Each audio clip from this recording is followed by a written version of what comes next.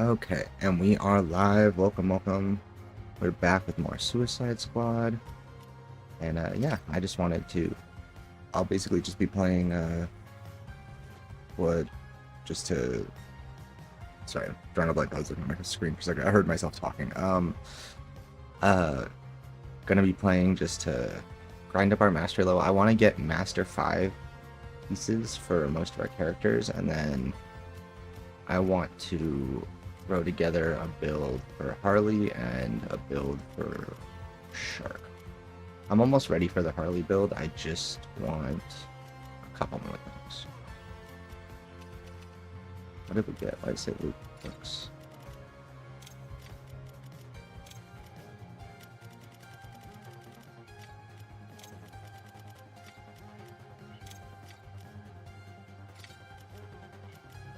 Windows.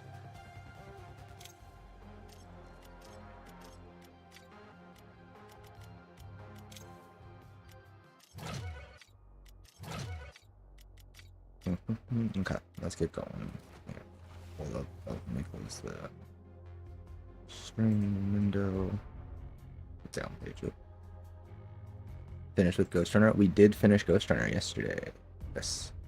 Well, not finished. Like, let me put it this way: I beat the game.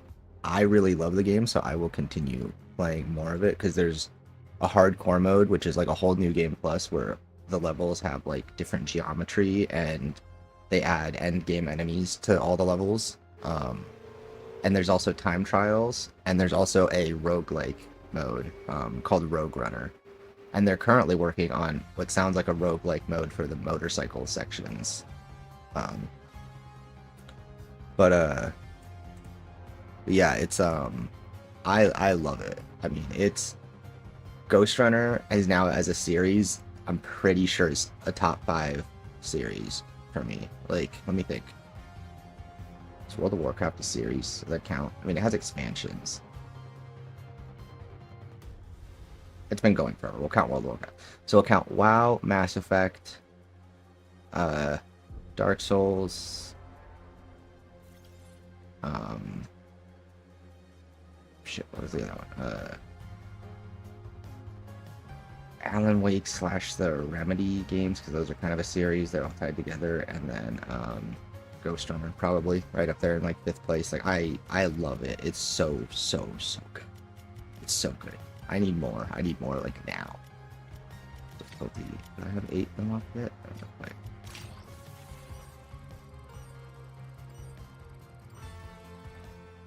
Fun fact of baby crows.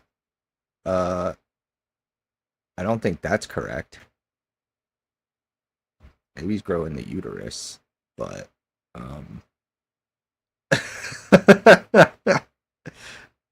you were on the track with the U word.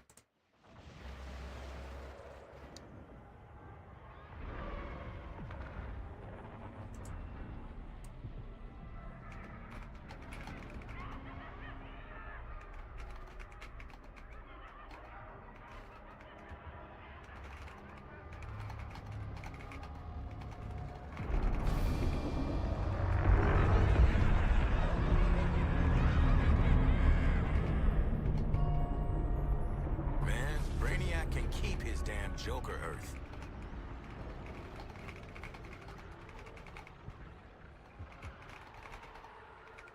Snipers quiet, man. Snipers get them down.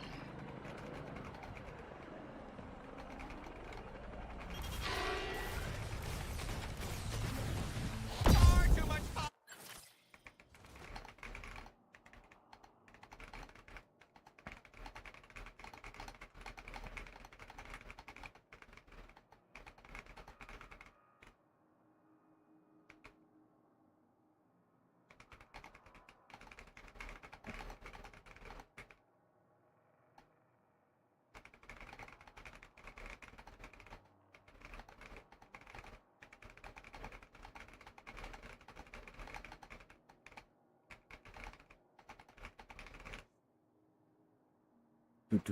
Okay, sorry, I was just messaging him back.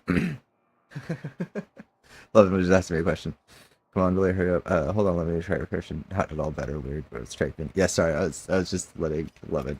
Levin was. We were talking about speedrunning because there's like this whole argument on Twitter about speedrunning in Another Crab's Treasure, and like I have nothing against speedruns. Like I think speedruns are cool, but like the devs for Another Crab's Treasure for a speedrunning competition, they offered to throw in an extra $5,000 to the winner's pot if the competition made it so that people couldn't use a specific glitch that made it so you just fly over the entire map, right? Like they even recommended and showed off and talked about other exploits they're totally fine with. They just would like people to actually see the game. It's pretty clear. Like they just want people to see the game they made. Like it's not complicated. They're not doing something nefarious. They're not trying to fuck with your competition. They just would be like, hey, we're a small team. Our game is brand new. We'd appreciate it if we could get, you know, while people are looking at it as part of this competition, it'd be cool if we could have people actually see the game we made rather than fly over the assets from above. Yeah, they don't. It's not even like fixing it wouldn't.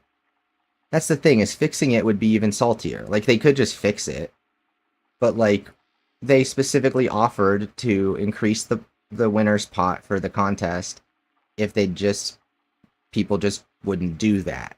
They'd just do something different. Like, that's more generous than just fixing it. They could just fix it, but they chose to be nice about it and be like, hey, we'd like to see people actually play the game. Like, we think this exploit's a little bit lame. We'll pay to change the rules so that it's more interesting for everybody to watch, and, you know, people actually get to see the thing we fucking made. Like, it'd be different if it was like, if we're talking about like fucking a AAA game by like a major developer and studio, but like a fucking indie team, like they're just trying to promote this thing they worked really hard on. They shouldn't get shit on for that. I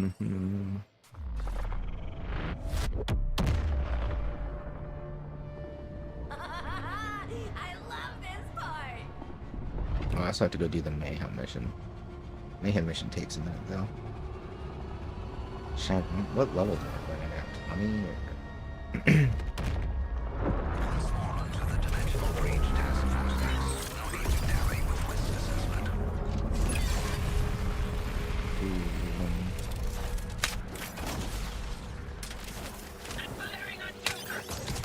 No, I'm done. Let's destroy the incubators and get going. We're not getting through that shield until the crystals are kablooey.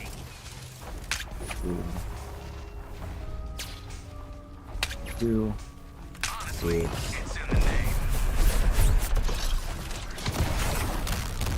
Now, here's what you've learned and your significant equipment R&D budget. Let's go over here.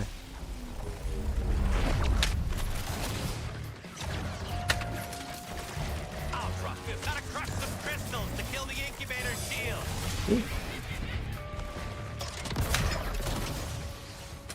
This way.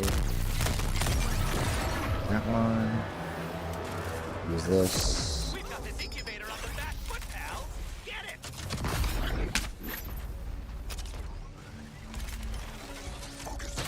Boop.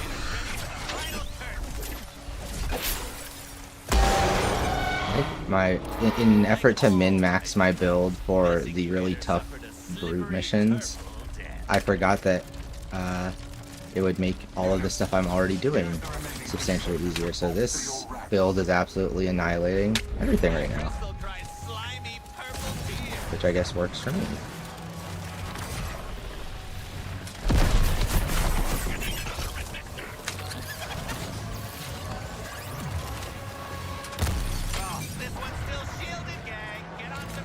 Durability incubator's failsafe is that my units destroy you first. Here's our opportunity to chew up this incubator and kill that incubator. Makes you think, incubator. Gotta crush some crystals to kill the incubator shield. Die, crystal, die!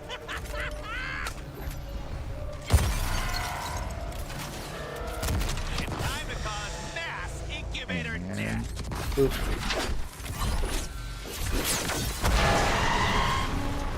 Yeah, that was easy. I think I may have Looks like you need I think I may have found the way to make the build OP. Safety before I rip it away, Earthlings. They got reserves. We're not done.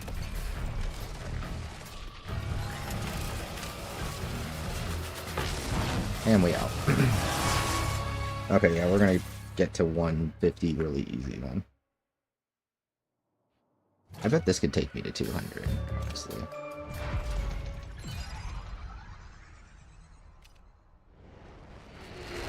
Shimmerable roots.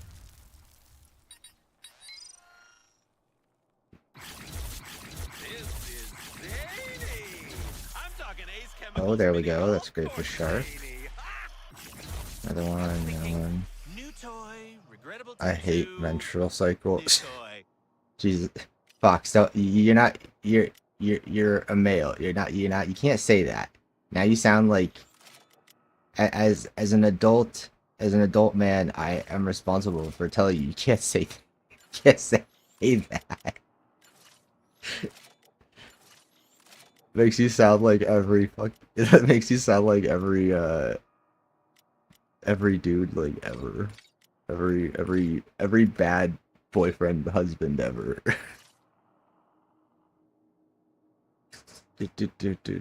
Only people who have a menstrual cycle are allowed to say they hate it. That's how that works. I'm just letting you know now. That's the rules. Them's the rules, kid.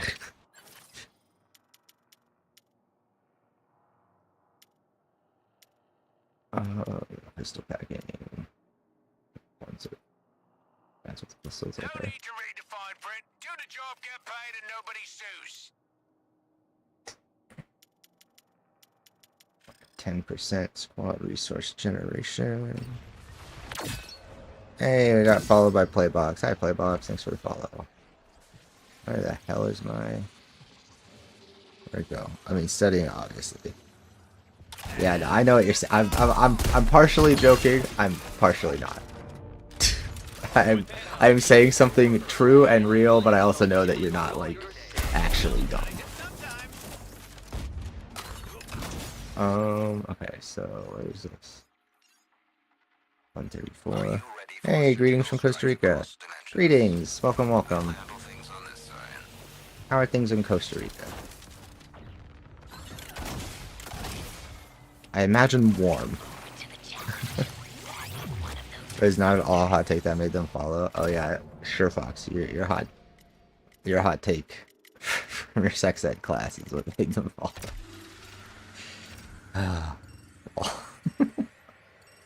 Game have cross save? Oh, I don't know if it has cross save. It does have cross play, but I don't. Does it? I don't know. I know that you use one Warner Brothers account, but I don't know. I only play it on PS5. I'll look. Someone else who might know to comment in the chat. We'll see. Sometimes we'll get the occasional other player who understands. Oh, it's very hot. This. Oh yeah, I can imagine. I did not do well in the heat, but I'm sure it's beautiful there.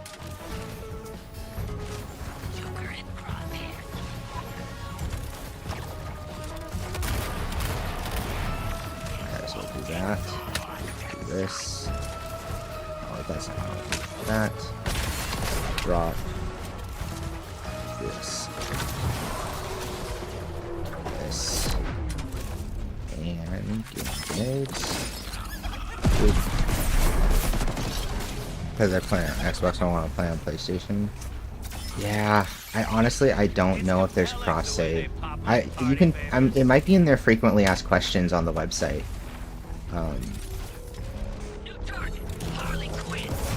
I can also check the Discord's frequently asked questions here in a minute, and I can let you know if it's in there. If they say it, but I don't know. I want to say no because I just feel like I would have heard about it, but at the same time, I don't know a lot of people playing. I only know one person who's playing the game on multiple platforms, and that's Jay Shockblast. So I don't know. I could ask him. I could DM him or add him on Twitter and see if he knows.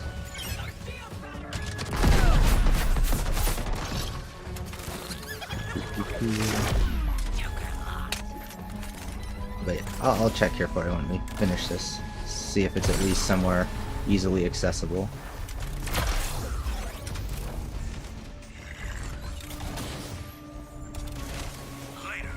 Okay, need them to spawn in their silly constructs.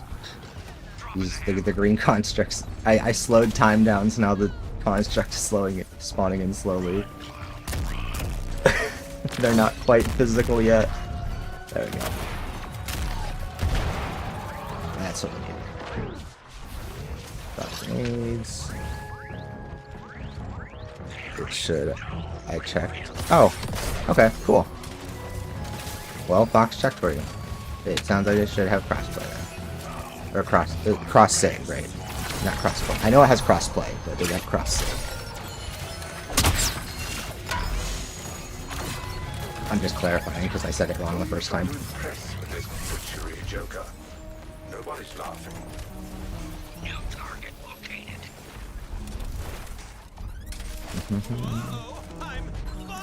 Does Suicide support cross-platform and cross-progression play? Yes, the game supports full cross-platform and cross-progression play. Oh, cool! Look at that. Yep. Fox, you're the goat. Thank you for checking on that. I appreciate that. Seriously, that's very helpful. Have something nice, hot.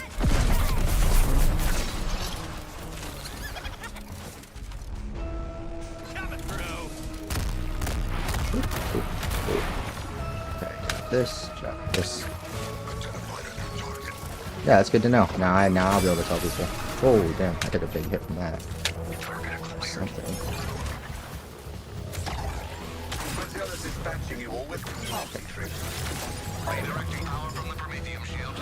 And we're done. With the grenade being like on a timer, it's kind of funny because I can look away from all the enemies and they just die behind me. Cool guys don't look at explosions. You have no excuses now. Ensure the Earthlings don't reach that portal. Excessive force is preferred. Deploying reinforcements.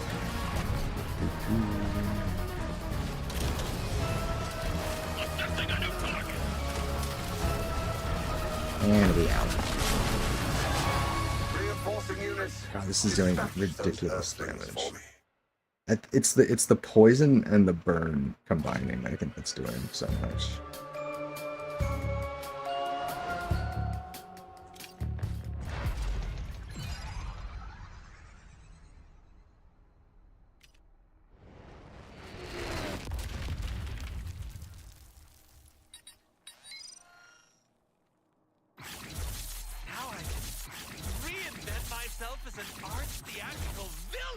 Three. Ooh, nice. We got the level 4 for Harley. Oh, and my horoscopes had cut back on the gimmicks.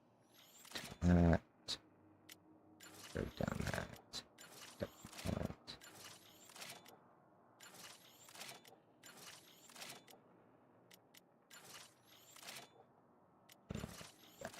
And I thought I was a show off.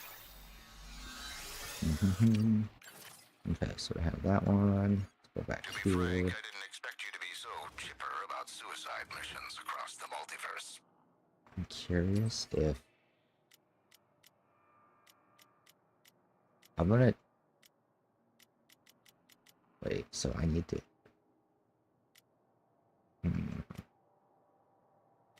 I kind of want to try this. This is really, really risky.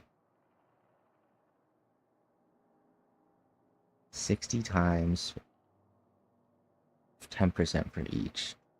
That's 120 times 10%, which is 1200.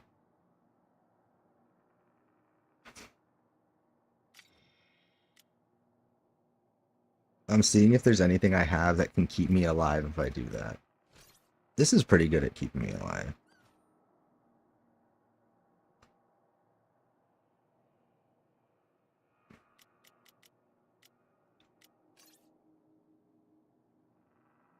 I do this, we get Fear and Horror. So for every 3 stacks of Fear and Horror, you trigger Nightmare, which increases the damage you deal. Yeah.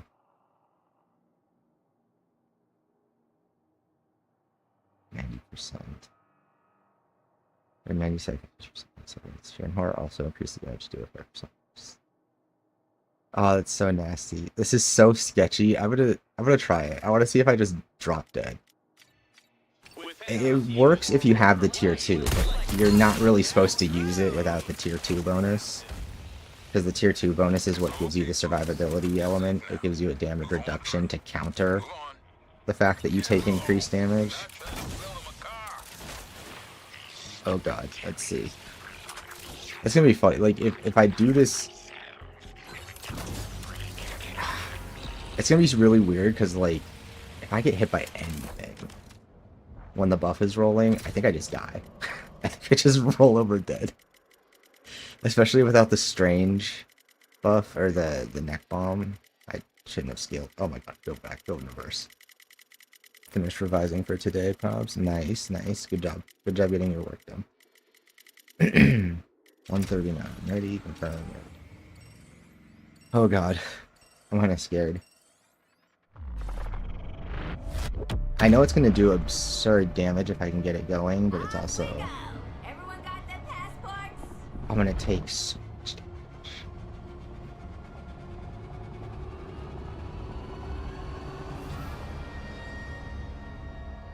And there's not a single thing I can...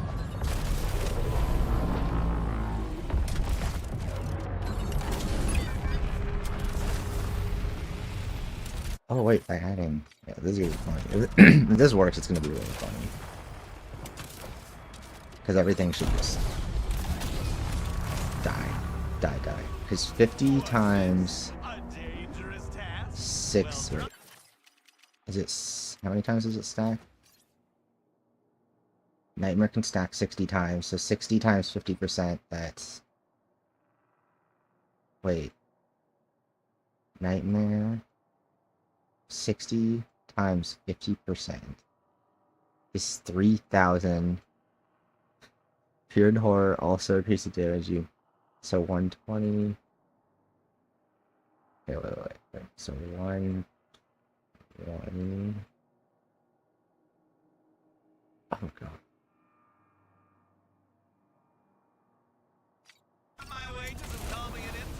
This can hit like obscenely high levels of damage. We're talking like 5,000%.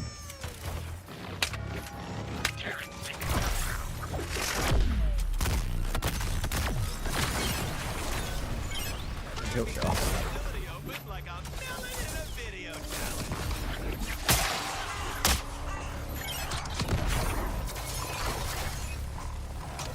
I need one of the squishier. I need to.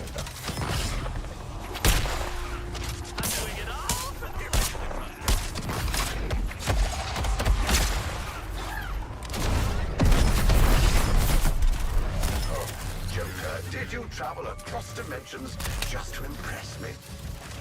Let us find a better use of your time.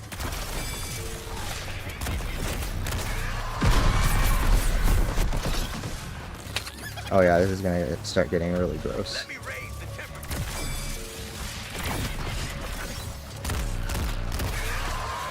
Oh yeah, this is gonna get gross.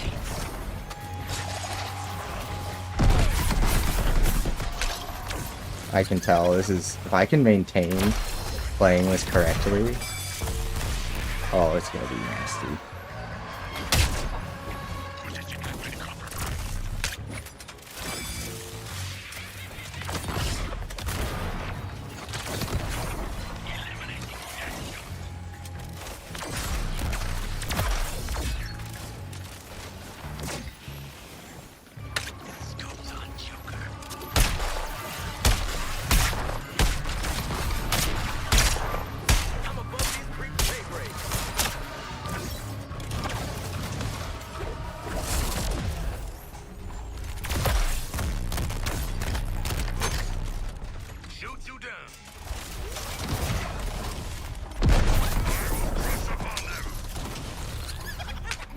Oh, they're gonna just keep getting crazier. This target dead jump? A team up? Oh, yeah.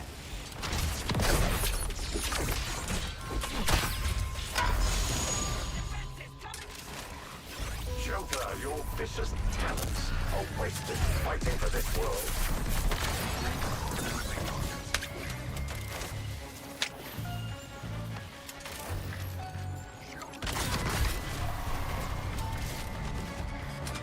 Oh.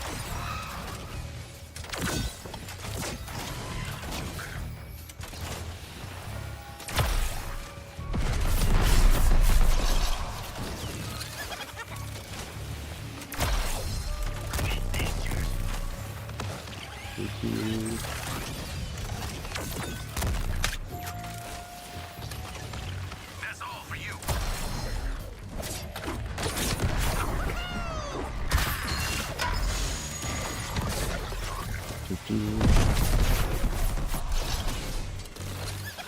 Gonna slam dunk.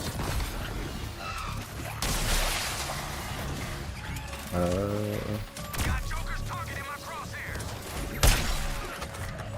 A new bomber has evolved. Follow his directives, or stay out of his way. I'll get it.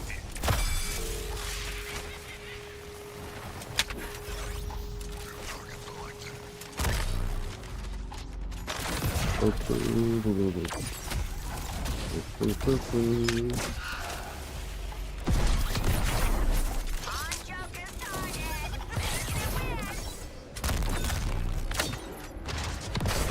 I gotta be doing so much damage. Stupid, right?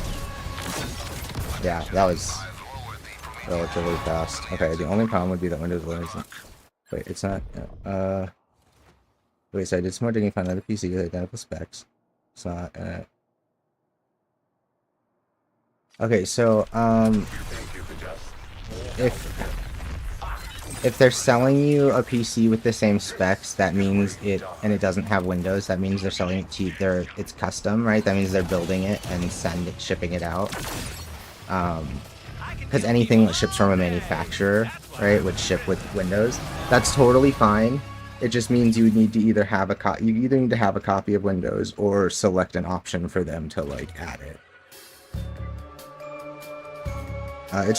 You just install it. I mean, when you're booting up a computer, you'll plug in like a thumb drive with Windows on it, right?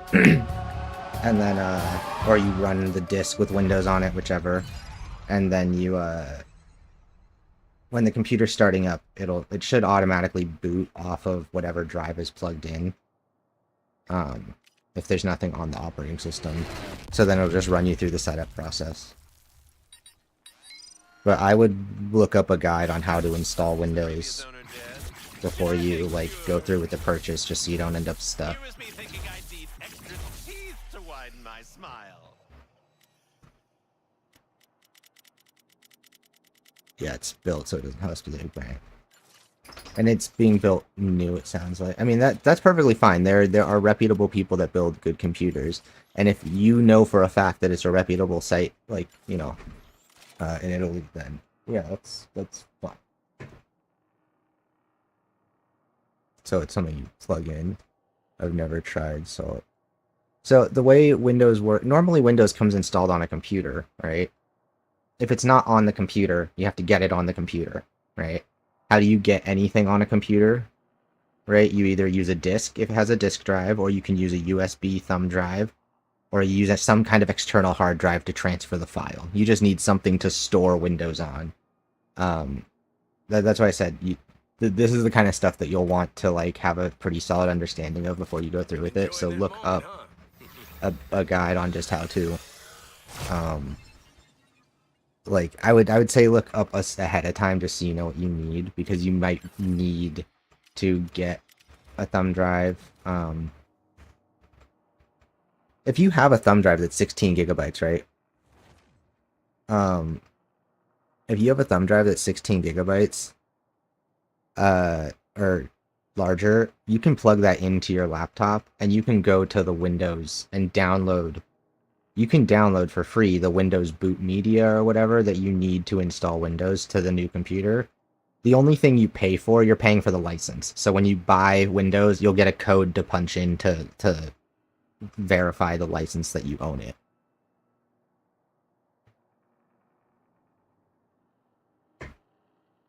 You don't pay for antivirus. You put antivirus on after the fact on your own.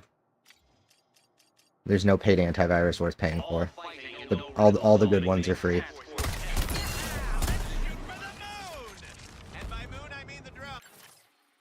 Oh no. Engaging Brainiac in multiple dimensions is a fine strategy, Task Force X. Kudos to me. Now we're already filling up on loot again.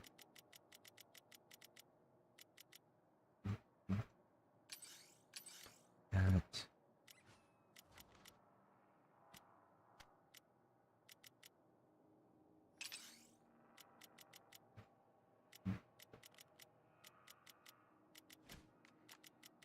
I cannot get a better two-faced argument with the drop. That's weird.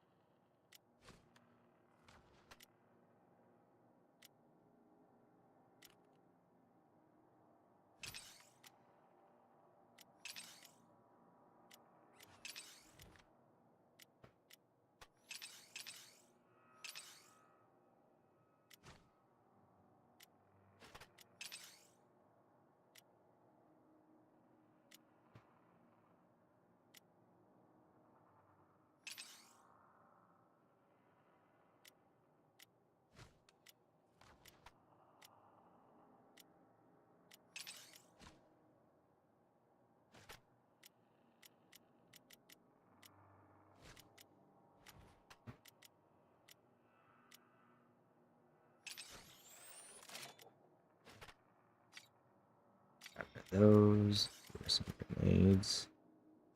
Master for jurisprudence. Master for jurisdiction.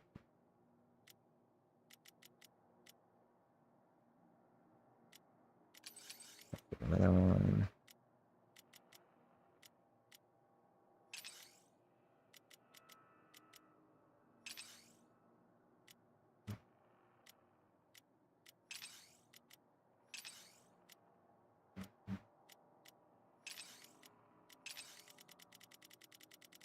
Oh my god, I have some.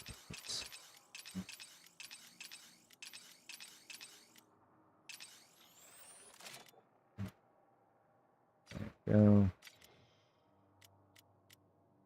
Thumb drive is. Oh, sorry, is that not? You call it, thumb drive is a USB drive. Sorry, we call it a thumb drive here because they look like a thumb. I didn't know that was a colloquialism. I thought they were just called thumb drives everywhere. That's my bad. I'm sorry.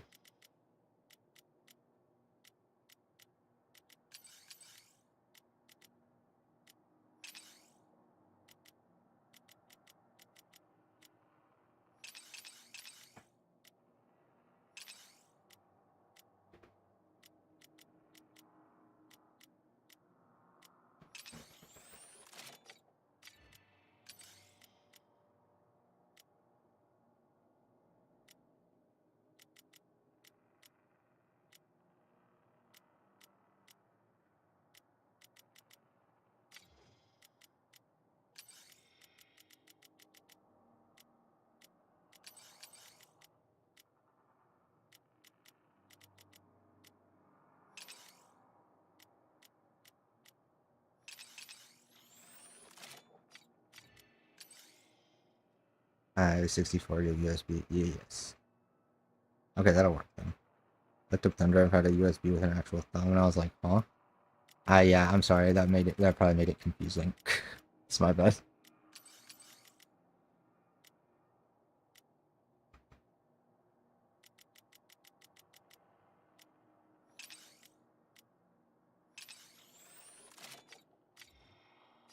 A morally good act completed. Okay, so we did that one, which is 139. Let's do this one. Not to brag, but this is so simple for me.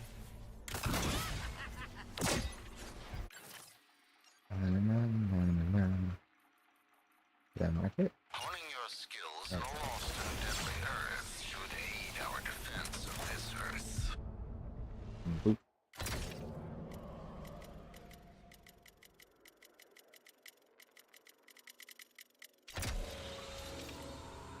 As my teacher says, I would also need to find an ergonomic keyboard.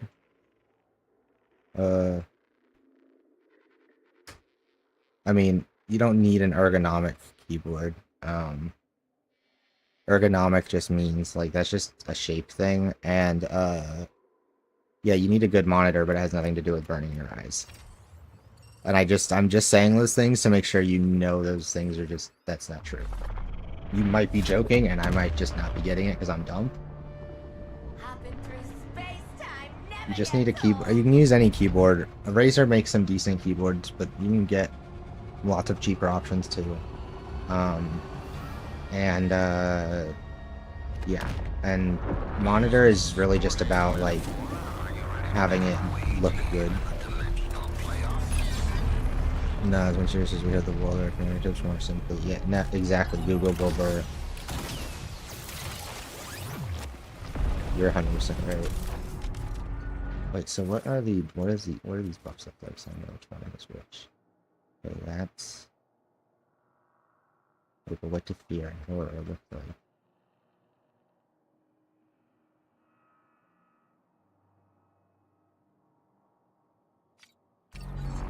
I want to check in. Wait, don't we have?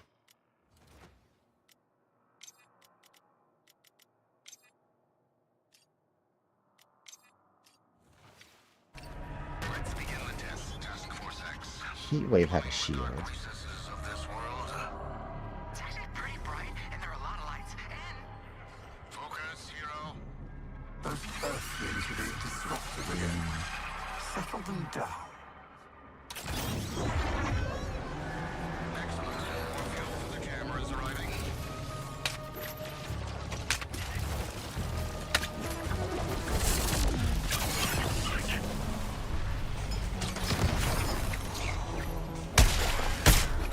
Shit! Guess I'm on Joker's target!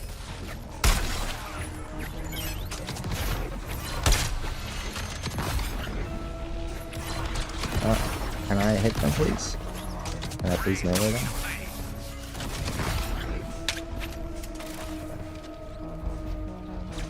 Up high. Putting them down low.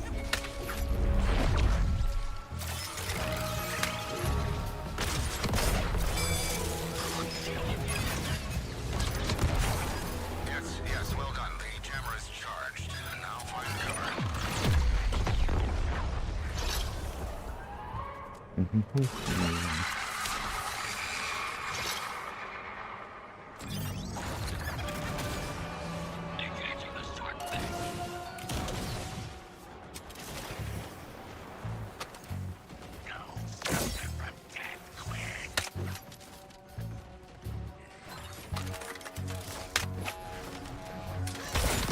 have honed your skills since I put you in stasis, Joker. Ever the thorn in my side.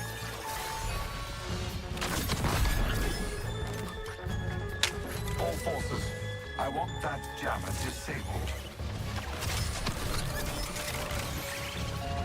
Prioritizing target touchdown.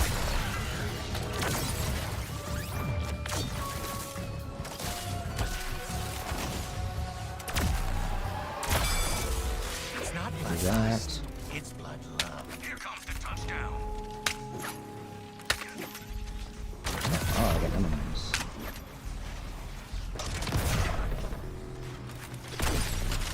I'm not actually gonna take this one.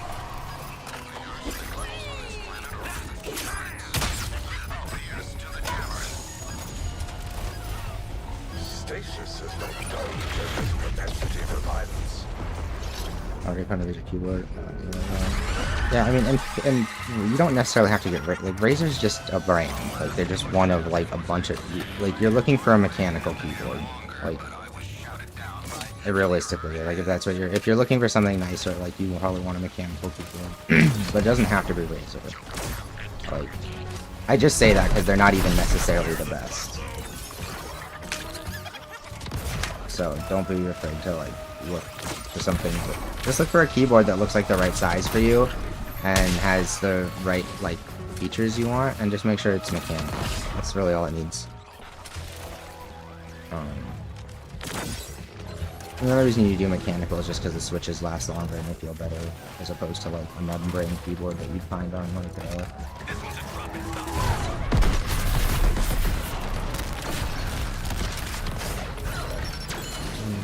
It's a talent.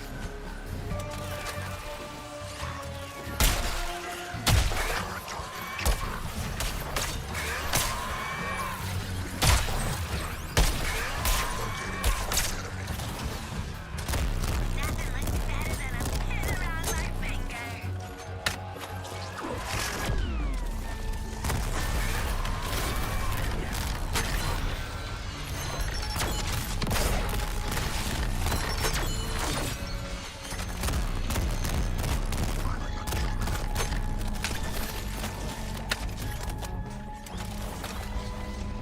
This is Denari using his full strength. You have successfully followed my orders. Time to shelter.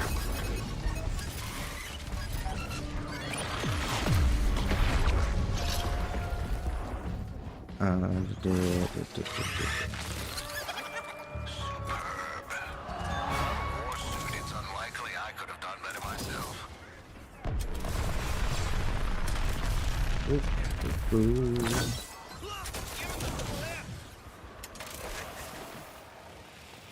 Skizzabank and your dank little hole, Earthlings. We all know your extermination is inevitable. I've got an altitude. We're real popular with the baddies.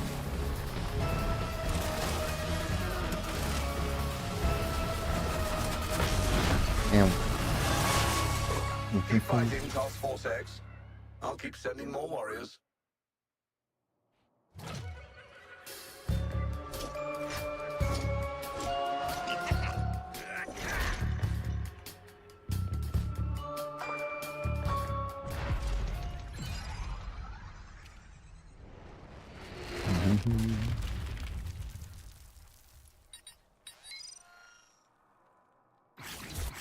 Just the prop I've been looking for. Does it come in purple and green? I'll take it. A little over dramatic, but I can make it a lot.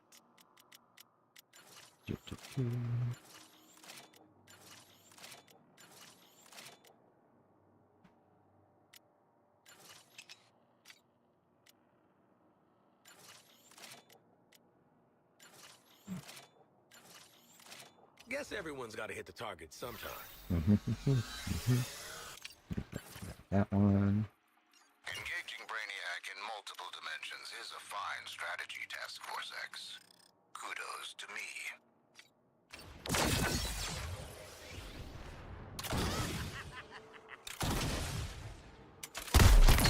All in one. Those Indians better name that kid after me. All this power flowing through my arms feels incredible. Must be right.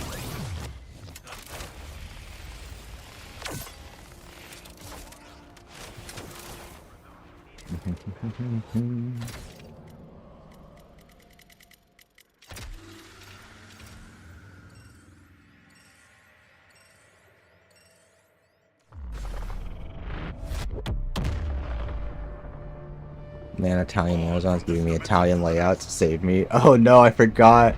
You have, oh, what's the, oh yeah, what's the, that's gotta be, that's gotta be weird. Your alphabet, Italian uses the exact same alphabet though. You don't have any weird letters. So at least there's that. Right? I'm like 90% sure.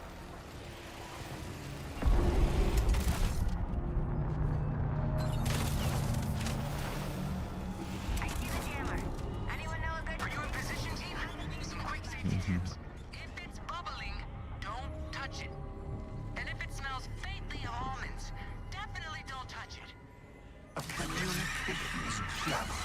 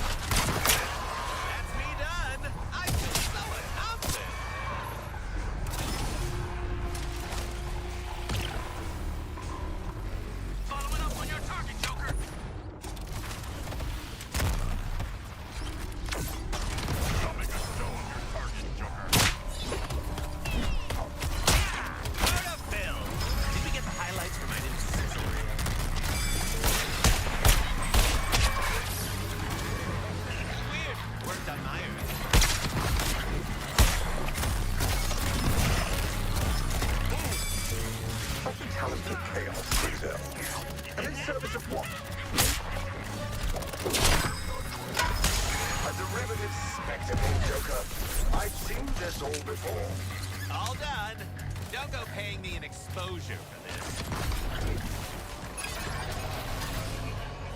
I knew my positive reinforcement strategy would get better results than this tiger beard.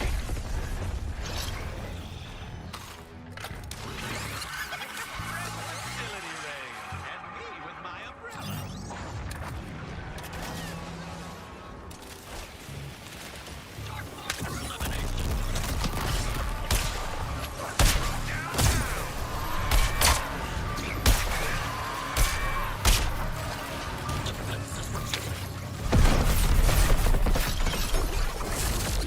That's me done. I feel so accomplished.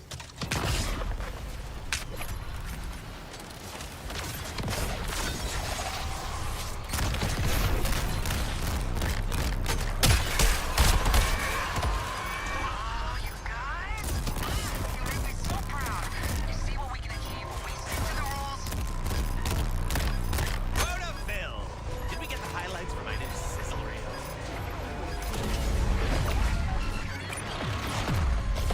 I don't even remember. Wait, what just hit me while I was inside the...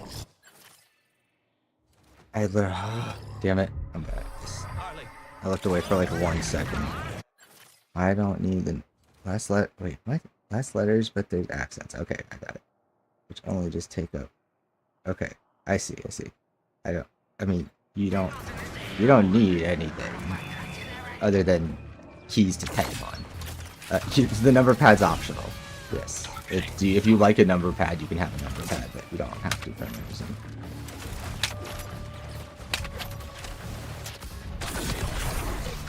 Oh.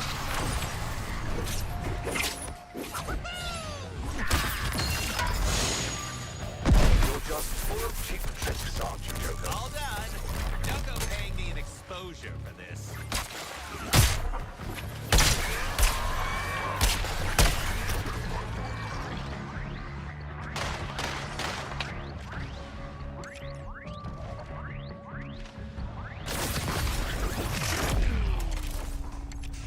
That's me done. I feel so accomplished. When it comes to Joker action, I've got it.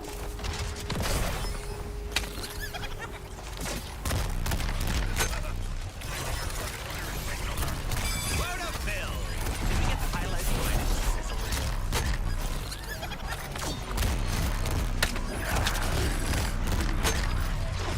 It's exploding?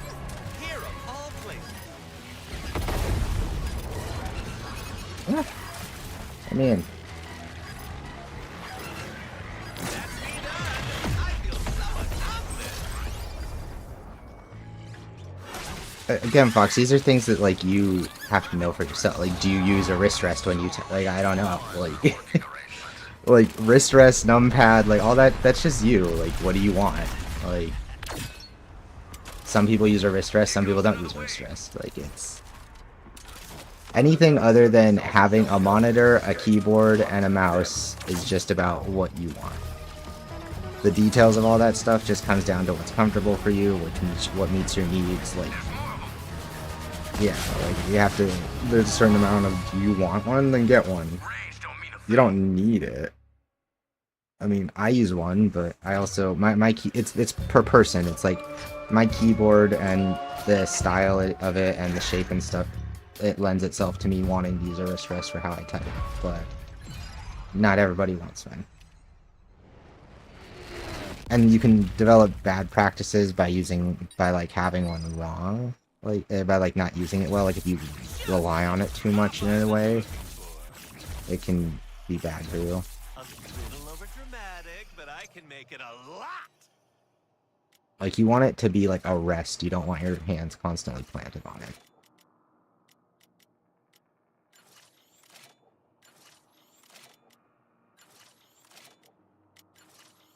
Good for you, buddy. Want a sticker?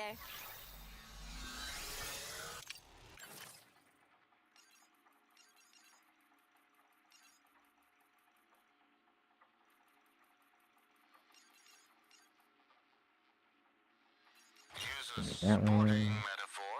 Are you ready to be the away team in the dimensional playoffs? 240. Okay. Reloading already? Do-do-do. I want to see. I think Master 5 pieces aren't going to start dropping till over 150. That's my theory. Oh wait, can I change difficulties yet? I can.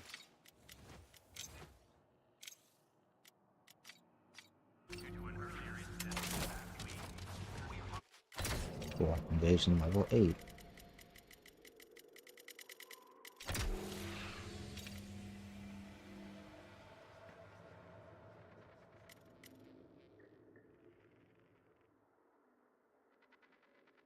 Yeah, I mean, and part of that could be, it depends on how big your hands are. It depends on the size of the keyboard you're used to using right now. And it also just depends on, I don't know, if you're comfortable or not. Let us splash to the vast oceans of the multiverse together.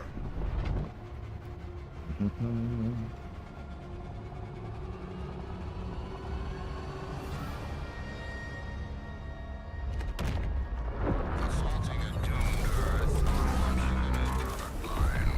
All a matter of risk.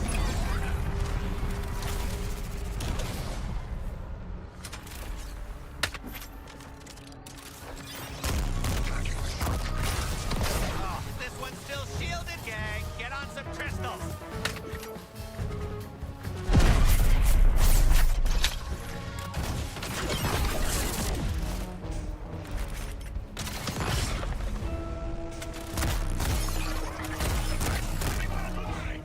I believe you don't like to be told the odds. I agree to your terms.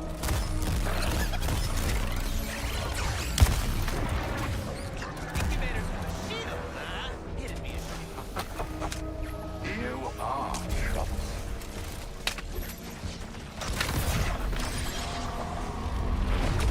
We're not getting through that shield until the crystals are kablooey.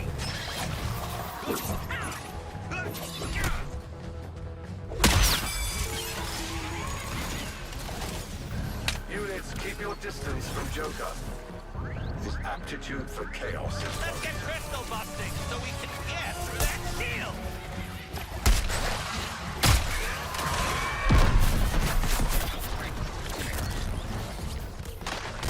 Look at those schmucks hanging around the crystal. Let's get them.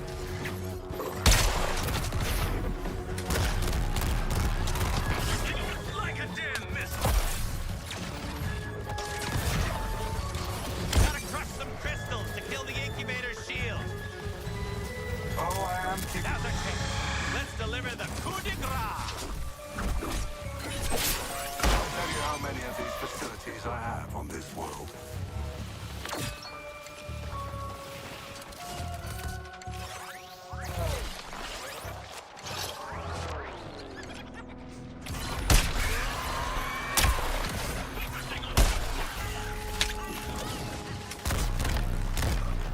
Let's get crystal busting so we can get through that shield.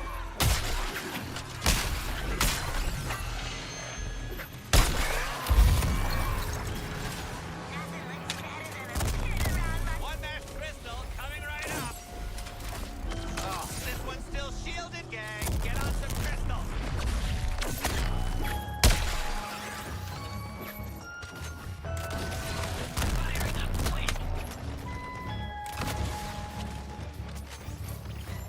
Incubator's got a shield, huh?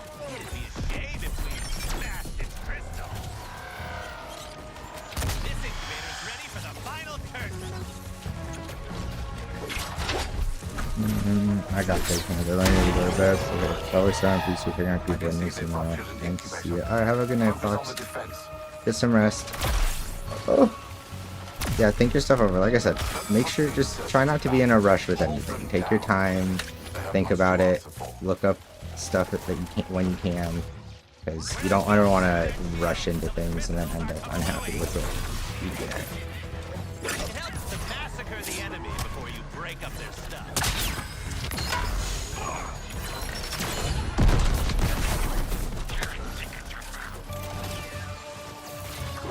Let's get crystal busting so we can get through that shield.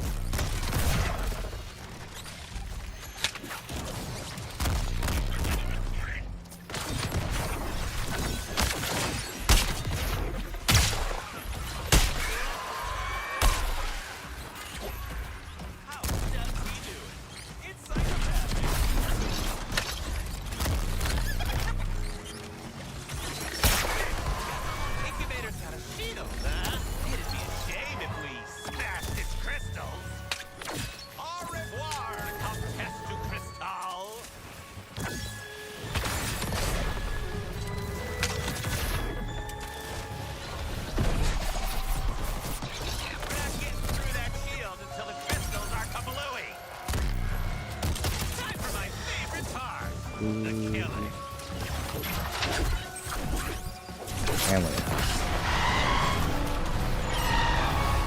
Wish me luck. I wish you luck. You'll be fine. You'll be. Ooh, hand-delivered Don't worry artisanal about it. reinforcements. Just take your time. You'll get something good, and you'll be very happy with what you get. It's exciting getting a proper computer for the first time. I was very excited. Got my first.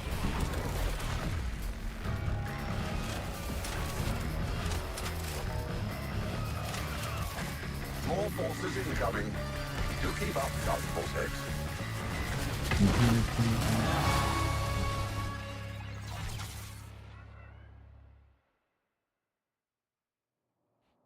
Let's see, did we get it?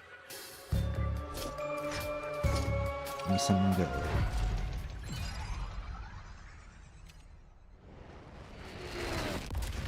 Oh, wish you luck for the. Oh yeah, good luck with the exams.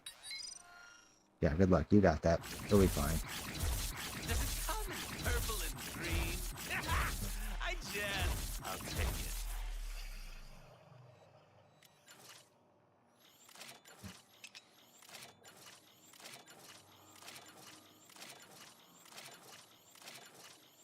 Here you go, coming through. Beep, beep, beep. Additional rewards.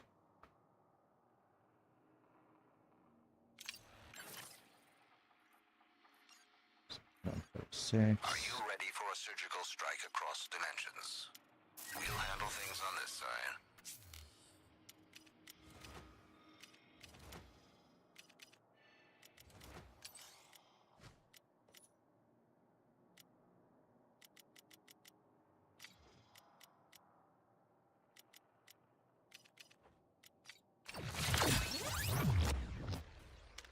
Let's get this reward retrieved. An incursion to this Earth at this level of corruption. Al. It's certainly a bold strategy.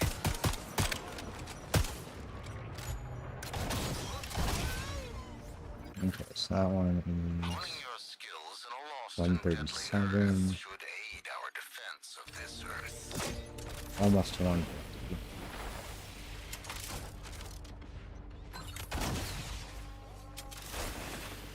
With penthouse views for work.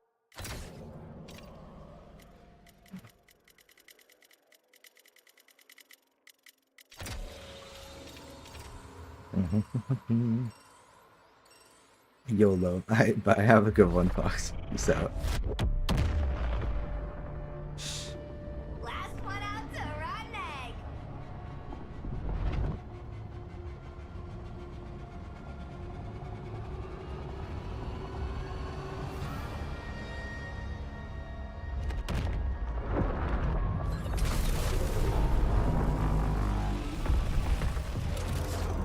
We can stop looking, gang.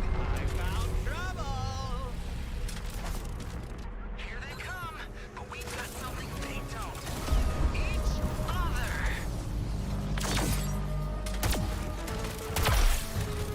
Good shot at the current target.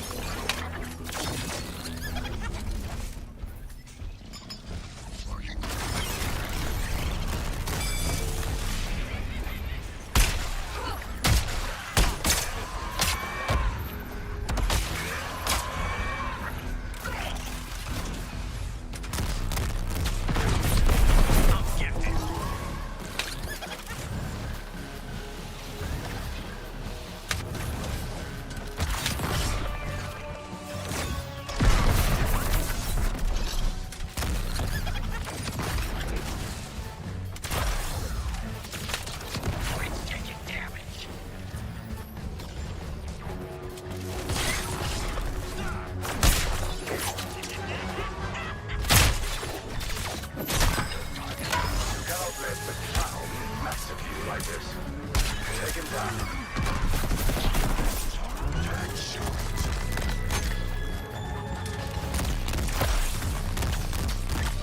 Returning the favor.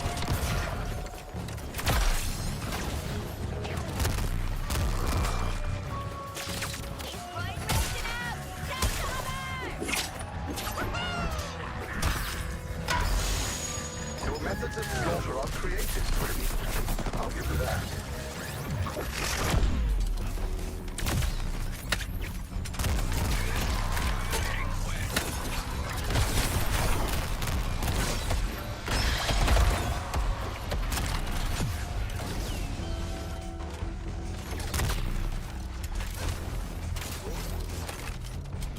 And you say what the most fun about this game, doubting to buy it. For me, it's just the overall gameplay loop. Like, the combat and traversal is just some of my favorite in, really just any game. It reminds me very much of, like, if you took Sunset Overdrive and then just injected it with, like, the wacky, over-the-top, explosive numbers of something like, Borderlands. New Notorious Shotgun level 5 is actually OP for High Master. Yeah, I kind of figured. Whew. I haven't experimented too much with stuff. My biggest issue has been trying to get, I was trying to get, my build working so I could kill the destroyers in the brute mission, because I realized that I'd accidentally been not doing that one the entire time, like until like mastery like 120, and I was like, oh no. So haven't done too much experimenting with builds yet so far. I'm trying to start getting the master 5 pieces to drop, and then I'm going to start building for Harley. But since they're still not dropping, I've just been playing Joker until we get to whatever level they need to be.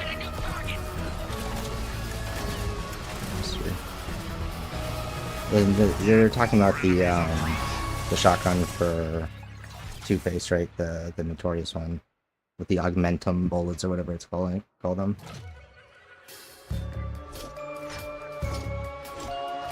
Yeah, I haven't messed with that one yet too much, honestly, because every time I try to mess with the weapons with an alternate fire, I have a hard. I think they need like a. I don't know. I tend to have a hard time seeing when they're active when I switch them back and forth. Like, it's hard for me to tell sometimes. So I go to shoot and I'm like, wait, nothing's coming out. Why isn't it coming out? I wish if you didn't have any bonus ammo, it would switch back to the regular ammo. I think that would make them a lot easier to use.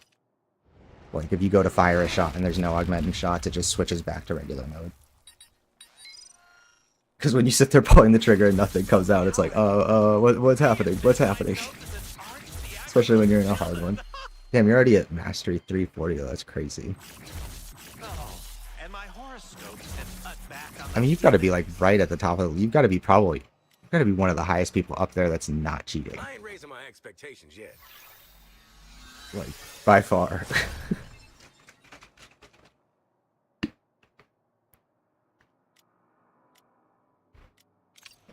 Minutes.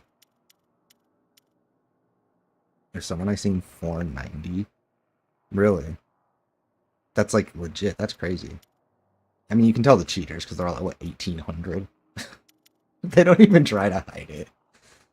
Like, it's just so absurd. I'm so lazy. I still haven't leveled Boomerang or Deadshot.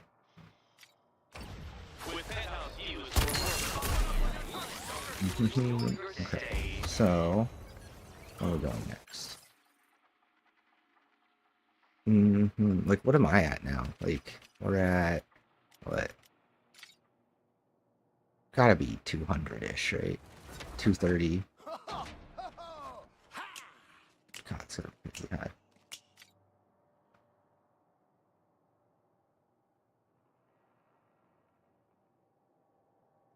What is he doing that scales so high? Because from what I can tell, unless there's something different, from what I can tell, none of the characters have a built-in talent that inherently scales higher than the gear. Like, the differences are, at a certain point, it's like, okay, 100% grenade damage. Like, who cares when we're working with plus 3,000% damage to poisoned enemies? Like, you know what I mean? Like, I wish they would clear up some of the calculations, because that's part of it too, is it's like there are things I could definitely see being different, but we don't have enough info on how they calculate certain things.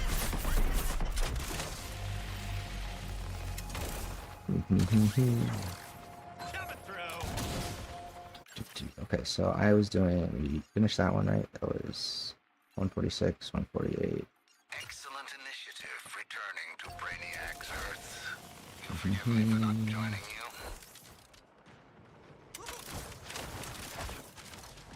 Like, I know for Shark, his thing is that he can get the shield harvest really, really easy.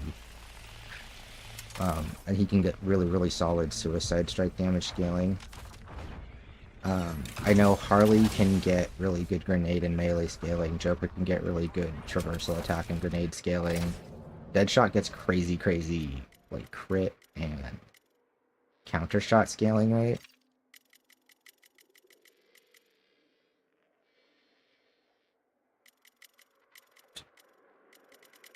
I never skip them. The only one I'm skipping is the brute one, and that's just because I'm waiting to test. Because I have to change builds to do the all brutes mission. I have to change to something that can do single target, and I made ostensibly better decisions that have landed me in worse places. yeah, that's the only one I pass up. I like doing them just because, like, it's easier. It's easier to just rotate through all of them and keep it fresh.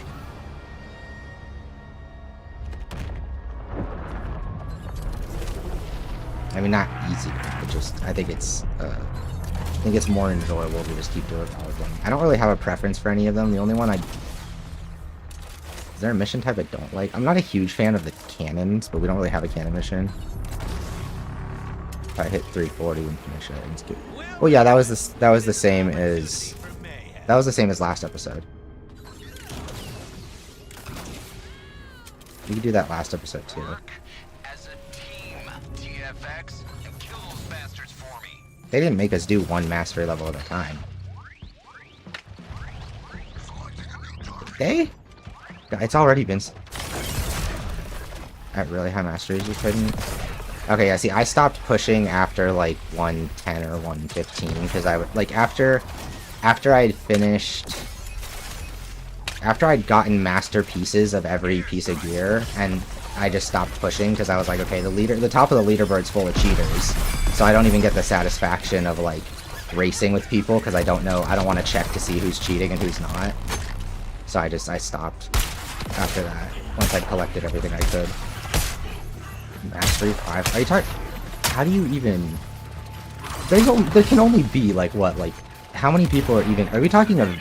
You're talking mastery, we're not talking seasonal level, right? Because, like, there's... I'm, like, stunned there are even things that can kill on that kind of scale. Like, what even finishes... How do you even kill a brute at 500 mastery? Like... there has to be an exploit. Like, I've done the numbers. Like, there's no... Like, the scaling gets so ridiculous that, like, you're talking, like, you need, like, 30,000% damage. Like, are there things that you can do that scale that are broken right now that I don't know about? I don't really follow what other people have been doing, so I don't know if, like, there's something scaling really high that I didn't know about. I remember at one point hearing that Boomer's Bleed was really broken and was overscaling for some reason. Was strong. Stack deck is good. Well, yeah, I know that, but like, I understand how these things work. But those things aren't. Stack deck isn't actually that good. Stack deck is 750% bonus damage to an enemy, right? Like, that just got power crept so hard by the two. Like the 2-piece on there, the 3-piece on. This just power crept the hell out of all of that. Like, we're at 2,000% bonus damage. Like, something else has to be scaling on them, because the stack deck is like... It's only... The 750 bonus damage, it's strong. Like, it was really strong at first, and it stayed strong last episode. But I spent all of last episode trying to build without using it, because I think it's stupid. Like... I hate when the weapon like that defines every build, so I was like, okay, I'm gonna see what we can build without using it. And I was able to find stuff that did the exact same. Like, you could use the Jinx you can use is it Jinx's Unlucky Coin? Will get you can get 1,000% bonus damage with Afflictions. See, I wish I knew who like came up with that, because like I want to know why it's working. Like,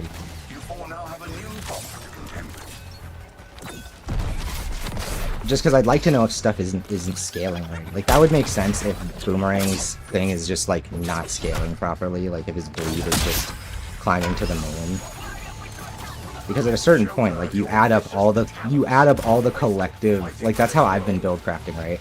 I've been going through and I've been collecting the highest possible percentage damage buffs you can get across, like, for anything, whatever it is, and seeing which ones are easiest to activate and which ones you can stack the highest. And, like, I haven't seen anything out of the ordinary. Like, the highest I've seen this season is, like, you can get with Scarecrow. Boomer's the only character to stack correctly. Is it he's the only one stacking correctly, or is it his bleed, or is it his bleeds overstacking or overscaling? Because I thought they had to. They said something in the patch notes about Boomer at one point and his bleed, but I don't remember what. I remember everybody was mad because they nerfed something about him. I'm guessing that was it. I'm glad people are actually talking about the builds, though, because I haven't been able to get people talking about stuff.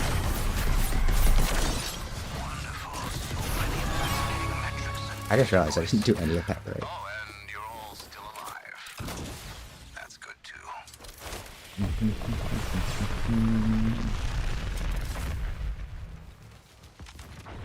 Looks like they ain't letting up. So much stuff. Well, I couldn't. Well, I mean, is it like? Do you know what the root of it is? Is it just the bleed? Like, there's only so many things. Like, you say there's so much you can't explain, but like, there's not that many sources of, like, there's not that many sources of scaling. You know what I mean? Like, all your scaling comes off of either gear pieces or talents. Poison was key. Yeah, I mean, you had to use poison because you could get. With Scarecrow's tier 3, you could get it all the way up to... Was tier 3 Scarecrow and... Oh, you know what I bet it was? I bet the poison and the bleed were interacting in a weird way. I still haven't seen a Master 5 piece. Your self-belief is admirable.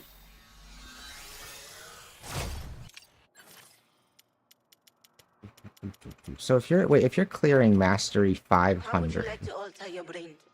Wouldn't that put you at episode level, like, 2000? Let's see what we've got for you. I'm confused. If we go here, what's... Duality... No, I need to see. Duality is...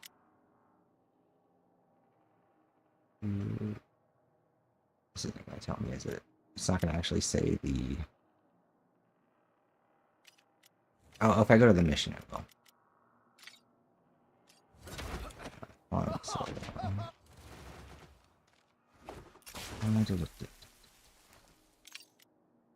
Highest mastery level.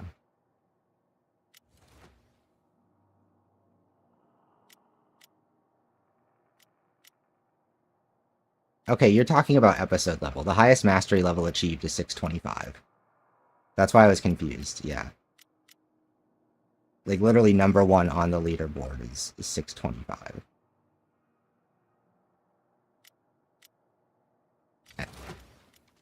That makes... But that, I mean, obviously this person's probably cheating. Let's see. Let's look at their Ready talents. to rewire your brain? Yeah, there we go. There's the answer.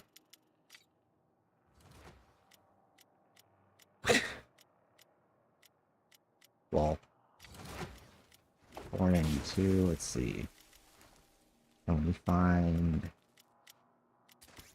I want to see what the fastest time for someone actually... Bro's cheating and it still took him 5 minutes. You're trash. Let's see. 100...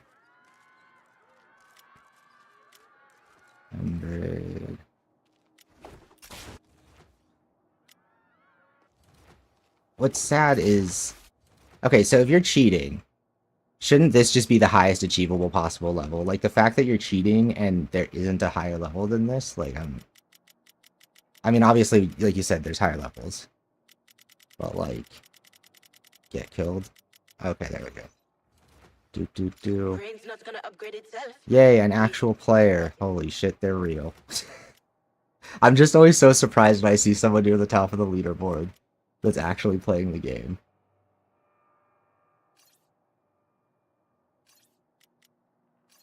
Oh! Oh! I need that. I'm dumb. I forgot Hugo has a shield mod now, so I don't need to use the traversal. That's smart. Okay, so is this still best in slot? I knew this was kind of OP. So what's he doing? Yeah, he's doing the same. He's got one piece on Scarecrow for the same bonus I'm using. Stack deck. Mad Hatter. I'm sure there's a reason for that. Grenade makes sense. Double hits, generate suicide strike. Oh, that's tier 2. Wait, tier 2. Oh, that's the for the percent health damage. Okay. And then poison. Yeah, so he's doing the same thing I'm doing. He's using the one, at least for the Scarecrow part, he's using a one piece from tier 3 and the trinket. And then the grenade automatically applies it to everything. Oh, there you are. Yeah, but it's actually working. Just, I'm surprised this is working for you. This is cool. I want a corrupted grenade. The corrupted grenade sounds so good. I already have. Okay, I do have the corrupted trinket. I think corrupted counts as a master 5 piece, right? There's burning and stack room. Yeah.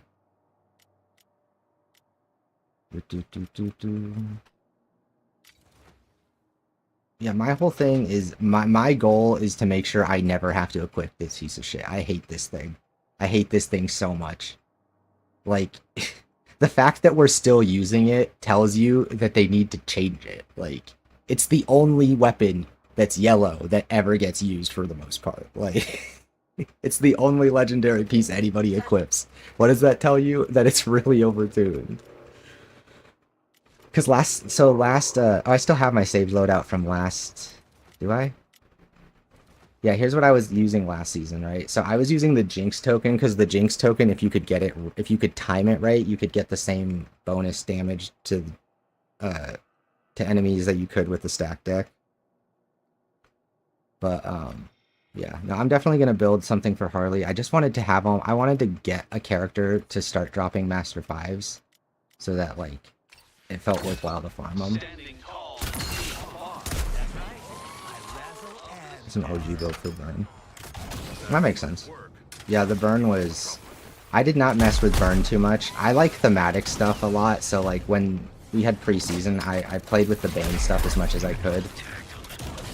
Obviously, it was really... There was the time at the very beginning, when before they fixed the scaling, like, you had to switch to Burn for a little bit.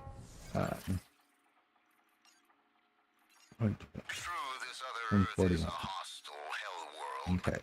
Maybe Master 5 pieces will start dropping. I pray.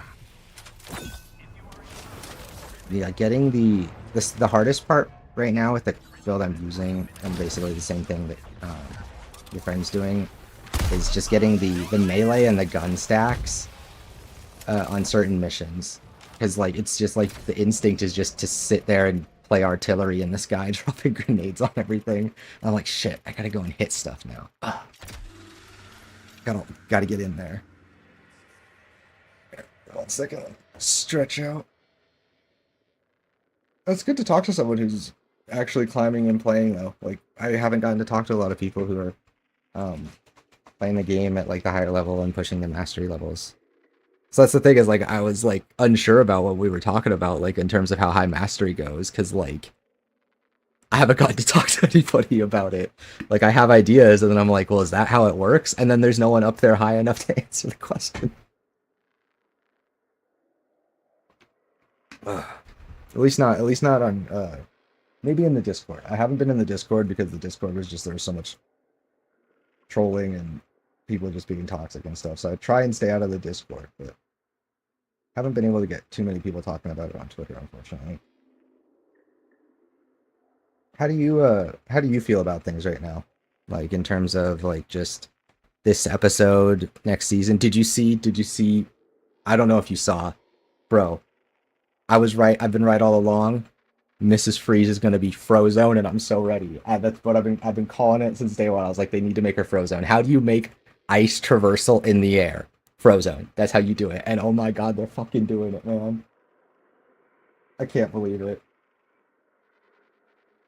When Matt was like, yeah, the reason we know that what she looks like is because we found her traversal is for her feet. I'm like, oh my god, she skates in the air. She skates in the air. She skates in the air. I'm so ready. I'm actually in the lawless waiting room though. That's who I've been waiting for the longest.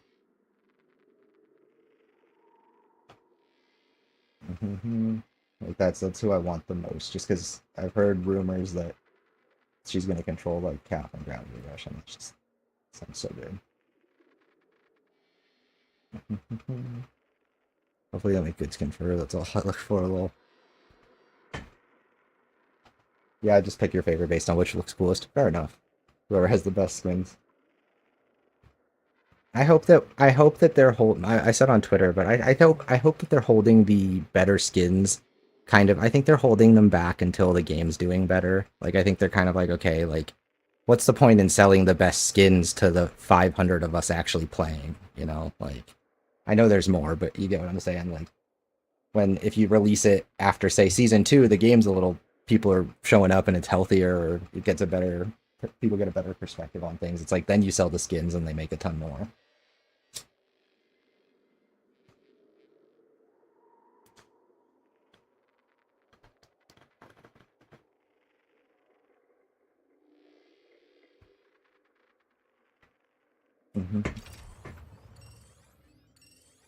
I do think it's weird that they didn't just do Killer Frost.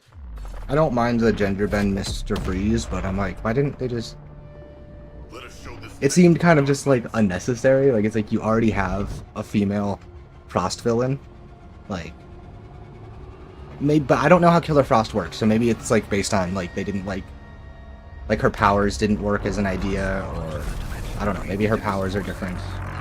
I'm not a comic nerd. I play the game because I like video game. This game has made me like some of the DC characters. Like, I'm unironically gonna play Harley and Joker in Multiverses just because I enjoy playing them in this. Yeah, this is exactly. Let's begin the test. Alright, let's go. That's so smart. I didn't think about using the Hugo shield. I forgot that. Yeah, I just didn't even think about it. I was like, what could I use there?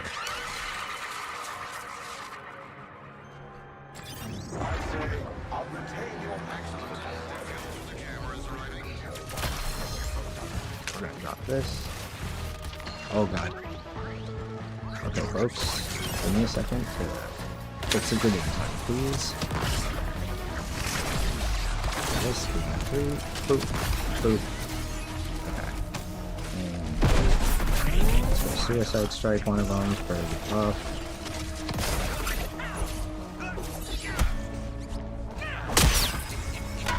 Okay. Boop. Boop. Set him on fire to reset the other buff. And we set on fire where I am. Yeah. And then now we shoot. Now we shoot and punch. Time to paint this town Just stack the other buff. and purple's my color. Do it. Alright.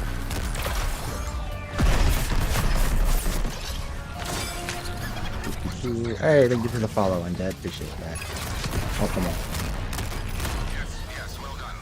I gotta get to grinding because I'm trying to race my frame rate. The C is already at 370. Oh shit, yeah. I like that you guys are racing each other. That's fun. Well, I will, now that I know you guys are up there near the top of the leaderboard, I have some people to, like, actually keep track of, so, that'll keep me motivated to grind as well. It was, good chatting with you.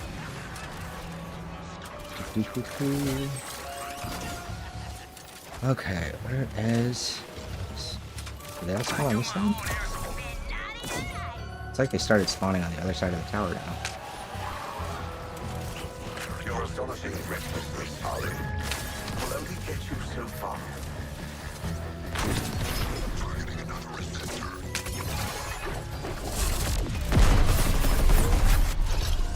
Hey, how's my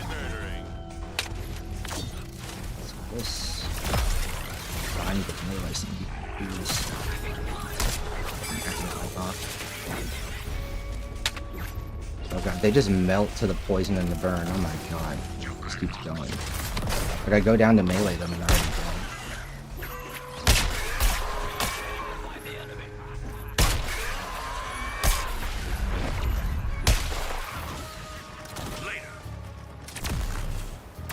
Oh my god, I'm bad.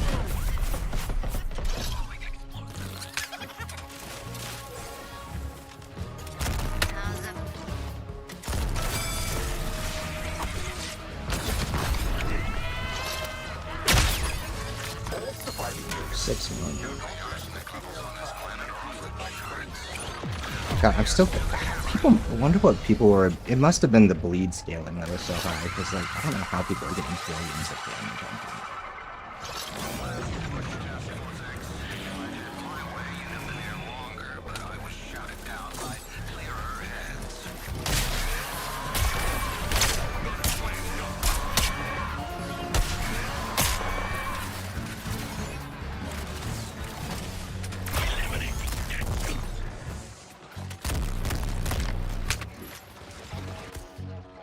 Joker's got one foot in the grave.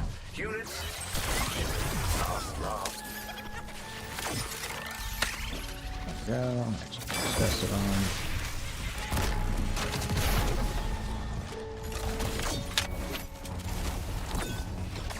Oh no. Hey.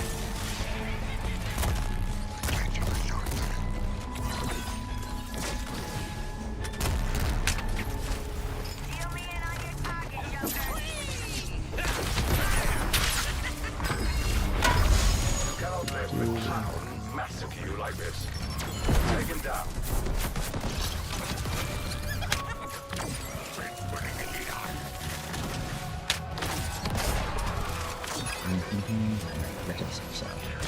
Yes, well done. The jammer is charged.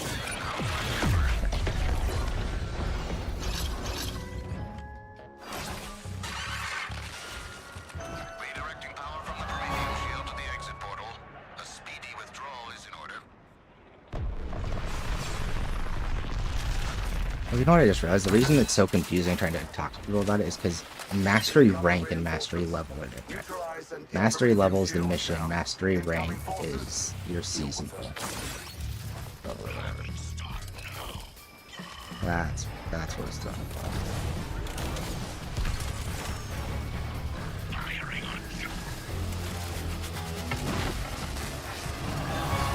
It seems my local forces are depleted. Sending more.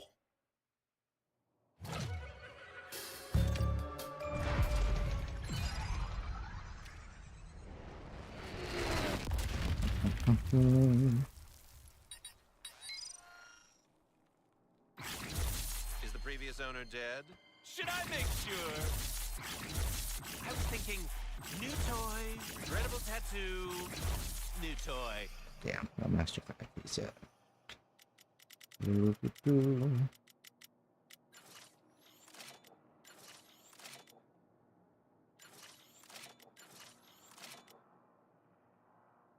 Get a better one.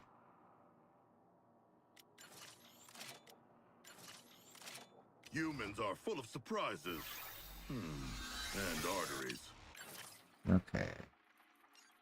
Engaging Brainiac in multiple dimensions is a Talents. fine strategy, Task Force X. Kudos to me.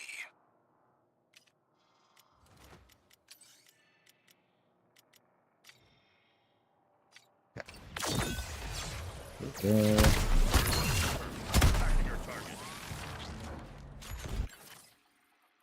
This one is. Okay, we're done. Good deal. Kept the food balanced.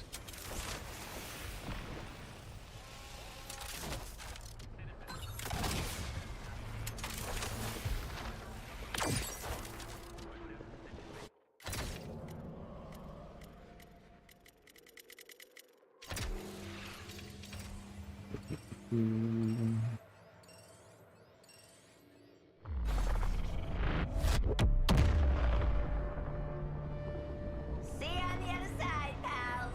Probably. Maybe. It was nice knowing you.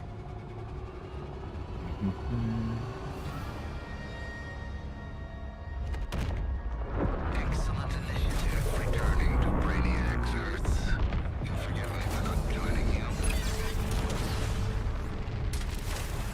Jammer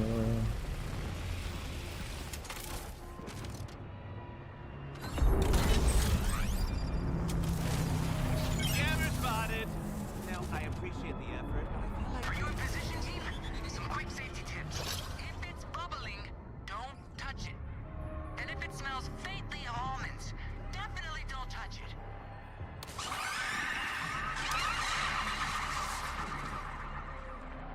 You're a long way from home. I want you all to know that I believe in you, and no matter what happens, I'll always respect you.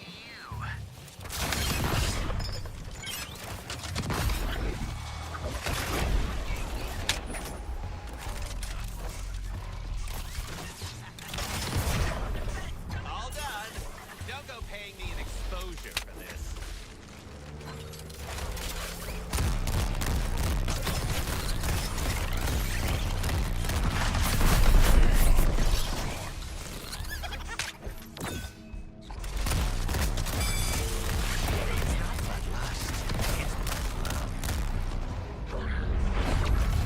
Quota filled. Did we get the highlights for my new sizzle reel?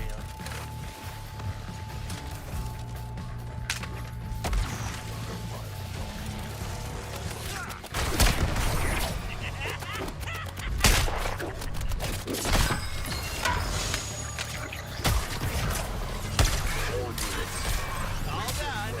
Don't go paying me an exposure.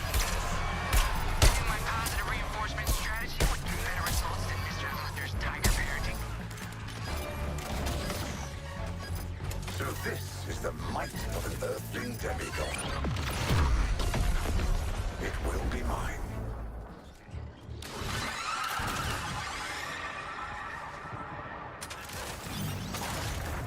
Let's facilitate now. That's what Lex put him here for.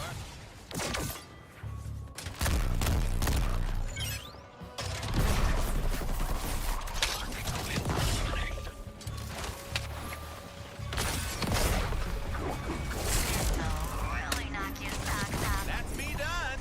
I feel so accomplished.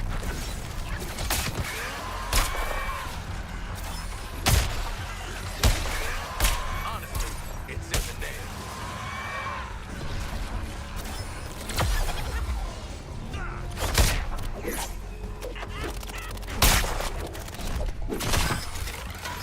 Joker's making a threat to himself. Eunice, take him off the board. Quota filled. Did we get the highlights for my new sizzle reel? Skill shot. Oh, you guys? You make me so proud. You see what we can achieve when we stick to the rules?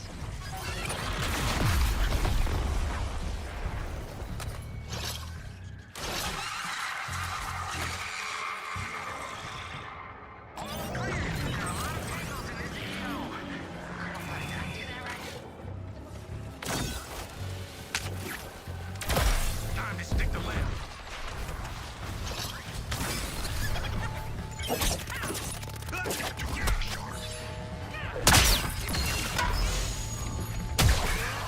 You're just full of cheap tricks, son. All done.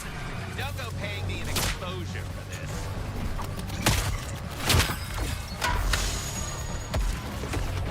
Who are you trying to impress with this butchery, Joker? Nobody's laughing.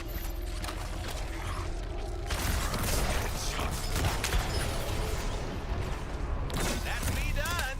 I feel so accomplished. New Suicide Squad and fighting Green Lantern. Are you fighting him in the campaign or in the episode 1 endgame missions? Also, welcome. How's it going? I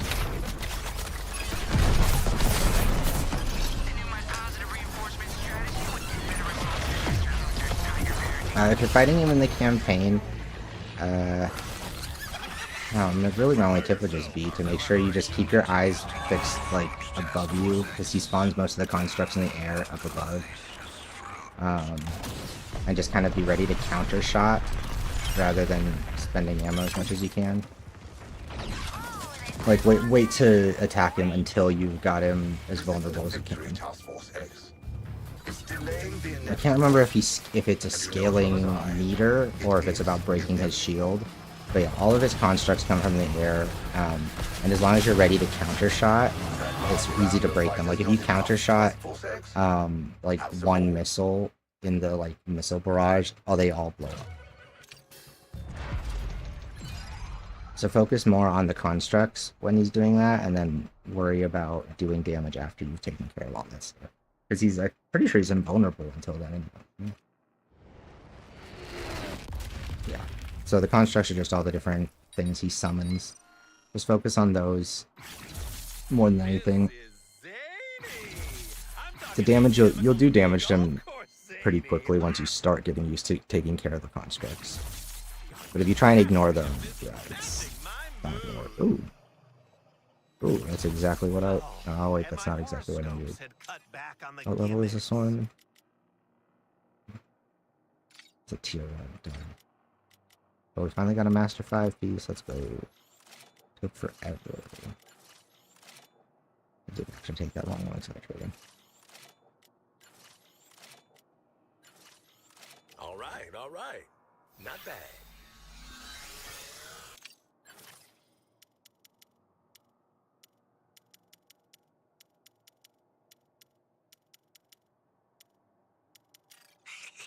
This one was the general's idea.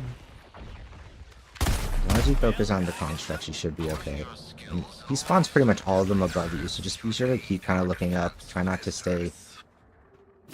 Try and make sure you have like a movement ability in available while you're in the air, so you can kind of redirect or adjust when he spawns one. Sometimes it's easy to like use both your traversal abilities and end up like already moving in a direction, and then you see where you want to be looking or where you want to be shooting, and it's hard to adjust because you need the land first. So that was one of them. Use a sporting metaphor. Are you ready to be the away team in the dimensional playoffs? Hopefully those help. If you have any other questions, feel free to ask. Shouldn't struggle with him too much. If you've already tried him and you're struggling with him, then I can probably help if you let me know what stuff you are struggling with. But if you haven't fought him yet, I doubt you'll struggle with him. Although, I don't know, I think he might be the only one. He might be the only one in the campaign that killed me. That's what I think about it. I don't remember how though. I don't remember what I think I just wasn't paying attention to the constructs. Hey, thank you for the follow. Welcome. The Resurrect Goblin. I like the name.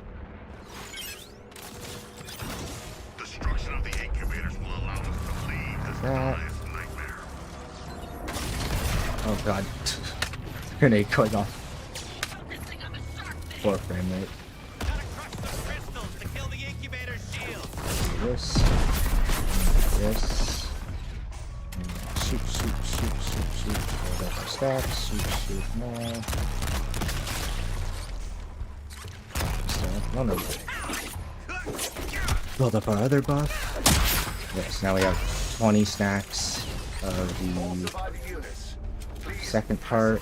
Let's get 20 stacks of the first one again by setting them on fire.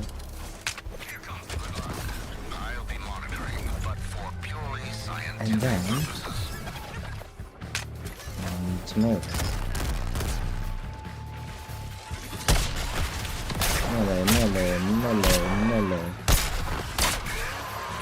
Give me the buffs. Would I kill you to congratulate me?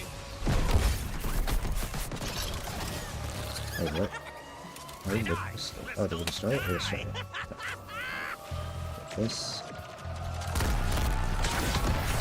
This one's still shielded, gang. Get on some crystals. Let's whack this crystal's bodyguard.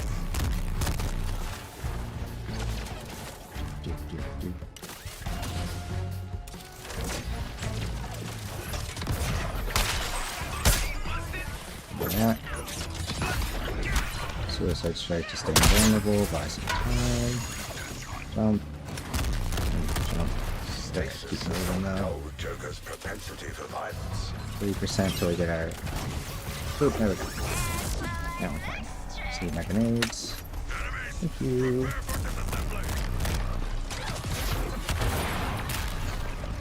Those ones. These ones. Gotta crush some crystals to kill the incubator's This shield. one. Here's our opportunity to chew up this incubator and spit it out. Consider this crystal shattered. Attacking my facilities on two fronts does split my attention. But I have That one. 12th level intellect. We're not getting through that shield until the crystals are kablooey. One mass crystal coming right up.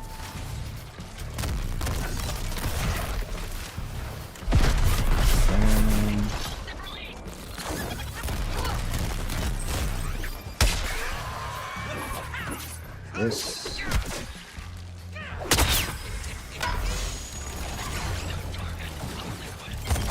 Units, keep your distance from Joker.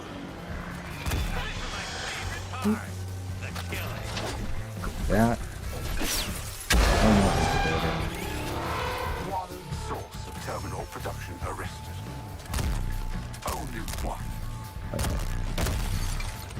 My terminals will hold the final incubator until the That crystal cried slimy purple tears.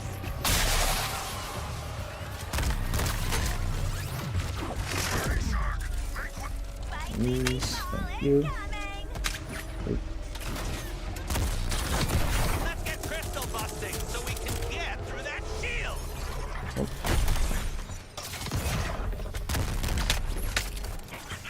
We are That should go. smashing into crystals so we get past their detail.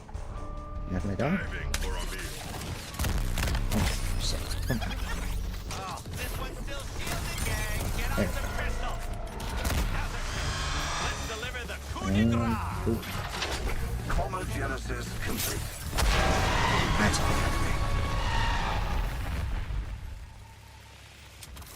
Filling her up. Stop, Earthlings. Stay. Okay. We can negotiate Oh, well. this like reasonable beings holding a soul. Because of how the damage, like lethal damage forgiveness works, I think I can get away with continuing to just run the Scarecrow buff.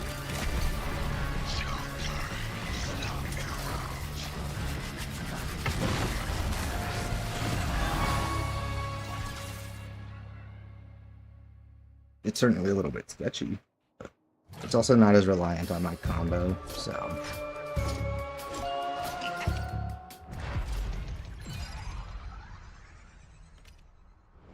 Machine boards, give me something good.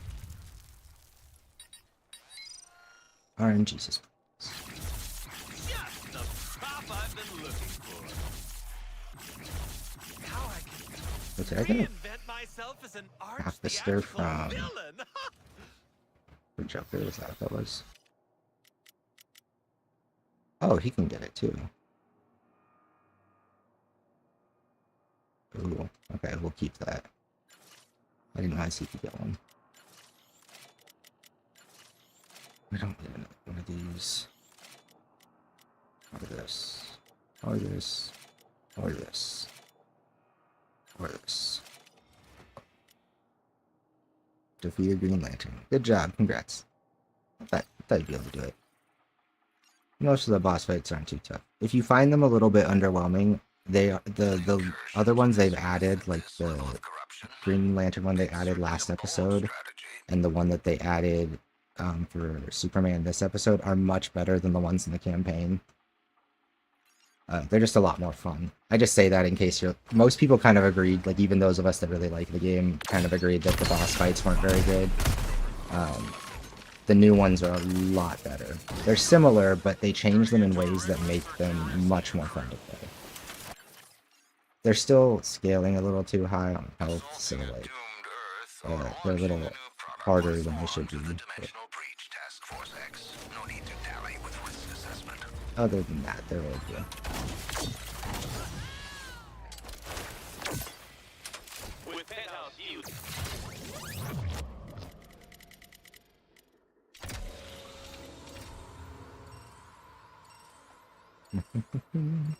Where's my phone? I don't see anything in there. Now this is the exciting multiversal tour I signed up for.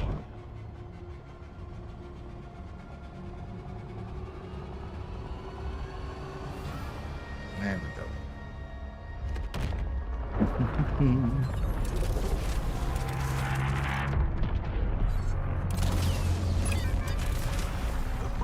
We can stop looking, gang. I found trouble.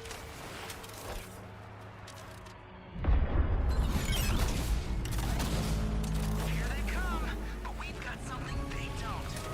Each other.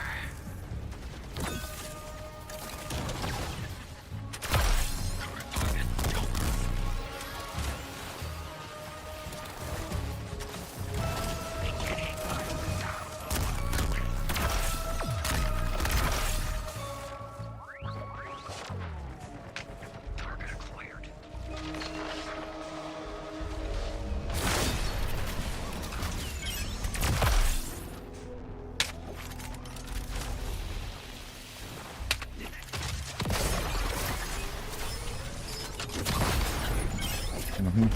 Shot is the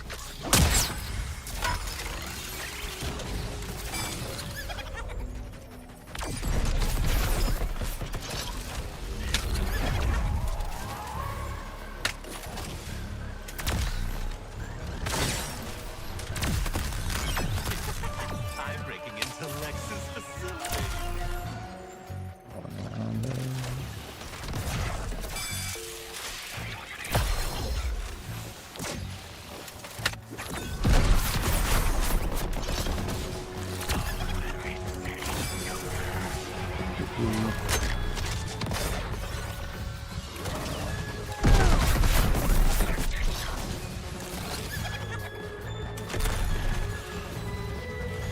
very well, Joker. Attacking our target. Eliminating Deadshot.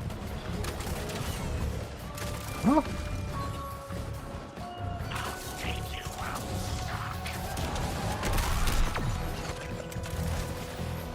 Yeah. It's a talent.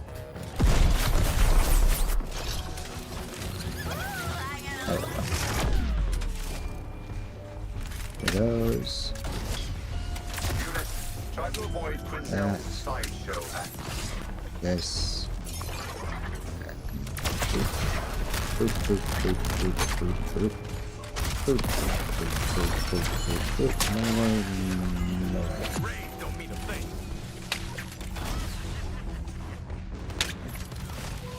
I accept Joker's target selection.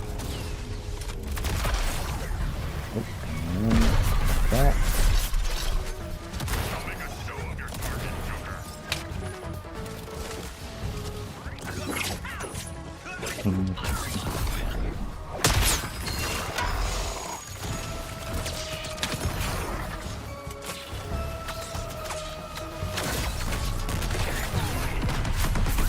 Be careful, unit. This shot can go head to head with the best of you.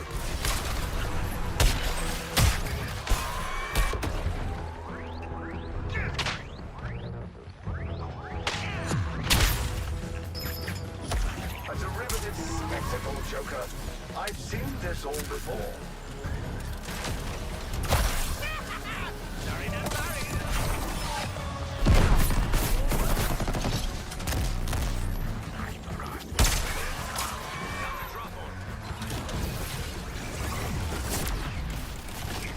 My grenades. Okay, don't get my grenades in. Get melee in. There we go. Get melee again. Melee, melee, melee. Medium shield lowered. Wow. Brainiac Oh, retaliating. I recommend using the exit portal. we win. I died, but we win. That was awkward. I think I just took the destroyer explosion. I think there was one just slightly out of frame. Incoming forces.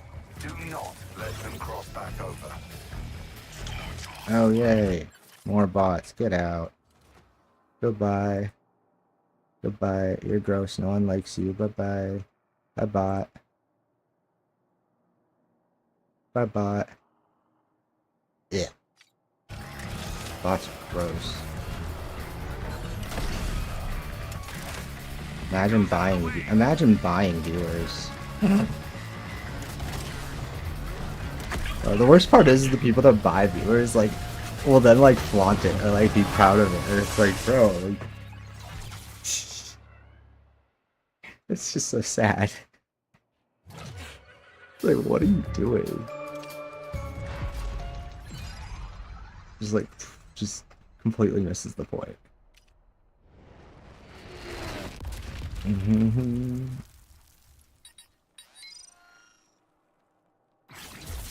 audacity of this matching my mood.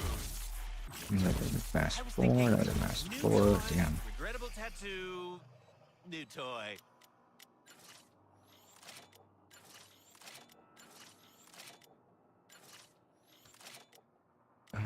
We both don't do another one now. You rise above your many limitations.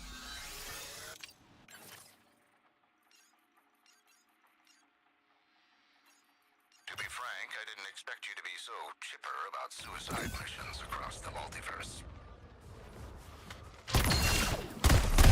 Stage, screen, and most wanted. Can't tell them who rescued them, but I noticed. Mobile gear symbiote detected. Sorry. I mean, Lieutenant. Why does it say you set a world record on the clan leaderboard? Like, that's so deceptive. It makes you, like, I get excited for a second, and then I'm like, wait, no, never mind. No, I do want to be. I set a world record for the 5 people in my clan. Like, what does that mean? Whoa, I'm falling!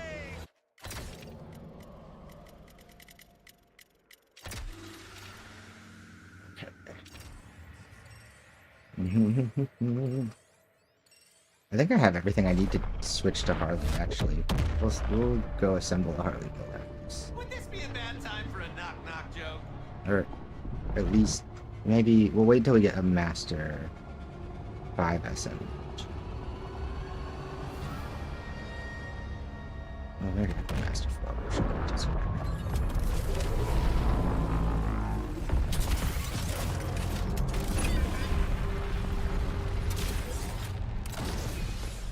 I like how they've still managed to avoid having gear level and gear score. Like, even though they've had to add the master tiers, like, that doesn't feel nearly as bad. Well, as if it isn't an opportunity if they had, for like, me. actual item level and stuff like that. Work as a team, TFX, and kill those bastards for me.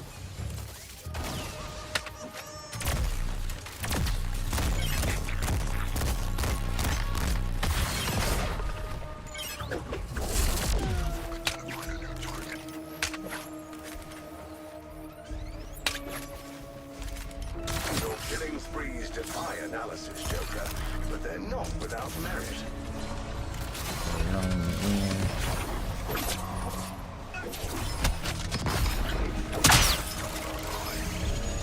You're just full of cheap tricks, aren't you, Joker? I'm on a killing spree. Don't tell the NPD. Why is it showing that? No crash, all burn.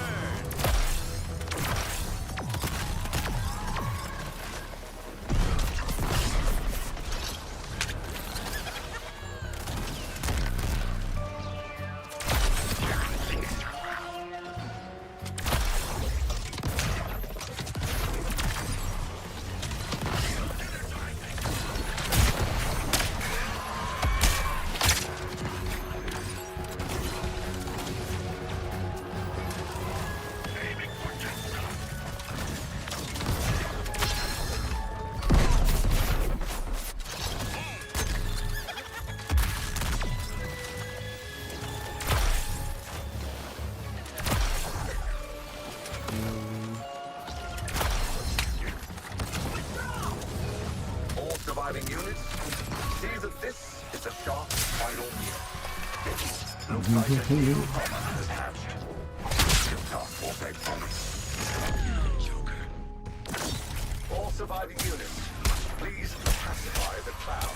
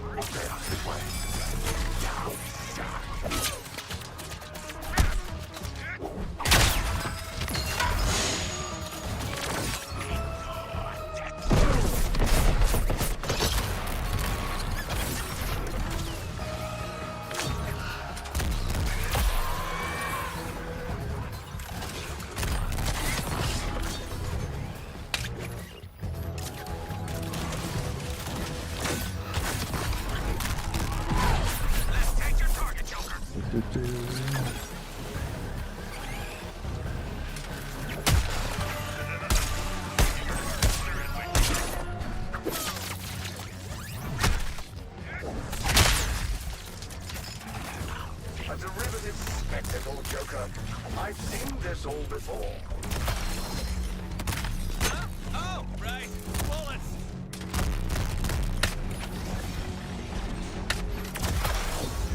I'll shoot that shot target. I'll shoot anyone.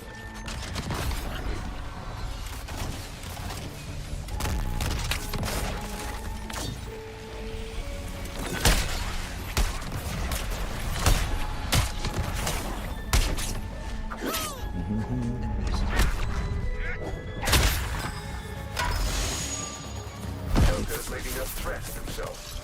Units, take him off the board. Selecting new target.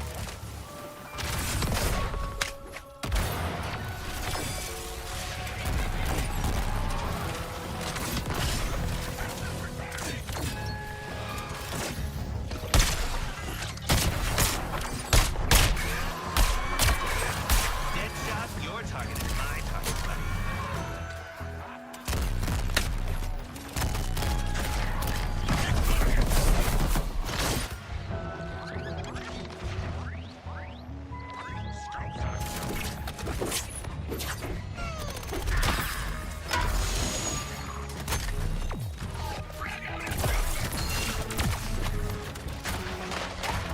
A terminal has transformed into a bomber. It's beautiful, really. The exit portal is open. Medium shield dropping is a known issue. Feeling very down, actually. Incoming. Let's send him back. Well done, Suicide Squad. Your particular brand of chaos may have won you this battle, but the war is far from over. Neutralize the Earthlings to avoid them or you. Discord. Oh my god. Cool.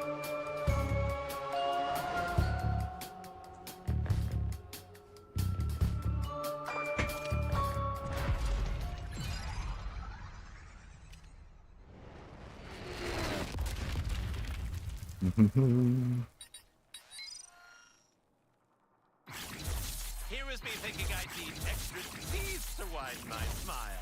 Hey, there we go. Master 5. Previous Green. owner dead. Should I make sure?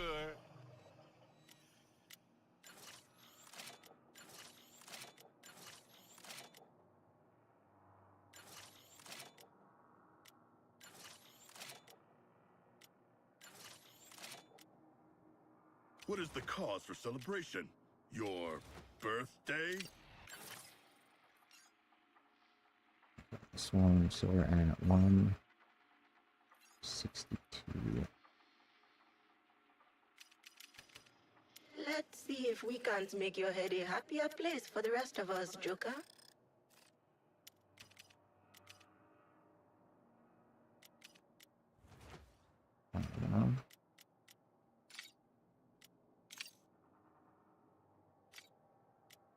Hey, your plan's finally ranked 5. Let's go. It's kind of cool.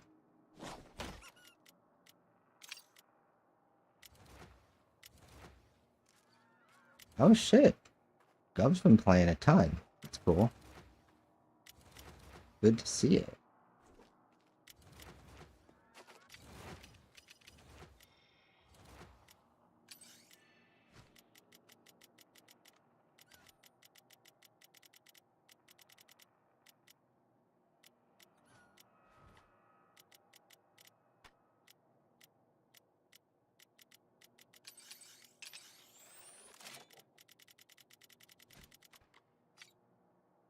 Okay, much stuff to 264.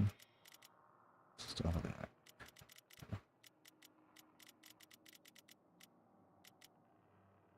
I don't think we need the master 3 sequester anymore. That'll be done. I don't need the master 4, 5, so the master 5.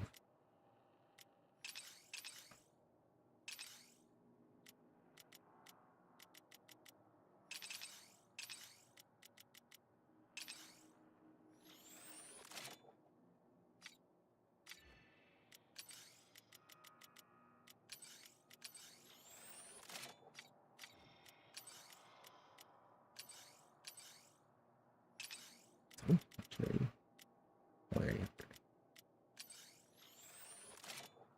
That one down. Definitely not this. Needs.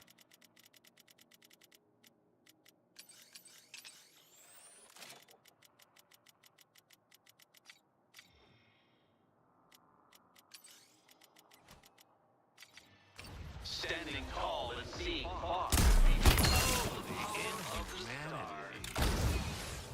Up. So we're going towards. Let's go back to about justice. See if we can't fix up our build. Wait, do we have a SMG? Considering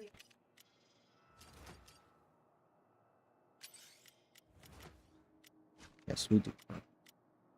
Master 4, reasonable doubt, exactly what we needed. Is that?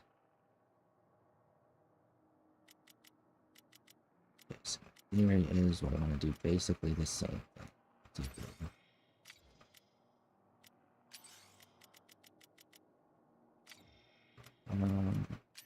Just a 4 version on that.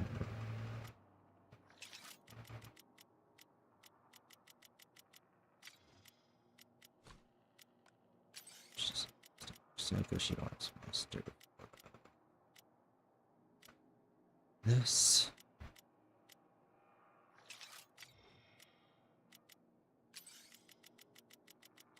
And now the big part.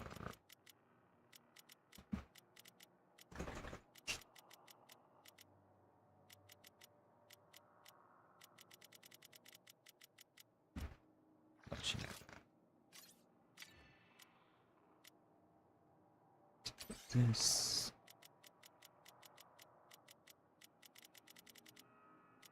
No, we don't actually have another one. It's money. And the charms. What was the other? Yeah, what is this one? And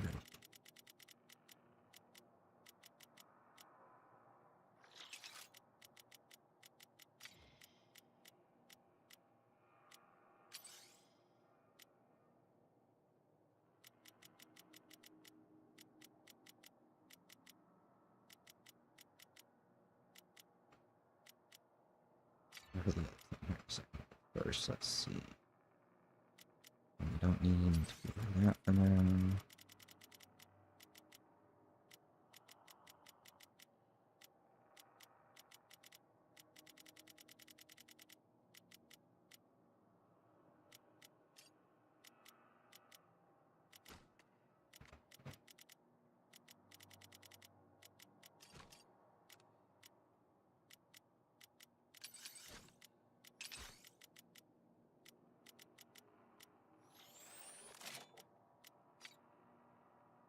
Do another new. This is not new. How's it going, V? Did I change this category?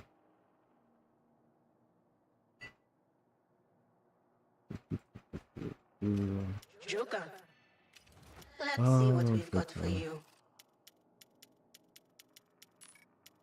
No, I've been I mean, I've been playing a bunch of new stuff, but this is me coming back to something that we've already gone, that I've already covered and played and made videos on and stuff. We're not in Gotham. Look around while I freak out. I'm just The last new engineering thing we stuff for played was real Ghost Runner, life which I world finished saving yesterday. legends?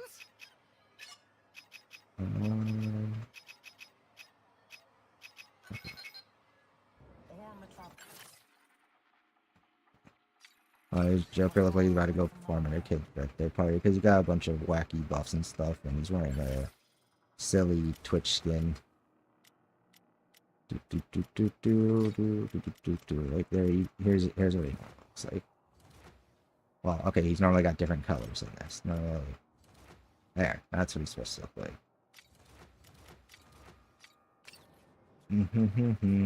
Okay.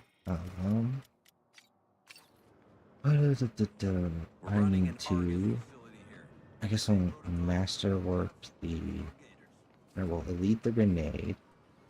Definitely got some Elite. gear as intimidating as you are, Joker. No worries. Big boom all around, am I right? That. I'm totally right. And then, Bro's back on the grind. bro, I'm so on the grind. I met someone who's I met someone who's ahead of me on the leaderboard. They came in chat. Holy shit. Yeah, I'm like losing it. I'm like, oh my god, there are people that play and they're like further than me. I didn't know that was a thing. I thought they were all cheaters. What's happening? Yeah. I mean, there are 3 people who play the game, so who's won it now? I'm just like, Yeah, no, I know. I've got like 2 other. He's got a buddy above him, so he was like, okay, I gotta go. exactly. Yeah, the 3 people right there. Yeah, he's literally like, I'm racing my friend. I'm like, bro, I'm gonna catch up now. I gotta race these bitches too then. Like, like The, oh three, my god. the 3 people, you, that other guy, his friend. Yeah, the 3 people play it too. So it's funny. Honestly, the cool thing that they did so far with the new stuff is the whatchamacallit, the level layouts are a lot nicer. They're far more interesting to run around in and kill stuff in. Like they're a lot more vertical. There's a lot more geometry in general. Like I felt like the incursions felt a little sparse originally, and these ones feel very, very like fleshed out. Like there's a ton of stuff in them. New squad rewards, okay. I didn't feel like going through like CD keys or anything this time, so I just bought Final Shape plus the year on Steam, and then I got the notification where I found that $100 is now missing from my account, and I just like Kubrick stared at my phone. I was like, You're like, wait, it doesn't make it sting any less. It doesn't make it, bro. Come see me. Let me check my Oh. I love vapid consumerism. I love buying. I love spending. I'm torn because, like, I think it's important for my larger video that I establish an understanding or at least a history with Destiny. But after playing this now that I have more reasons to play this and I have Warframe, I'm like, bro, I gotta play Destiny. I'm literally like, I don't wanna, but at the same time, I know it's like just an important part of the conversation, you know, like. Yeah. And I'm just sitting here, like, honestly, you wanna know what's really killing it for me is I'm sitting here thinking, I bet they're not gonna let me have grapple on Titan. Like, I just feel. So about that, Oh my god, do you know? For Prismatic, everyone gets a different subset of like grenades and supers and whatnot. And the hunter already got the oh my, I'm fucking, I don't even, I actually unironically. I read it this morning. Unironically. Like, oh, Bob's gonna be pissed. I unironically, like, I don't want to play now. Like, they took away the only thing that made it fun to move around. Oh no, my shield's gonna shoot some rockets. Like, who fucking cares, Bungie? Like, ugh. I'm mad. I'm so mad. Like, why is it that the hunter is the only one that gets to move at all?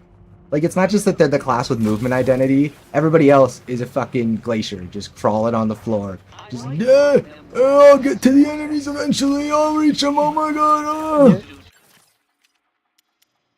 I'm mad. You would have been, if Titans were able to get grapple, you would have been able to do some nasty things. Like, pair that with a Thunder Crash. I hate everything. Like, see, that's the thing, is like, now it's, they've taken the one thing that made playing the character that I was playing fun, is that I could grapple into the fray and then go ape shit with melee. That made it exciting in a game where normally I just have to stand behind cover and shoot at things. Like, and now they're just, now they're like, hey man, you want to go back to standing behind cover and shoot at things? Huh? Did you miss that? You missed that? No, I don't. I did it for like all of 10 hours going through into the Lightfall campaign and I was already over it. I played Stasis Titan for 10 hours and I was like, I'm so slow. Everything is so slow. I just, I mean, now that there's a count-wide power, you can just switch over to a hunter. Wait, I was changing something. I forgot what I was changing. I needed to change. Time for a little. What else did I need to get? Harley. We need to Brain's get not gonna her. upgrade itself. At least, not yet. God, what did I need? I needed to adjust this and this. Then we need to swap these on for her.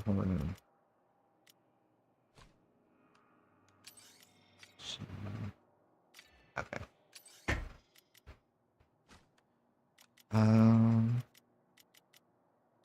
Yeah, they've added some cool stuff though with the current building, the current craft stuff that you can do. I'm a little worried about how they're gonna handle power creep. Like, I hope that something that they could do to really help freshen up season 2 is they need to, or even just like a mid-season or a mid-episode refresh is in like 3 weeks. If they just added master 2 through 5 scaling pieces to the old episodes so we could go farm those, that would be huge. Because right now, like, you can't use any primary damage source from another episode if you're at high mastery, because you start getting the better versions, right? Like, the scaling on the numbers is just higher. Like a master 4 pistol versus just a regular master, it's like 1700 versus 5000. Like, master 3, but yeah, like they get a few hundred DPS per level, so it's like you kind of need, at the higher levels, you need that. Wait, where'd it go? I have to put it down.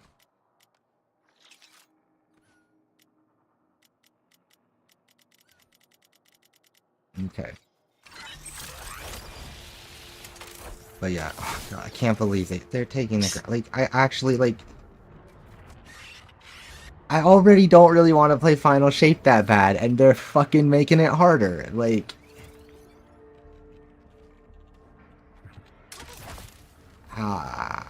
and it's like, you could be like, well, if you like movement characters so much, why wouldn't you just play the Hunter? And it's like, because it's not about movement characters. You want to know what's crazy is in World of Warcraft, some of the fastest characters in World of Warcraft are tanks.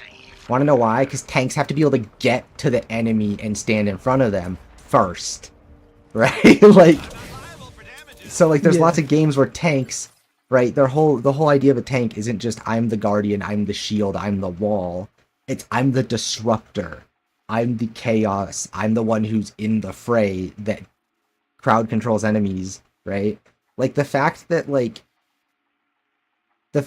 as a Strand Titan, right? Like a Strand Titan, if a Bungie had any creative sense at all, a Strand Titan would be able to grapple into a crowd and melee them, and that would string them all up with the tethers or whatever.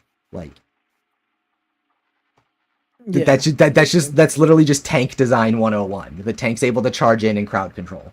Like, I feel like in a traditional like MMO type game, you'd be right, but Destiny is not. No. So Destiny's like you can grapple in. It's Halo, but it has Halo, but it has different loadouts. You can grapple in, and then you got to drop your Borderlands 1 soldier shield, and that will throw out a laser that might string some of them up. Yeah. Like, who came up? Like, who's designing this shit? It's just like it's just such a miss. It's just such a. I don't get it. I sincerely don't get it. Okay, I need to go fix a couple pieces, and then we can swap to Harley and try and climb. Wait, where am I on the leaderboard? Where'd that put? When I was reading the TWAB and I saw the account-wide power change, I did like I was in a call with my friend and I did like a little yippee because like that's an actual like. Yeah, I mean that's cool, I guess. For like people like. Yeah, I mean it literally just only makes sense to do that. Okay. Because like the only reason you level 3 characters is like because you want to play all 3. Yeah. Because you want to play all 3. Okay, so loadout. Let's switch to Harley. That's the wrong character. That's not Harley.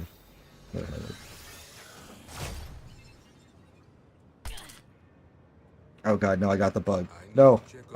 The bug. There's a new bug. What's in this bug? We call this the Stellar Blade bug. What odd? What? Look at the stream. I'm not. You'll see it. Let's see. When you switch characters, your camera gets stuck at this angle until you melee. I see. Yeah, the stellar But you blade. can't melee because you're inside. Yeah. Oh! It fixed itself. Okay. Oh, that was weird. Sometimes it just does that. Like, you'll switch characters, you're just like... Oh, you want to know why it bugged out? Because it's using... Wait. Let's quit session, because right now it's putting the wrong Harley in my... I just had control of someone else's... Oh my god. That was weird. What? Like... Let's quit back to the lobby so I don't break the game. On accident. There we go. Now that looks like my Harley. Accident. Tap It's your brain. Choice is yours. Squad tactics. Bro, I crossed 200 hours in the game.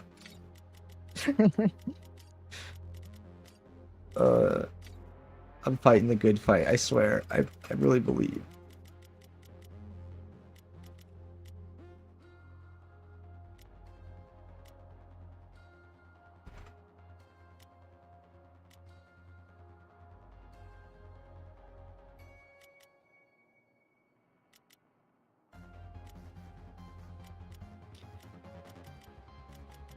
Dude, I love this stupid GIF on Twitter where it's like the slot machine, and then it turns out to like it gets like a jackpot on all like of the Reddit guys. I love that GIF so much.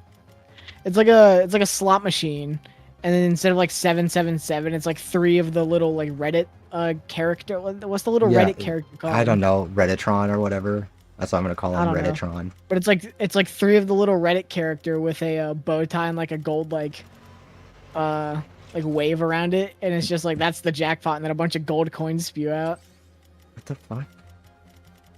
It's basically just like it's just a way to say like that. Yeah. It's like it's basically calling someone a Redditor, or it's like they have a Reddit take. It's really funny.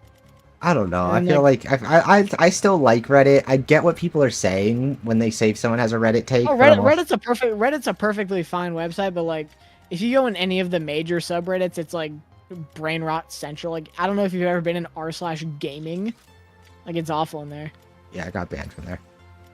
You got banned? Yeah, I got banned from r/gaming, and then I think I also got banned from r/gaming circle jerk.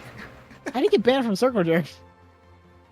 For like memeing about circle jerk being like never.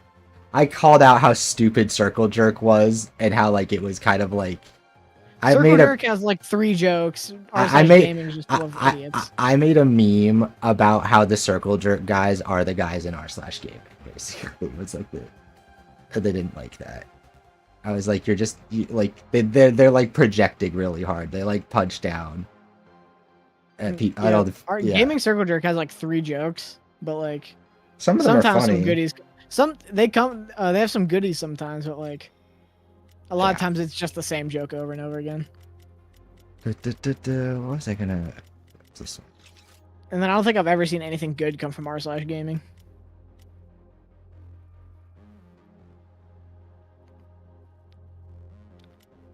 But anyways, I use that like Reddit gif because this guy said, Hellblade 2 isn't doing big numbers because we live in a TikTok Fortnite generation. Gamers have low attention span and want instant gratification through battle pass rewards, loot boxes, endless unlockables, and level ups. Creativity, story, and immersion are no longer valued. Sad truth. I mean, such a corny ass up. Like, literally, the most acclaimed game last year was a game where you don't even go to you don't go to Baldur's Gate until like hour 80.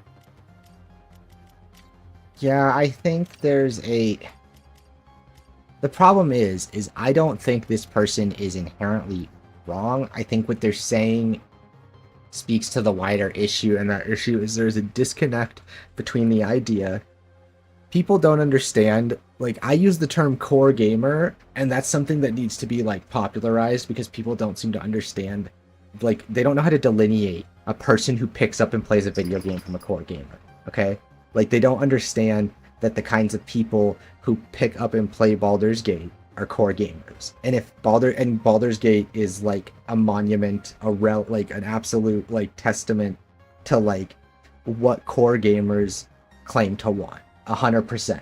Like, but like, and those core gamers also interact with games like Destiny and games like Suicide Squad and games like Warframe, right? And World of War. These are people that like engage with other live services, but they engage with them as a piece of their gaming portfolio, and they're generally more PvE oriented, right? Like the brain rock TikTok thing that this person is talking about. He's talking about like the wider casual audience that is completely separate from the people that even would look up a game score. Like they only play a game because their buddy at work says that that's what all his friends are playing. Like, you know what I mean? Like these are people who are disconnected from the conversation, and a lot of us struggle to understand that, right? Like these people just, the wider casual audience just doesn't care. They make all the money, right? They're the people spending all your money on Fortnite and Minecraft and stuff. And I think that's why, like, I've always tried to, I try to explain to people the way that they're separate without trying to make it sound elitist, but it's hard to, because there's this element of they are inherently different things. People, the Minecraft is as big as it is, and Fortnite is as big as it is, because it's predominantly played by an audience of people who are not core gamers, right? There are people who will never pick up a Final Fantasy for as long as they live. They will never play an MMO. They will never engage in something that has stats. You know what I mean? Like there's that element of understanding just how separated those people are from people that actually engage with games regularly and across a variety of genres. And like, I think that they still get included as like a representation of gamers, when I know that the market doesn't even see them that way. Like you can tell that the market understands the limits of like what appeal is, right? Like there's always that undeniable, like I always remind myself of this, right? Baldur's Gate can be one of the greatest games of all time, right? Or you could have what's Helldivers. Helldivers could be considered an absolute triumph of modern multiplayer design. Or what's that other one that people are playing that just Lethal Company, right? Like those things can be like hallmarks of modern multiplayer and like resonate with people, and yet none of them collectively combine to make as much money as Grand Theft Auto, right? It's like, it's always giving people that context of reminding them that like there is an audience out there who is going to play video games, and the games they're going to play are marketed towards them and that world of just the most casual, widest mass appeal possible.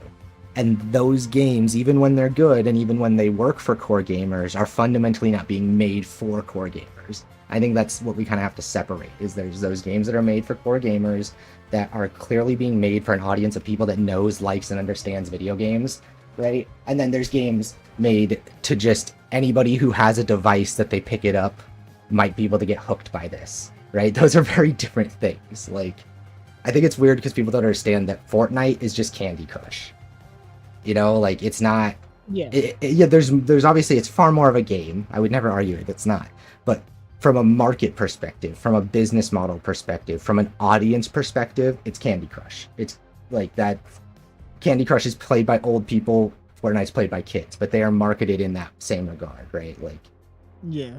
And I think that's what people don't understand, is you can talk about Fortnite as a game, but when we start looking at the business model and the audience, we have to accept that 90% of people that play Fortnite aren't core gamers, because like only like a 10% of people that play Fortnite will ever pick up an actual video game. You know what I mean? Like, and that's not a diss on Fortnite. That Fortnite will bring people to games. That's actually why I'm really supportive of all their crossover stuff, right? Fortnite is gonna slowly but surely help people get interested in other IPs. I'm sure it does, right? Like I'm sure there are kids that try out a game because they find out that their favorite skin that they like the most, oh, he comes from a game? I didn't know that game was a thing. I'm gonna play that, you know, like, yeah. You know, so I'm sure there's that benefit to the core gaming audience that comes from Fortnite. But yeah, I just feel like people that talk like that tweet you're talking about, they exist in this space where they think that those things are all made for the same people, right? And like, or like they're all made for the same wide market. And it's like, no, there's a reason why Grand Theft Auto 6 can be as big as it can be, and it has nothing to do with anybody who will tweet about video games or anything that anyone is going to say in an article. Grand Theft Auto 6 is going to be as big as it is, and is getting to be as big as it is, because they know that it is going to be the platform for billions and billions and billions of dollars of revenue over the next decade. And it's aimed squarely at a massive audience of millions and millions of casual players who won't play anything but Grand Theft Auto Online for as long as they play games, right? Like, but you can't compare that game to anything else in the industry, because nothing else in the industry is going for that massive appeal, or at least most things aren't, right? Yeah. So I get where most things have that, where it's like, I feel like most things have that though, where it's like you're not a core like fan, not fan, but like a core. Yeah, like you don't experience like my dad watches a fuck ton of movies, but I wouldn't say he's like a film buff. A film bro. Like, yeah, I say core gamer because saying gamer doesn't really make the point. Because we gentrified gamers into thinking that it's just anyone who plays Candy Crush. Yeah, like gamer is just a word. So yeah, I say core gamer because hardcore is cringe as fuck. Right? It's not about being hardcore. It's do you follow games? It doesn't matter if you play them 8 hours a day. It's when you get home to play for an hour a night. Are you playing Dragon's Dogma 2 or are you playing FIFA? You know, you know what I mean? Like, that's not. And I think that's the part that people don't seem to recognize, is that it's not an elitist perspective. It's not about alienating these people. It's not about going, oh, shooty gamers and sports ball gamers are stupid. No, it's about acknowledging that they're not gamers in the sense that they don't exist in the market we exist in. Products that are made for us are not made for them, right? Like, the everything about what they enjoy about the experience is separate from what we are trying to get out of the experience. Like, and I think that's what people don't understand, is it's not about putting them down. It's about recognizing different audiences, and that one, you know, when we, like you said, when we use the term gamer so broadly and when you talk about games in such a vague context, it's like, yeah, like when you call everybody who picks up and plays a video game a gamer, and then media articles and the news articles and everything can run with gamers feel this way and gamers feel that way. It's like when you gamers, if you include Candy Crush and Minecraft, are 90% Minecraft and Candy Crush and whatever, you know, and Fortnite. Like, you know, those gamers make up the majority of people on Earth that play video games. The market can't look at them when it's making shit that isn't targeting them. You know what I mean? Like, yeah. No one at Square Enix making the next Final Fantasy is looking at what the Candy Crush and the Fortniters want. Yeah.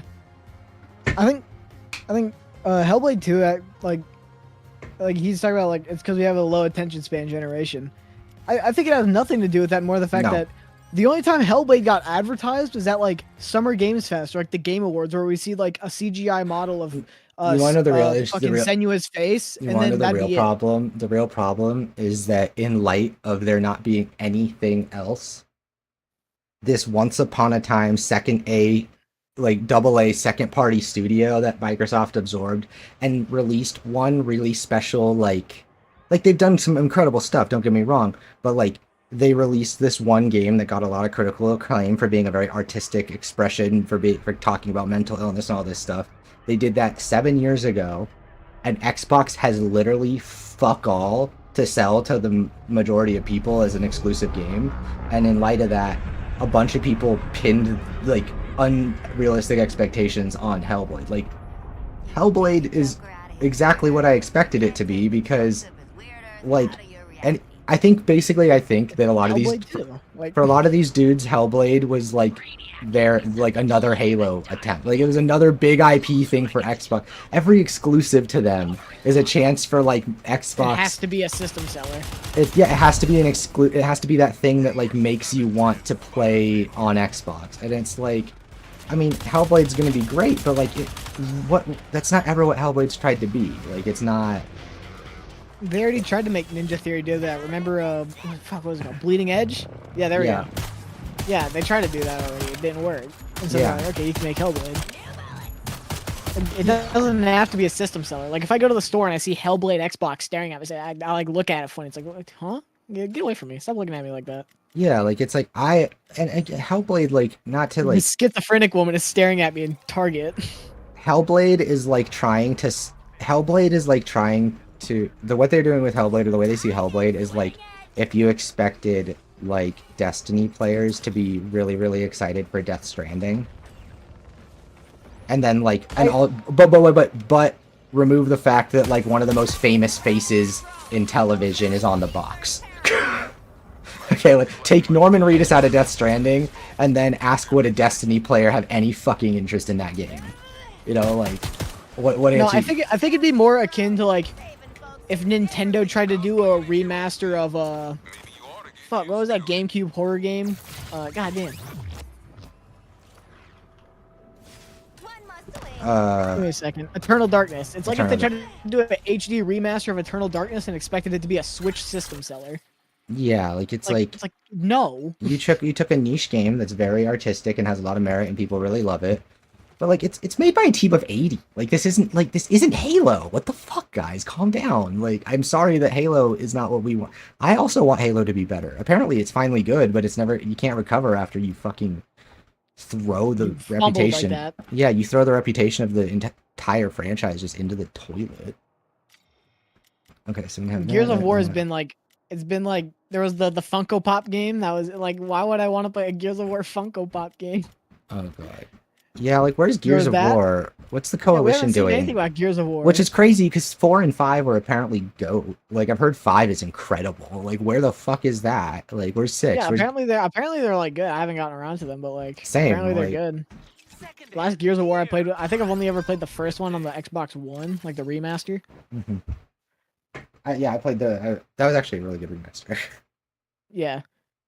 Gears Ultimate Edition or whatever they called it. Yeah, it came with like rare replay, which is like why that was an odd combination pack.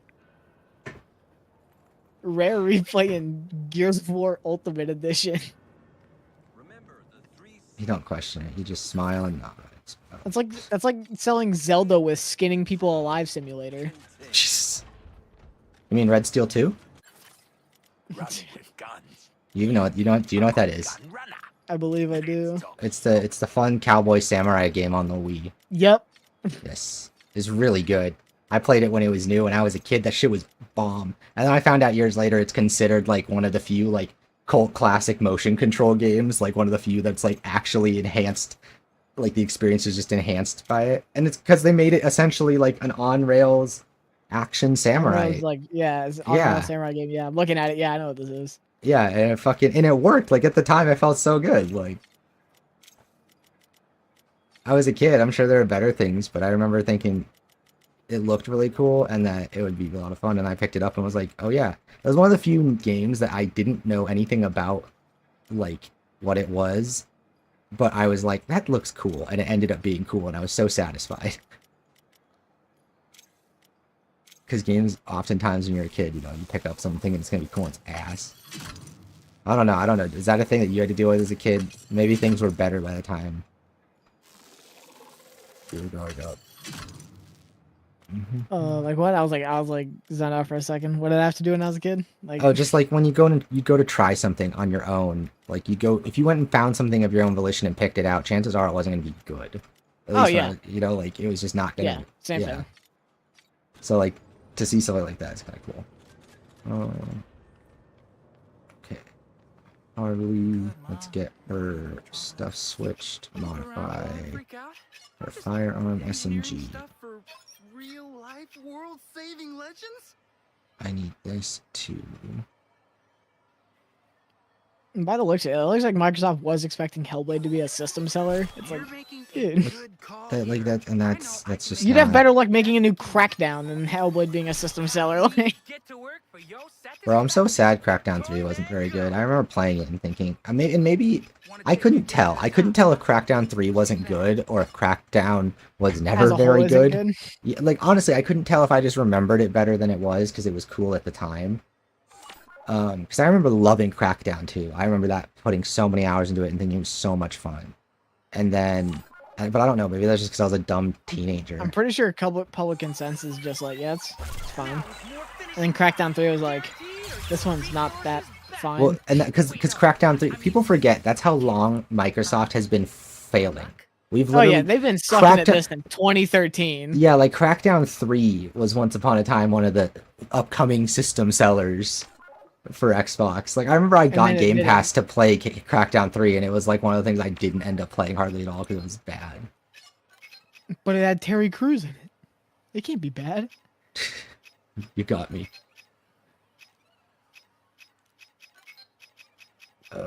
Necron.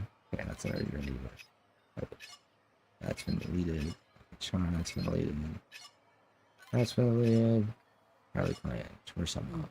Dude, this new Fortnite season's insane. I know, everybody's losing their shit, apparently. Because it's basically just a Mad Max season. Yeah, it sounds funny. Yeah, all the competitive guys are like crying and moaning, so it's like... Oh, one of they those are. things They where- are so mad. It's hilarious. I don't even know what's Yeah. happening, and I'm just laughing. I'm like, you guys are stupid. You know why I laugh at them? Because anybody who competitive gaming is an entire genre and hobby unto itself. If you choose Fortnite as your mode of competitive game, get the If you fuck out choose of my any battle royale, yeah, like get the fuck out of my face, you clown. Like like when I think of like a game as an esport, I think of it's like it's supposed to be fair, right? Like it needs to be built and balanced around competitive play first and foremost. it doesn't even have to be that. It literally just has to be like fair. And battle royales are conceptually unfair. That's a good point too, yeah. Because it's like, what if you drop and get a gray pistol while the guy next to you gets a legendary shotgun? Well, and again, it's because like the gamer and everybody is like, well, you can min-max everything. It's like about, you know, all these different things you could do. It's like, it's about the the fundamental design of the game. Like, it's not designed to encourage that. Like, it's not designed to encourage fair competition. It's designed to encourage chaos, and that's fine. Like, that's fun. It's not, but it's just not what you want for a competitive experience. The old switcheroo, huh? I get it. Sometimes you just need a change.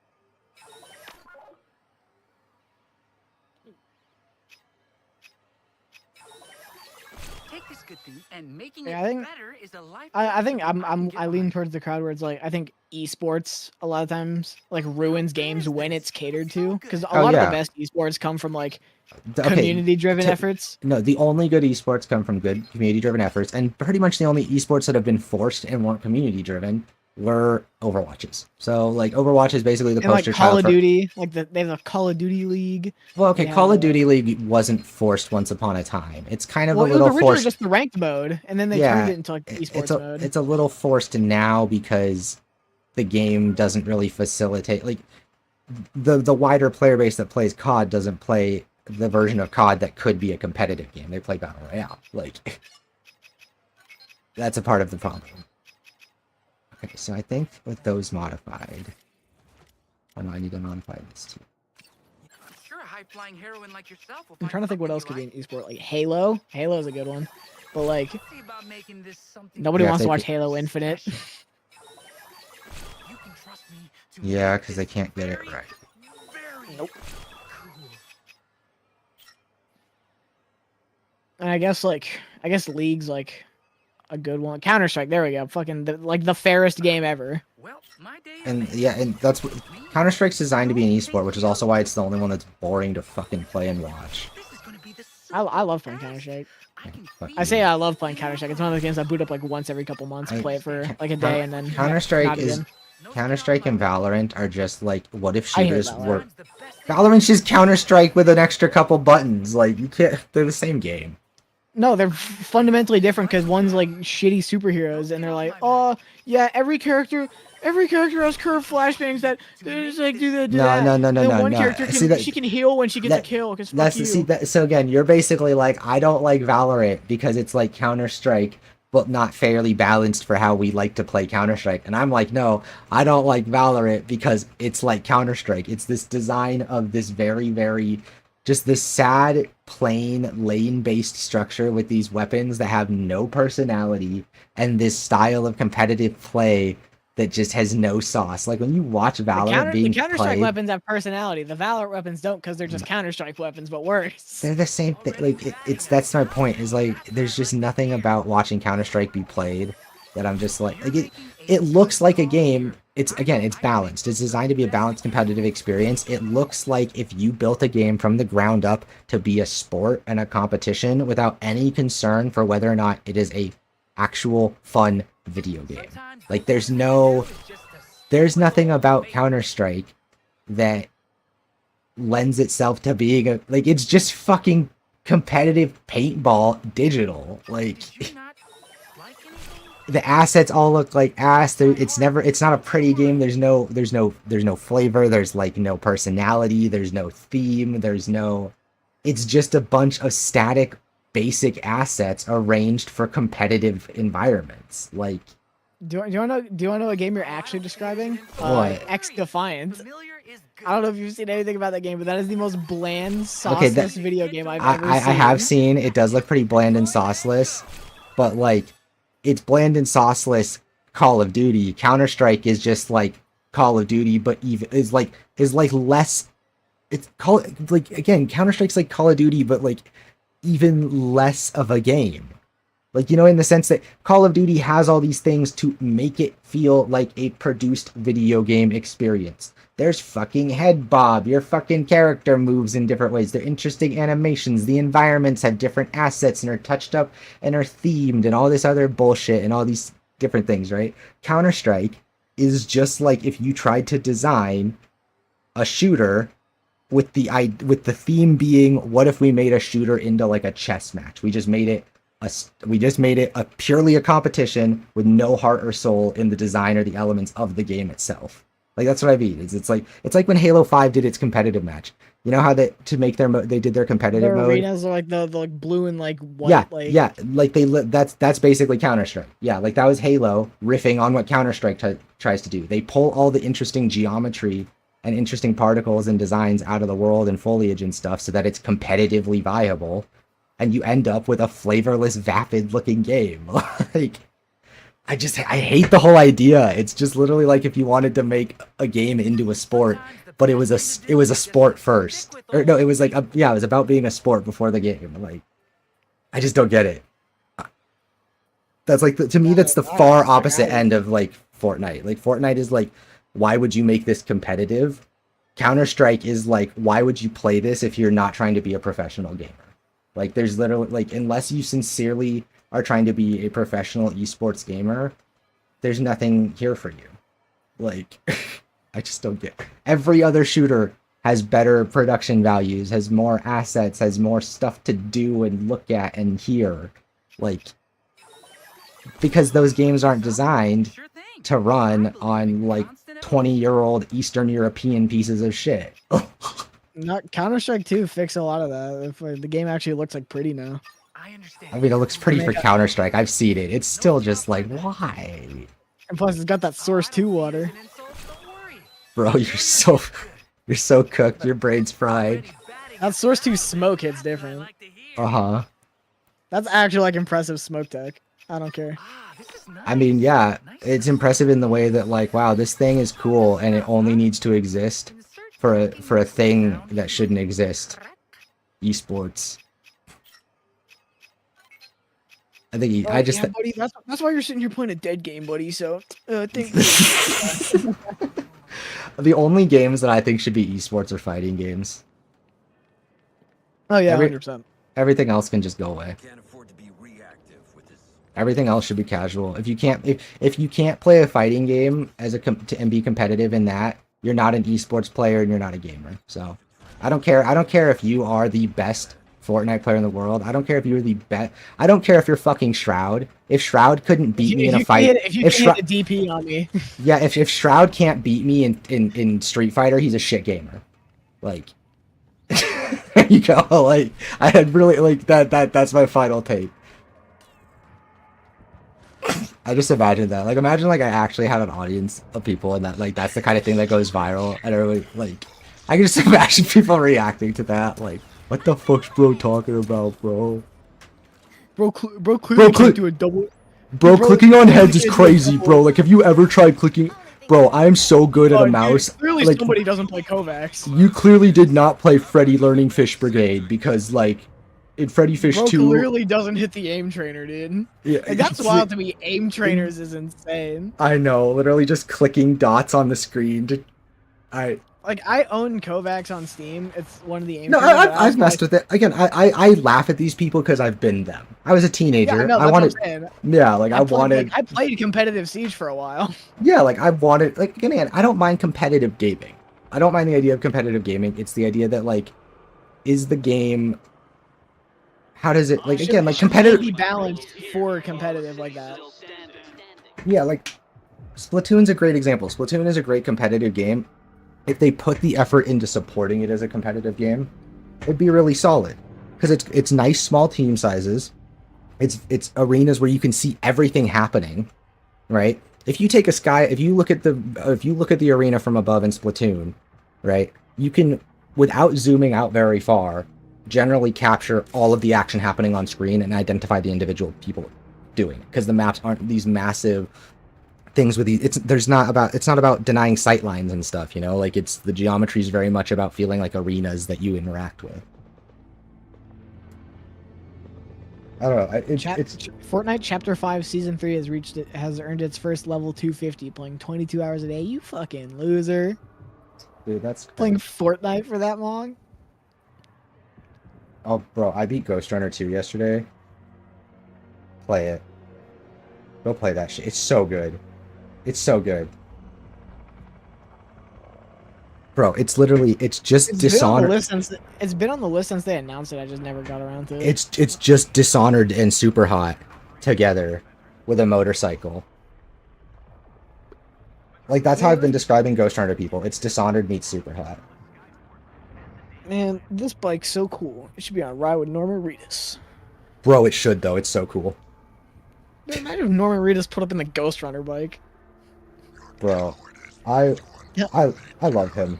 I love that he like just embraces Kojima's cringe ass, like. Just Kojima just loves it. He's like he's like a weirdo, like a little weirdo that people love. Yeah, I feel like they find him endearing. I honestly think that's it. I feel like they find him endearing because he's kind of just a big fanboy. He's just like, ooh, Hollywood. I love Hollywood. I love Hollywood. I don't know if you follow Kojima on like Twitter or anything. I do. He just loves fucking movies.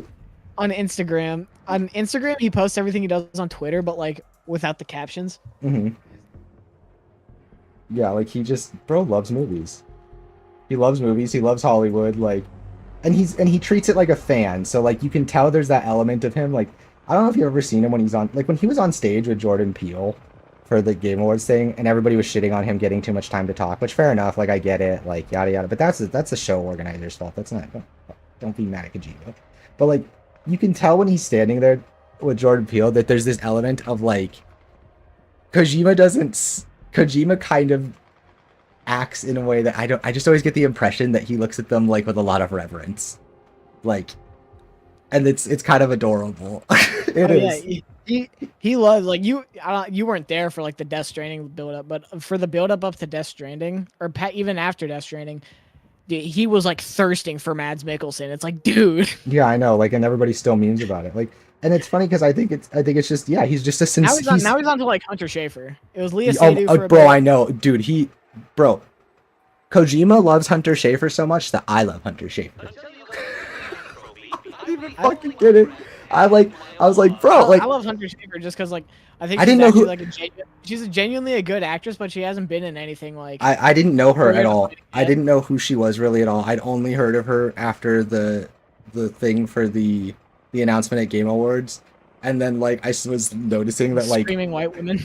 Yeah, and then Kojima started just constantly sharing pictures of her and stuff like from different stuff on Twitter, and like so I see just different posts that he shares that are like from other fan things of her or whatever, and like that's how I've learned about her and been like, oh, she's really fucking cool. Like she was in like Euphoria, which I think that show's bad, but that's her name. She was in the new Hunger Games for like 10 minutes. She was Jules in Euphoria. I didn't think about that. Okay. Yeah, no. Yeah. I love Kojima, man. I'm so excited. I gotta do this and keep playing.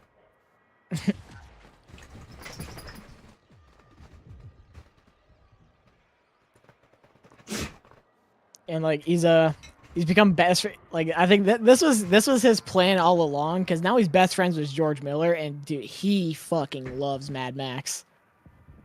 I know, but did you hear the thing about how like he wishes Kojima would do a Mad Max game?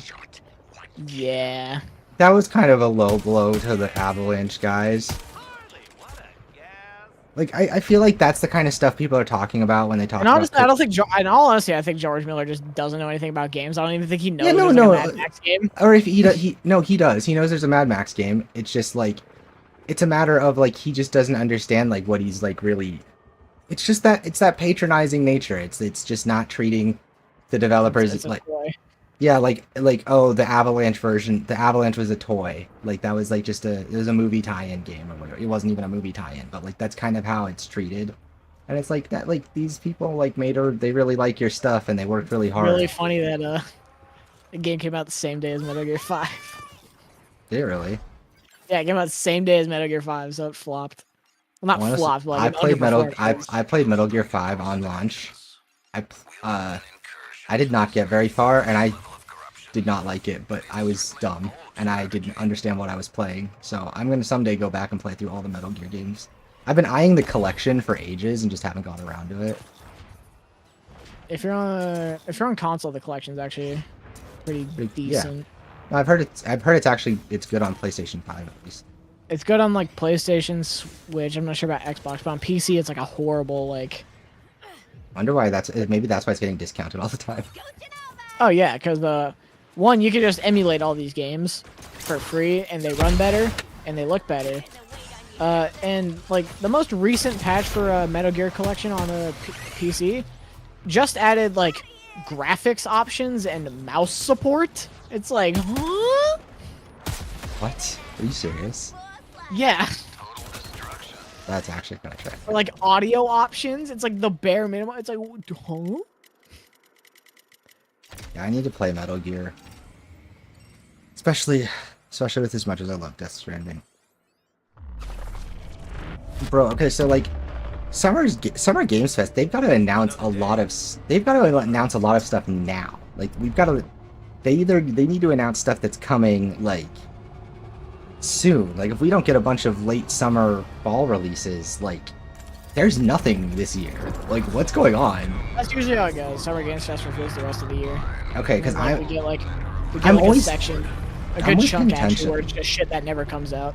I'm always paying attention to what's going on, but like I've never paid until I started like actually following release schedules for my own sake and content. Like I didn't really quite keep as much track of. Like I knew that summer is slow. Like that's not new, and I know that like fall is big, but I always felt like we had more games on. I feel like we always know about more coming in fall than we do right now. I mean, typically we'll know of some fall release. We quite literally know of none right now, but like normally we know of some.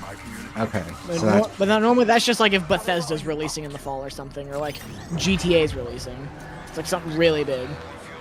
Okay. But normally, because I watch Summer Games Fest with my friends every year, and usually how it goes is like a bunch of stuff that comes out later in the year, and then a bunch of stuff that never comes out, like in general. Or it's like you won't hear about it for like another 5 years. Or if you're unlucky, it'll be at every Summer Games Fest for the next 5 years. My collection use a dash of color. But typically it's like a bunch of like stuff. It's like, oh my god, can we skip this, please? Because for some reason they usually have like a lot of sections for like gacha games and shit. It's like, no. No. It's not what we want. No, Jeff. No, Jeff. Get this off my screen.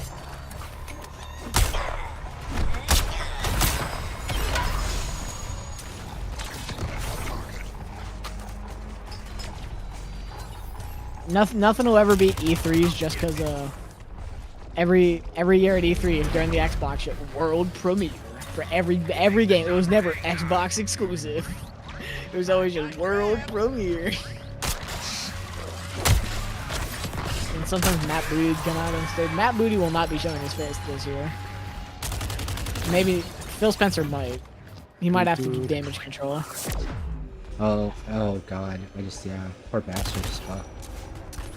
I say poor I bastard. don't- Fuck him. Fuck Phil Spencer. Yeah, I was. He made like $1 million last year.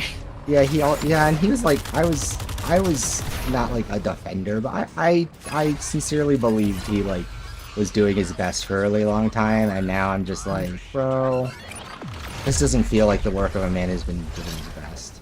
You know, there was a time when I really did. I thought he was trying his hardest to make it work and was trying to pick up the pieces of the struggling platform.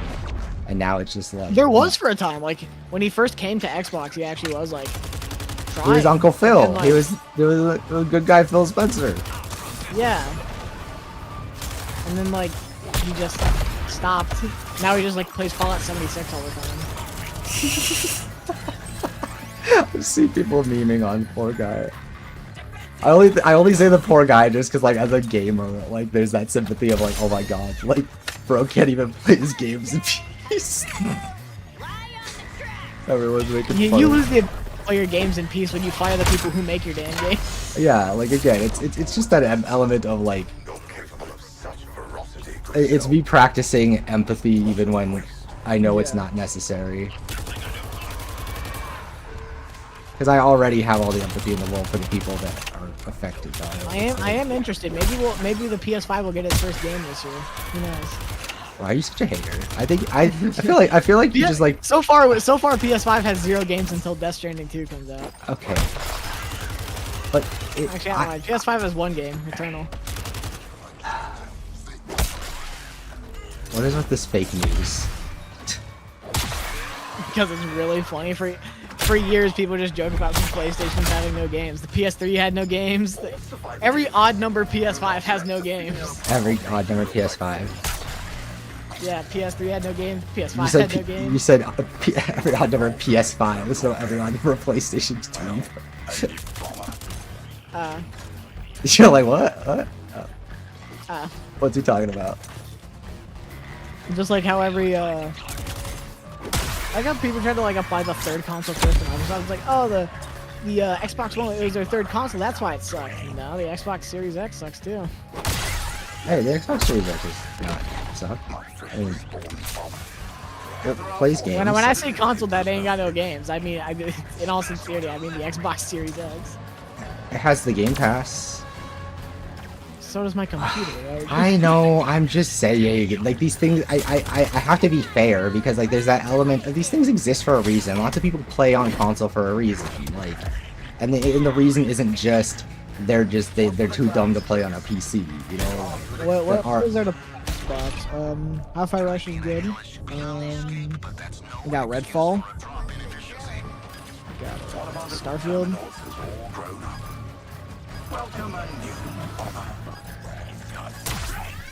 Nope, we can't not see Thieves anymore. Oh god, I don't know if I'm gonna finish this in time because I haven't been able to get grenades to drop.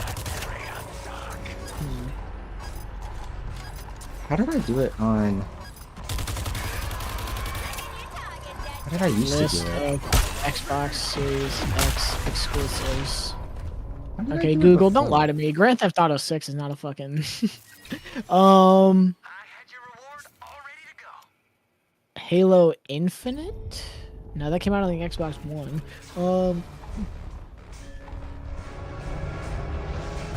Avowed? It's supposed to come out eventually. Okay, so I needed to... I think Avowed's supposed to come out this year. Like, actually. Stalker 2, we're supposed to get that one already. Fucking... Someday. Actually, I can't rush them, actually. So, Masterful. Yeah, a lot of the games on here just haven't released or they've been like announced and nothing has followed up about them. Like Perfect Dark. The Gears Funko Pop game. That one came out. Witcher 2. Google, I don't think Witcher 2 is an Xbox Series X exclusive. It's an Xbox exclusive. Witcher 2? No, it's not. It's not exclusive. It's on PC, but it's not on PlayStation. Did it not get a PS3 release? No, it didn't. Ah, I thought it got a PS3 release. Witcher King's Enhanced Edition is a PS. It was an Xbox 360 exclusive. Ah. Yeah, see? The more you know. Not grounded, because that one just got put on PlayStation. Not Sea of Thieves. Not not Hi-Fi Sea of Rush. Thieves. Not Hi-Fi Rush. Yeah, not even that. It just keeps getting... Literally, they only have Redfall, Starfield, Hellblade 2. Wait. Hey, Psychonauts 2. I forgot about that one. I was just about to say that. Slime Rancher 2. There we go. Games. That's 3 of them. 4. Video games. Oh yeah, the Forza Motorsport came out. Nobody talked about that game at all. It came out last October. Because the only people that play Forza are Forza people, and like... I like Forza. I know, like, it's fine. I didn't play Motorsport. Is Motorsport on PC? Probably not. It is. If it's on game, you realize anything that comes to Xbox is on PC, right? Anything. There's no Xbox exclusives that don't launch. I literally heard nothing about it. Like, I don't even think it got like a little Steam banner when it came out. Like, Well, it might not be on Steam. You might have to play it through Xbox. It is on Steam. I'm looking at it right now. Oh, well then, I don't know. Xbox just doesn't care. Xbox when they have to make and market their video games. When they have to tell people their new games are out. Like, Nothing pissed me off more than when I'd be watching like Summer Games Fest or Game Awards and then fucking Senua from Hellblade would just show up for like 5 seconds and then leave. Like it would just be a render of her face and then that'd be like, hey guys, we're still making this game. In case you thought we stopped for obvious reasons. And then you'd think with all that marketing for all the different years, they would have marketed the game a little more when it came out. No. I forgot to switch my keys over. Yeah, Avowed should come out this year. Yeah, Avowed comes out in fall. Fable, that's a game. Are they making a Fable again? Yeah, Fable 4. I forgot about that. Yeah, because they refused it. They've said that they're not going to show off the game until it's ready. Which I can respect so they're just going to close the studio. Got it. Yeah. Indiana. There we go. That's a game. I forgot about that. Go away, fucking bot. Get out of my fucking... Indiana Jones in the Great Circle. That's a stupid title.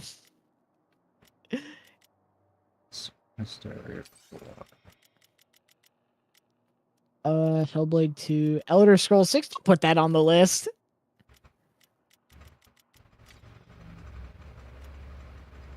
Elder Scrolls 6. That's not going to be exclusive. It's also never coming out. Yeah, that'll come out on next generation. That got announced like 5 years ago. Like, dude. I'm sure it'll get a release like 2030. Oh yeah, OD, the Kojima game. I forgot Xbox is getting a game eventually.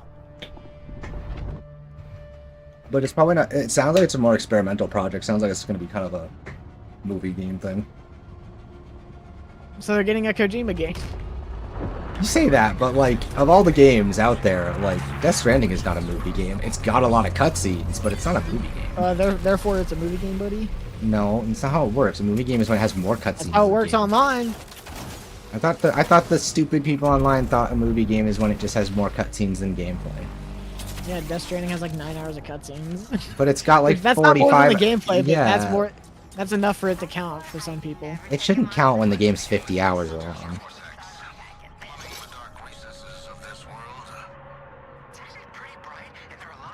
When I hear like, I can't remember if I tweeted about it. I think I might have deleted the tweet, but or not. I think I might have drafted it and it didn't save.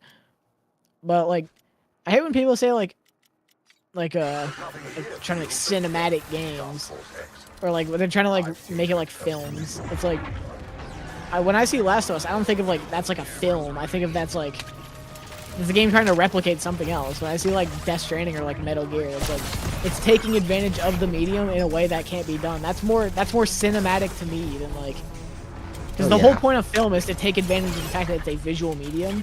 So the whole point of a game, like a cinematic game, would be take advantage of the fact it's a game. I don't know. Maybe I'm pretentious and I hate. Oh, I mean, you are. Maybe I am. I don't care.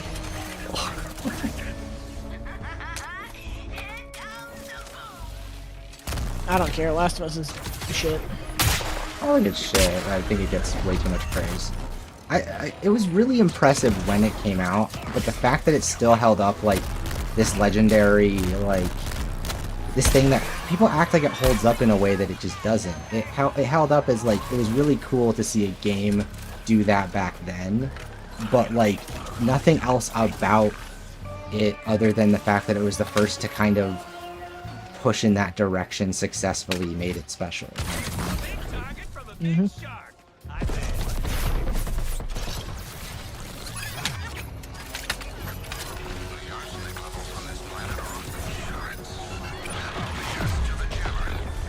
I just think the whole thing's bad because like the entire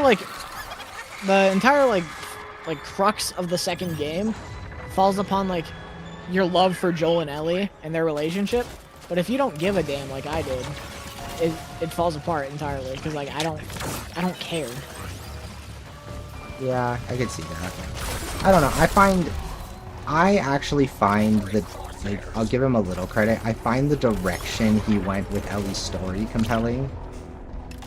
Oh yeah, I'm glad it wasn't just like they actually like tried something, but like I think I think what they did with Ellie's story is interesting in the sense that like there are very few stories that are willing these days to just say your hero is wrong and they're gonna, this is the cost, right? They don't live a satisfying life. They lose it all because they deserve to lose it all because they missed the point, right? And like that, I think that's a really compelling thing to do with a character, right? Like Ellie ends up alone and kind of without anything because she does the one thing she was asked not to do out of her own selfish, you know, desire for revenge and shit.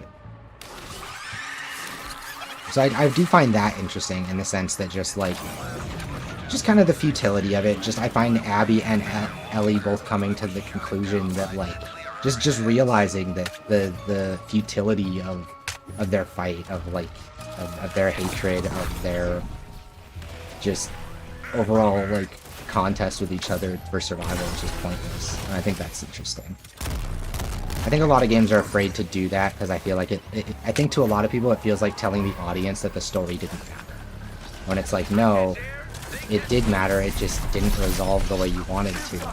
But like sometimes people do really terrible shit, and just because they're the hero of your story doesn't mean they get off scot-free. Like I don't care about The Last of Us or anything like that. Like I think they're whatever. Like I don't fucking care. But I'm forced to be like respectful, bipartisan when it comes to them because like Last of Us 2, people who hate it are like fucking weirdos for the most part. Like it's hated by the weirdos trademark. It is. But I mean, I know a lot of people don't. Like, yeah, that's fine. I know there are a lot of people that just don't like it because they didn't like Joel not being a part of it and what they did to him. But it's like that's the one thing I think is interesting. Like, I think that was an interesting choice. Yeah. Yeah, like I'm not afraid of a writer taking risks. Like I don't want to put him down for that. It's just so much of his story isn't actually risky. Like that was an interesting choice. So little of what he has to do for this. I was gonna make a video on the Last of Us one though. I told you about that, right? The Last of Us one and the trolley problem. Because everybody talks about it like it's this like debatable like thing to like discuss, and there is no debate. Like by the teachings of ethical studies, Joel was just objectively making the ethically correct decision. That's it. There's nothing else to it. And people want to act like, no, there's like this room for debate. Like, what about this and that? And like, what if it actually was the cure? It probably wasn't. Well, it's not even that.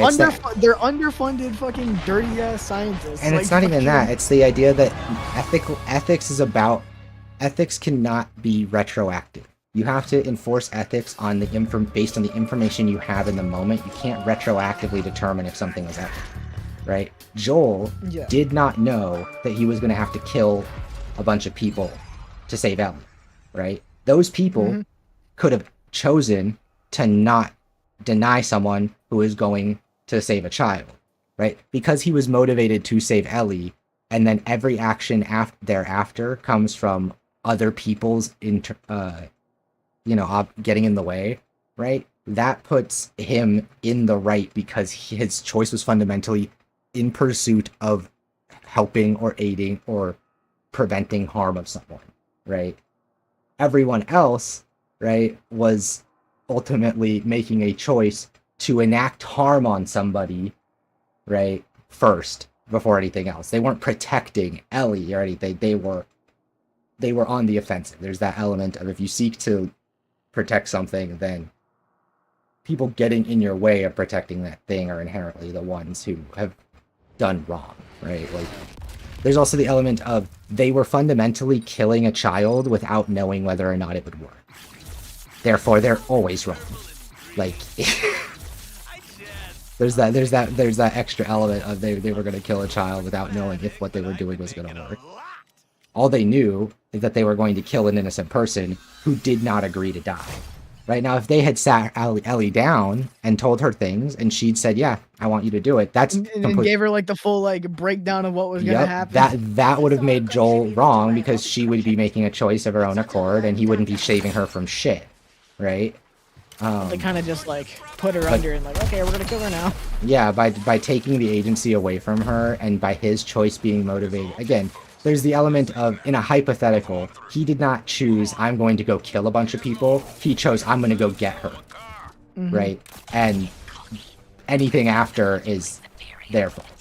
And that, I remember reading, because I remember watching an entire, like, video of explaining, like, the ethics of the trolley problem, how the trolley problem is not, it's not a thing. Like, it's just, it's like, not actually a problem. It exists to demonstrate the absurdity of using those kinds of examples in ethical questions, because again, you can't ask is it worse to kill 5 people or worse to kill 1, because in the study of ethics, the real question is, how do you know the person is going to die? Yeah.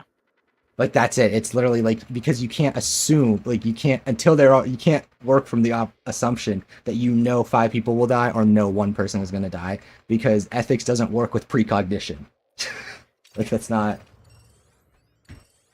And I found that really interesting, because I think people use ethics kind of like as a stand-in term for morality, like just kind of their own code of what's right or wrong. Use it interchangeably. Yeah, it's like, no, ethics is like a study that has like an objective answer in it. Yeah. There's literally an order of operations for ethics. Yeah, like we have legal like bindings of what is ethic and like war and like shit. Yeah, exactly. And that's the difference, is it's not just how you feel about a situation or your beliefs. It's what we can study as having been historically recognized by philosophers. And what would you call someone who studies ethics? Just a professor of ethics? Yeah. I was like, well, you can't call him an esthetician, because that sounds like esthetician from Mike Tyson. Ninja rages at Chapter 5, Season 3 and says it sucks. Do you agree with him? I don't even like Fortnite, and I have to see this bullshit on my timeline. That's how pervasive it is. I don't know. How people like sit down and like watch like the big gaming streamers. It's like, I don't know. Like Ninja just drags the fucking. Is he even considered one of the big ones? He's still one of the big ones. He drags that stupid low taper fade meme he had from like a year ago. He still talks about it because it like brought him back in the spotlight for a moment. I think the worst one of them all is like Dr. Disrespects his wife. Like, I fucking hate that guy. Oh, I hate him too. Does anybody talk about it? It's weird because like when these guys, it's funny because I've finally managed to like find like the people who actually like give a shit about video games, so now I don't like accidentally stumble onto stories about these assholes, because in the circles I'm in, no one cares about them. Yeah. Like, I normally don't follow like big streamer shit, but like every now and again I'll get like a Dexterdo article, which I hate those guys. In my feed it's like Dr. Disrespect said what? Or Jake Lucky. Like, Who the fuck is Jake? Like who the fuck who is this guy? Why is he here? Why is he here, and why is he just like the fucking drama housewife of streaming? Like, why? He's like the Caesar Flickerman of fucking Twitter.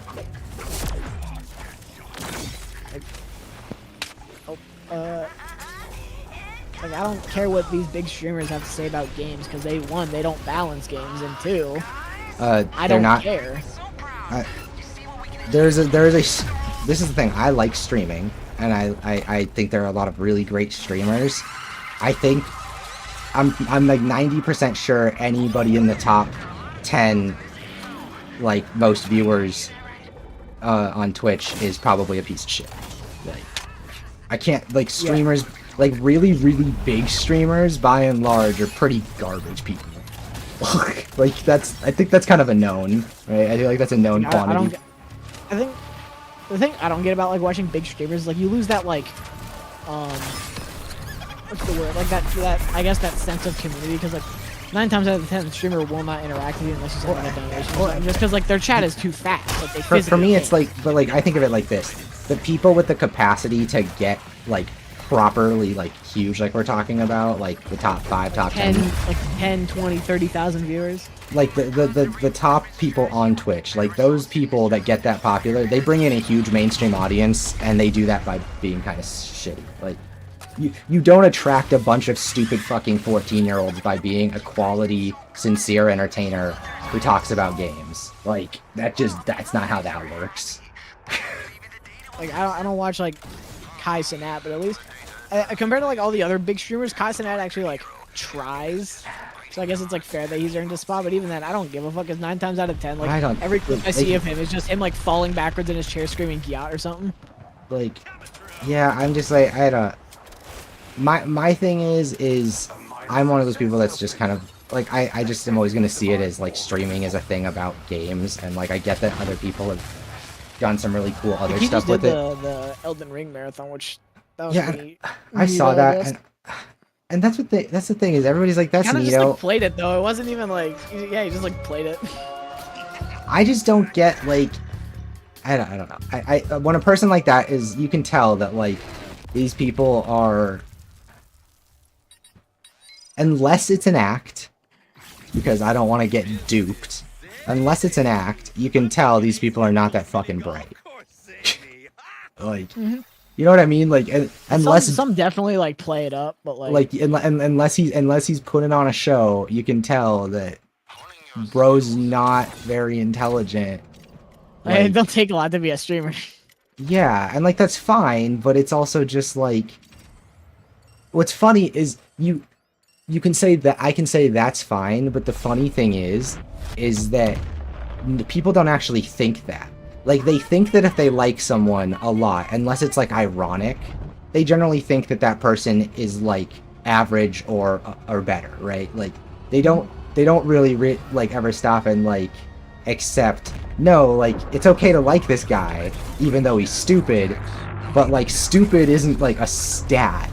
Like, you know what I mean? Min-max, you're stupid. Yeah, like just because the dude's famous doesn't mean he's not stupid. Like, you know what I mean? Like there's that element where people see that, where they seem to use that as like an actual shield of like, well, this person's like successful, like clearly they're smart enough to like know how to like be successful. And it's like, you ever heard of someone failing upward? Like, you don't have to be talented to be popular. Like, just like our friend, like look at the Kardashians. Look at the Kardashians. You don't have to have any talent at all. Literally, none of them have done anything. None of them have any talent. I mean, Kim did something, but no, but like for all intents and purposes, I am comfortable saying that they are famous for being famous. Like, these people don't have any measurable skills. They are not. They're famous because they're the Kardashians. They offer nothing of substance that has made them more famous than other people. Right? It's not like being famous. Yeah, it's not being famous for being a talented movie star or a great musician or an entertaining personality. No, they're just famous for being famous. They're not good at anything. They don't do anything. They are. Right? Like there's a clip where she's in the car with her daughter North, and I actually watched that David Letterman interview with Kim Kardashian. I have nothing against her. She actually seems like an okay person, right? Like, she seems like a normal person. I don't know. She's probably not the best, but she seems like a normal person who's, you know, she's very wealthy, and I'm sure that alienates like your understanding of things. But she seems like a relatively normal person. Yeah. Right. And so it's nothing personal, but like I also just know that she's not like good at anything. Like, there's a clip of her in the car with her daughter North. She's like your dad's a famous rapper, and then North is like, what does What do mommy you- do? And then like She's like, mommy's famous for being famous. Like, she's famous because for Ray J. You literally just be like, you ever Yeah, heard of sex with Ray Raycon? J. You ever heard Raycons? Like, I remember when I found out Raycons were made by Ray J, I did a double take. I was like, I've only seen that name on Pornhub. Like, I didn't He's like know. an actual famous musician. Which is funny because like no one from my generation is gonna fucking know that. Like, no, like, yeah, it's just hilarious. Ray J's not like a your generation thing. He's like No, he's old. He's older. He's like someone like 80s, Yeah, he's like- Gen X, I wouldn't say Gen. I think he's like young early- millennials or old millennials. Sorry, yeah, old early millennials. millennial. Yeah, like, and again, that's what I see in a lot of like again, I'm like Kai Cenat seems like he's probably a nice dude. He's probably fun to hang out with. I don't understand why he's famous. Like, I don't understand what he offers that, other than just, haha, it's funny to watch a nice dude do what he likes to do, I guess. And like, that's fine. There's no. IRL streamers seem more like just lolcows, like in like, Yeah. a modern day reincarnation of the lolcow. Yeah, I don't really. I'm trying not to like put my foot in my mouth, but like They I really just. exclusively just like They appeal exist to get the. clipped out of context. They appeal to the bottom of the barrel of humanity. Like we get that. Like, I remember there was a time where Kai Cenat said his streams are for people like he doesn't stream for 14-year-olds. It's for people who like pay taxes. Like yeah, sure. okay. People who pay taxes watch Twitch. Really? Because I watched because I watched like 4-time cheating superstar Kevin Hart like fucking roast him alive because he literally can't talk to a girl. And then I watched the clip he was roasting him for, and I was shook. I was like, oh, these like your audience is 14-year-olds. No grown-ass adult would want to watch you try and like ask some random ass famous girl you have a crush on for a date. Like, it's just such like middle school kind of bullshit. Like, no grown person's entertained by that. Like, no one, like, they just don't care. You know what I mean? Like there's some funny bits in there, like when him and Kevin Hart like try to like fucking measure heights. No, No, yeah, I'm pretty and sure. again, I'm pretty sure they're the same height. Like, He's a funny dude. He seems like Yeah. a nice dude. It's not like I think there's no reason for him to be successful. I just don't think I just can't personally reconcile with why he's that successful. You know what I mean? the It's not number that. one streamer on Twitch. Yeah, like, it's not like dude sucks. Like, why is anybody like? No, he seems like he's funny. Like, I get why people like him. I just like, how is being funny and likable, like, in a very casual way like that, make you the most popular person? You know, like. And I get it. It's entertainment. And, like, I get the creators who are likable. It's an entertainment thing. You're always trying to be a more like likable person in some way, or at least more engaging in some way. But yeah, like there's just that element where I feel so disconnected from that, because I'm just like, I don't want that, because I don't like, I couldn't imagine. In all honesty, it might just be because you're not in high school. Yeah, like, it's just, and I think that's really it. Is I think there's the element of who has the time. Like, here's the element that I always think of. If you're famous enough to be involved, if you get yourself involved in the quote unquote Twitch drama, I will reclaim what's mine. your audience is children. If the words "the Twitch meta" come out of your mouth ever, like If the meta or like drama with other streamers is in any way related to you as a creator, your content's for children. yeah, Like, no, like, I would never, like, if someone I liked, like a content creator I liked, made a video of being about like addressing the drama with this other streamer, I'd unsub. I'm done. Goodbye. Like, what are you, fucking 9? Like, are you? that's what Twitter's for. Like, Yeah, like, well, it's just also like, are you a toddler? Like, it's just this idea that like you're just, it's just so like it's one thing to leave, yeah, like you said, like Twitter. It's like one thing to say, hey, I disagree with this person and I think they're stupid on Twitter. Like, okay, whatever, fair enough, right? But like, if you like actually go like out of your way, and like that again, if that's part of your content and your identity, if people see you as someone in this sphere, if Pokimane talks about you, like, if that's a group of people, if the viewers in those circles are concerned with like who you are and what you do, yuck. You know what I I think mean? my favorite thing about like Twitch drama is that 9 times out of 10 it can be boiled down to like, why do you care? Because like the Yeah, but it's just it's people funny talk to me about, like, because it's so the high school. Pokemon cookies. It's like, oh, they're $28. Like, don't buy them. You don't buy Yeah. the cookies. Like, yeah, and it's like you can make a whole. But my thing is just I just look at this stuff and I'm just like, who? Like, you watch people that like you watch these people and it's just like, imagine being concerned with drama. Like not even like being concerned. Like, it's not even like I don't do drama. No, it's a thing that doesn't exist around me because I'm not 9 years old. Like, you're either a grown ass person, and drama's a thing that When exists I think of drama, in I think of just like theater two kids. TikTokers that lived in the house together, and they're like, I don't like this person. When someone says the word drama, if theater doesn't come to your mind before everything else, you've failed as a human. I'm sorry. like Yeah. the fact, like, if drama is an event that you think about as like a thing in the world that matters, like, someone needs to humble you. Like, you need to be fixed. I remember when H Bomber guy made his plagiarism video, people referred to it as like the drama. It's like there was no drama. It was a one-sided thing. Y'all were, Yeah, there's no H Bomber guy said his piece, like, and then y'all kept following it up. Yeah, there's no drama. Like, this man said y'all are fucking plagiarist pieces of shit and I can prove it. That's it. There's no drama. He proved they're plagiarist pieces of shit. They can say whatever they want. That's their drama. That's for them to like, whatever.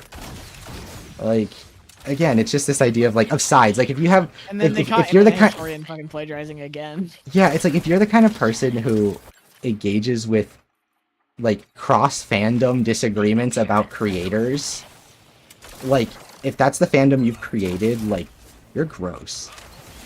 It's like, yuck. You want to know how I can, you want to know how I'm confident in that? Because I don't know shit about Markiplier, but I know that everybody who likes him seems to be pretty chill. Like, it's just a fact. Yeah. Like nobody who likes Markiplier is fucking having an argument in the comments about why Markiplier's, like, The goat. yeah, you know what I mean? They're just content to like him because he seems like a cool guy. And it seems like literally that's the kind of people he brings in. People who just like a nice, cool dude who's not fucking insane. Like, Yeah. I very much admire that. The fact that I don't know anything about him despite how successful he is in the space, I think that really says a lot about, like, just how good he is at just being a human being that isn't caught up in this bullshit, you know? Mm-hmm. Because, yeah, like, some of that stuff I'm just like, it just amazes me that it exists. Like, I couldn't imagine being an adult in a quote-unquote, like, drama situation with another content creator. I couldn't take myself seriously. I would... That's the type of shit, like, you actually hear at, like, the lunch table. Like, I would cringe until I die. Like, I couldn't even... Like, that's why I said I could never get canceled, because, like, if someone ever said anything about me, like, it's... Everybody who... There are people that would believe it, and there are people who don't, and I wouldn't care. I just went, like, okay.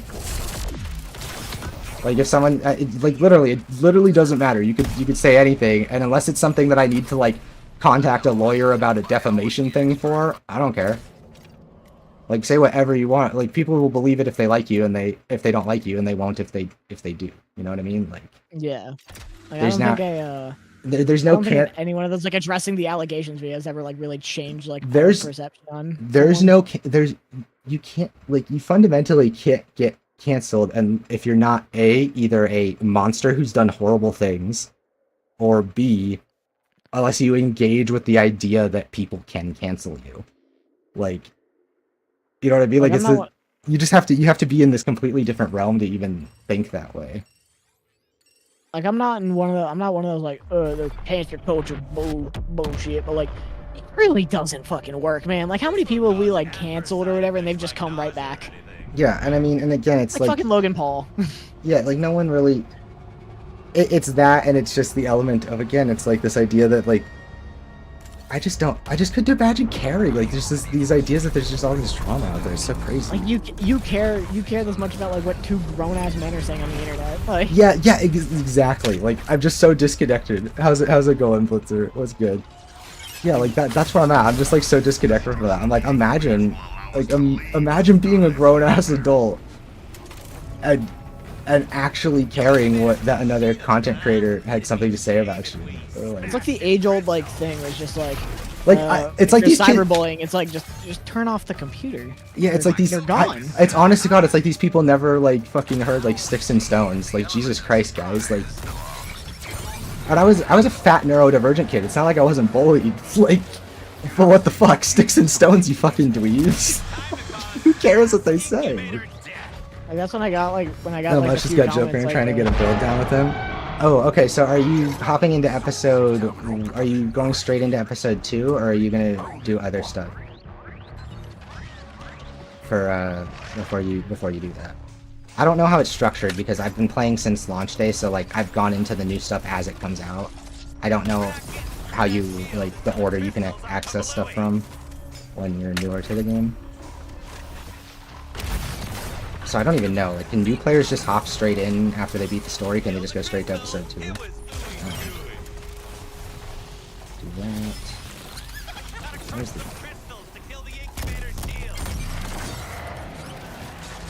Ooh.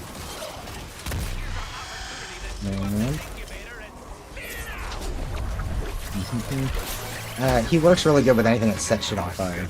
Went into episode 2, just grab on the person, going back. Okay, so you've already been into episode 2. So like you don't really have to, I mean you can go back for pieces you want to get, and it's not hard to get all the pieces from episode 1 because they only roll through regular levels and up through regular master. Like there's no master 2, master 3 like there's in UC, isn't it? Oh my god, your fucking fart cannon car, what was that? Jesus. Well, you hate those fucking things. Anyway, sorry about that. Yeah, so you can go back and get stuff you want, but right now for Joker, really the most important, like he works really well with fire. Like that's the big thing is fire's the big focus of the current episode, and he already applies it really easily. Although he doesn't really benefit from applying it easily because they let everybody apply it easily. Yeah, fire and grenades are the biggest things for him. Like you'll notice everything I do is all about. It's really just grenades. Like his grenades are insane. He can have an extra one. Was it 1 or 2? He can have an extra 1 at least. His traversal attack resets his motion in the air. His the squad ultimate perk gives him grenades whenever he activates it, and then they spawn more every 5 seconds. So you just don't run out. See, wait for one to spawn. Where's my next one? There's one. Ooh. Yeah, so fire and grenades are good. The Two-Face set is really good. The Firefly grenade is really good. The Joker the Scarecrow tier 3 set is really good. He also can do a quad affliction build, which is cool. The other characters can't really do that very well, because he can apply fire passively and then use weapons and stuff to get the others. So if you go into his talent tree, this one, when the squad ultimate's activated, you spawn 3 grenade ammo at your feet. If you're in the air, they actually spawn like above you, and you have to hold still for a second. That's the trick, because if you don't, they'll just like fall to the ground. You have to like hold still so he can actually like, they'll magnetize to you. And then you spawn 1 grenade every 5 seconds. So yeah, just, and you'll see that I have it set up now where I only ever spend like I only have to spend like 10 to 25, sometimes up to 30 seconds without squad ult, but I pretty much always have the squad ult up, which means I always have grenades. And then it's about applying the tier 3 buff from the Two-Face set, and then the tier 3 buff from the Scarecrow set, and then just kind of rotating. Oh yeah, that one's a good one.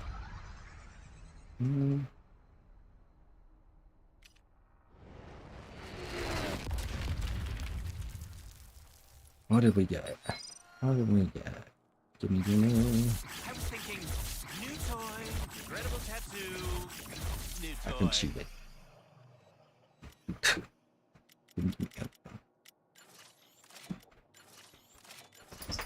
How much higher do I have to push before it starts dropping what I want? That. Thank God they added the. Thank God they added the deconstruct from the menu. Birthday? Do we have that? Let's look into it. You passed your rival. Send a taunt. Oh my God, that's funny. No, I don't want to taunt them, but that's funny. What weapons are you using? If you don't mind, like you AR or pistol. I'm using a shotgun and a pistol right now. Just I choose my weapons based on the bonuses, right? Right now. Some of the notorious weapons are really good. So like my favorite notorious weapon right now. I like both of the new ones. We have the Black Manta Focus. I really like this AR. This is really good. I'll use this when I go fight Brainiac here shortly. And then the Two Faces Argumentum is also really good. The shotgun version of it's also nice. I'm not really particular to weapon. I just use whatever I can get to work with the most bonuses on my build. Because they all feel pretty good. Here's your pay. And then for like my talents, I just use the shotgun sets them on fire one right now because I've been using this shotgun. The which one's this called? The proper sanctions this season. This thing's nuts. Like it just the fact that I can do that even is kind of crazy. Shotguns would be kind of gross. Okay, so we want. Oh, I also have a higher level one. Here we go. Proper sanctions. Master 3, Master 5. There it is. Let's go. Let's go to the hideout real quick.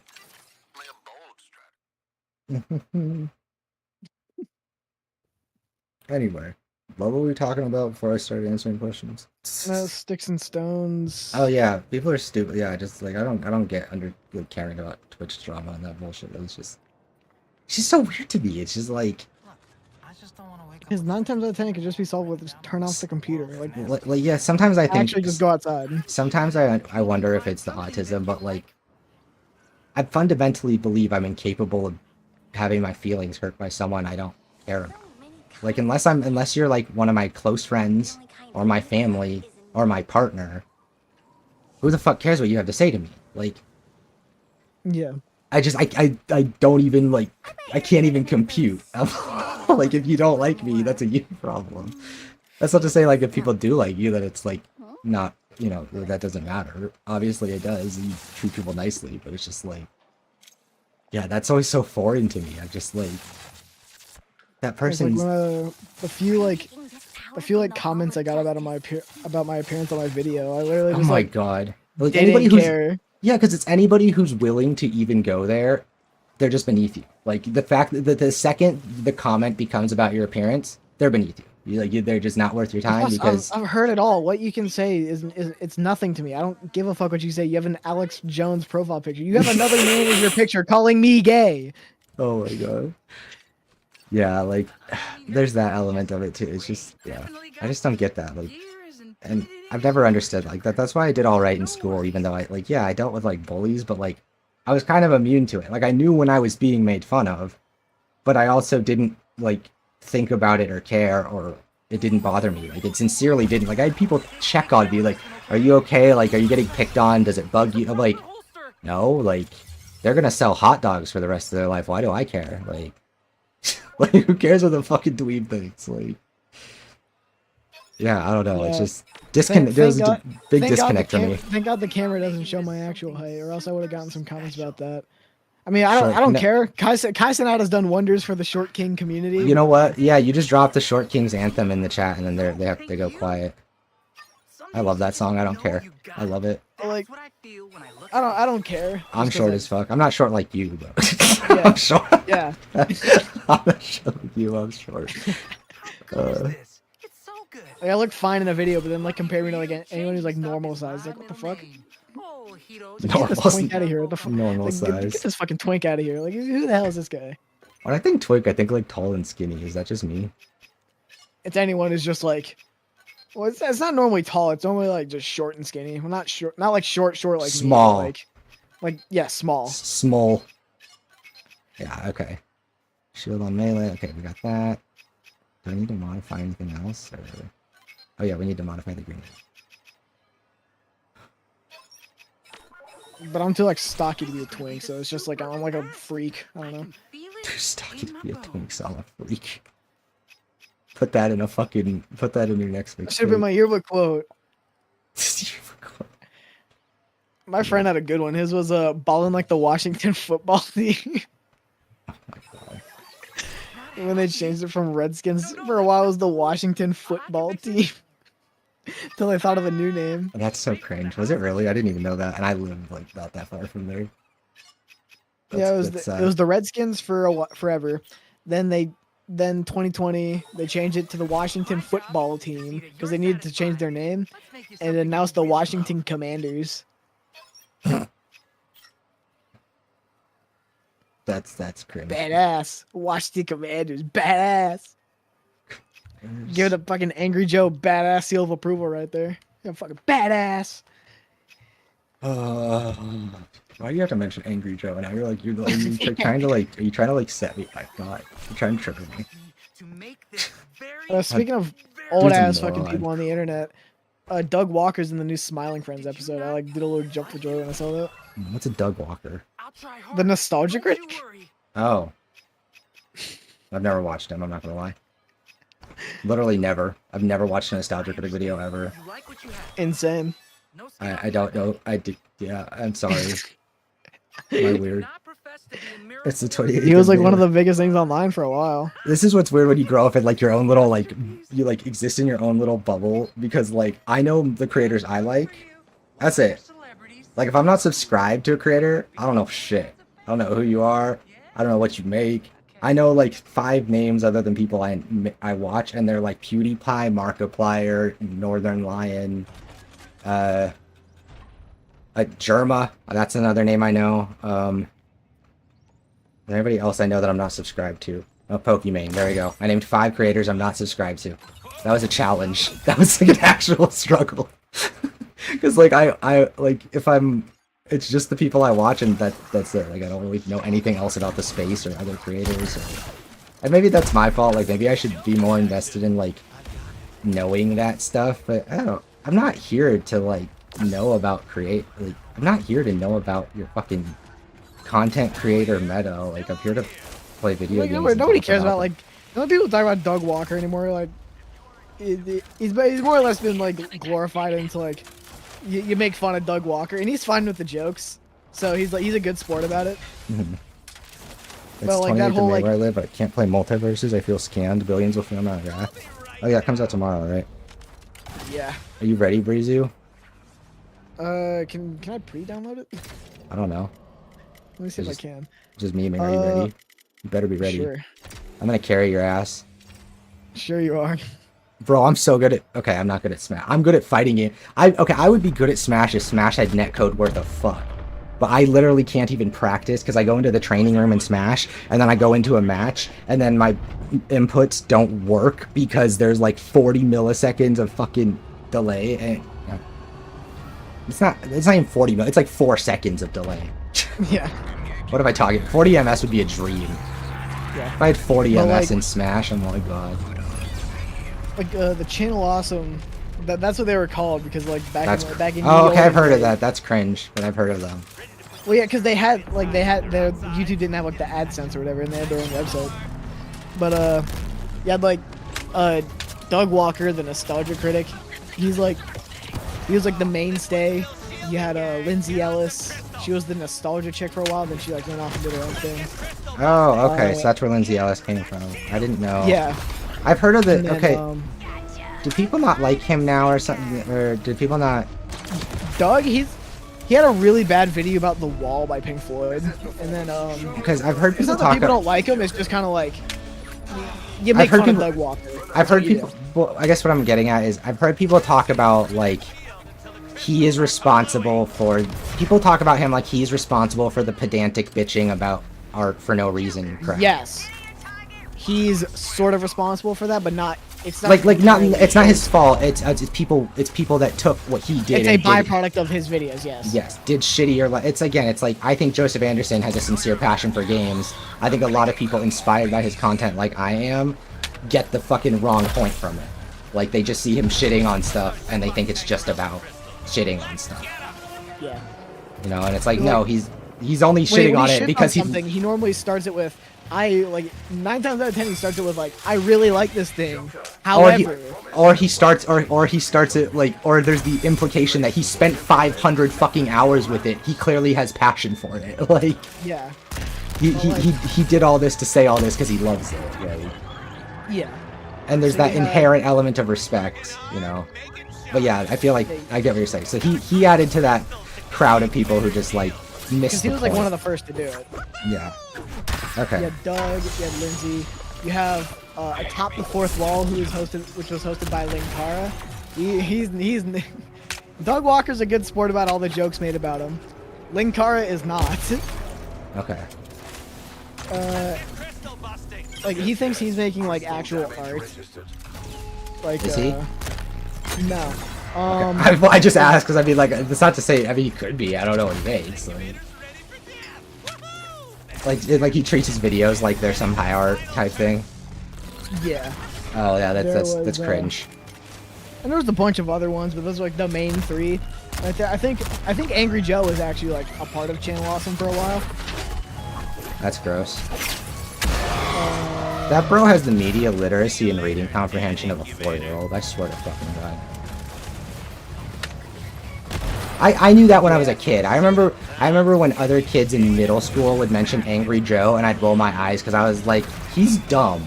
Like I was literally like, as a middle schooler, I was like, this man is actually like not intelligent enough for me to like listen to and respect. Like he doesn't sound like he knows like what he's talking about. He sounds like if my dad tried to talk about video games, but like as if he knew them really well. Like it's like he has my dad's level of understanding, but like tries to talk about it like he knows what he's talking about. It's really, really gross. Like, it makes me hurt. It hurts my soul. Yeah, I know they worked with James Rolfe for a while, JonTron. Okay, so they've worked with like everybody. What did They John were like Con they were. I know he's hated. He did something racist, right? People don't like him. Why don't they like him? He's a Trump supporter, I think. Okay, I thought. Well, that sounds right. That's racist. And he also like Same difference. And he also thought like Breath. He also thought Breath of the Wild was bad. Breath of the Wild's not that good. So did But, Stephanie Sterling. She's not a Trump supporter though. No. But, Okay, she didn't say it was bad. Yeah. Because the 7's not bad. Basically, yeah, all those people. Okay, so that's And, where all these people got their start. So like Channel Awesome is Channel Awesome responsible. was like the thing. So Channel Awesome is the reason why games criticism on YouTube is garbage. And movie criticism and like debate and why criticism. Oh, that's so these people just like these people are the reason why like no one takes video essays seriously right now.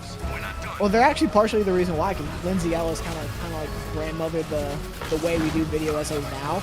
Like, okay, yeah, people like her. I haven't watched her stuff because I just don't think it's Her ever been stuff's actually recommended. pretty good. Yeah, I just don't think it's ever been recommended. But she doesn't to me. upload a whole lot. Oh, okay. I don't follow someone if they don't upload a lot because I need my content. Except for Never. I'll follow Never Knows Best even though he takes some. Because he drops like a fucking 7-hour-long video. Exactly, so I can be patient. About the entire history of like RPGs. Like, And it's so good. Honestly, when he started releasing those videos, that was a big thing that pushed me to start doing videos because I remember sitting there going, I've wanted to do that. I've wanted to make that video. Like, and now like someone better has beaten me to the punch. Like I'm like, and I was just like, well, you're gonna keep feeling that way if you don't start making stuff. So I was like, okay, fuck, I need to. Yeah. So I love those videos, especially like the thing with space. Like when he did the one on space games and MMOs, I was like, bro, that's my shit. Like, fuck. Like I was like, you're taking my ideas. Like I need that. Like unironically, I was like, oh my god, like I need that. I was gonna do that. Yeah, like I feel like I'm kind of a Mine- little copy of like, because I really, I honestly, I like all of my opinions are very much in line with what he has to say about stuff. Like a lot of how I've explained the state of things or like criticism to people is informed by the way his video about bad games.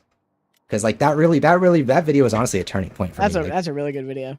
It just made me realize, it just made me stop and consider in the way that I've been trying to get other people to stop and consider the idea of making something, of the effort that goes into it, of what you're doing and what like who cares about it and like the things that are your priority in that process, and it just comes down to like these people are not, they don't care about your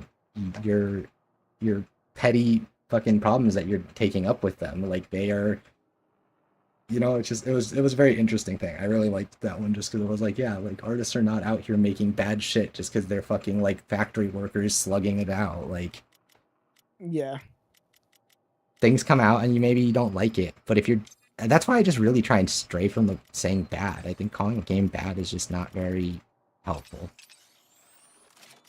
I think that says more about me and my ability to like communicate than it does the game. Yeah. Because normally when someone calls it like bad, they usually can't like they'll give a reason but not like a good reason. They can't really articulate. Articulate, yeah. They'll say the gameplay sucks. Okay, what about the gameplay sucks? All you do is this and this.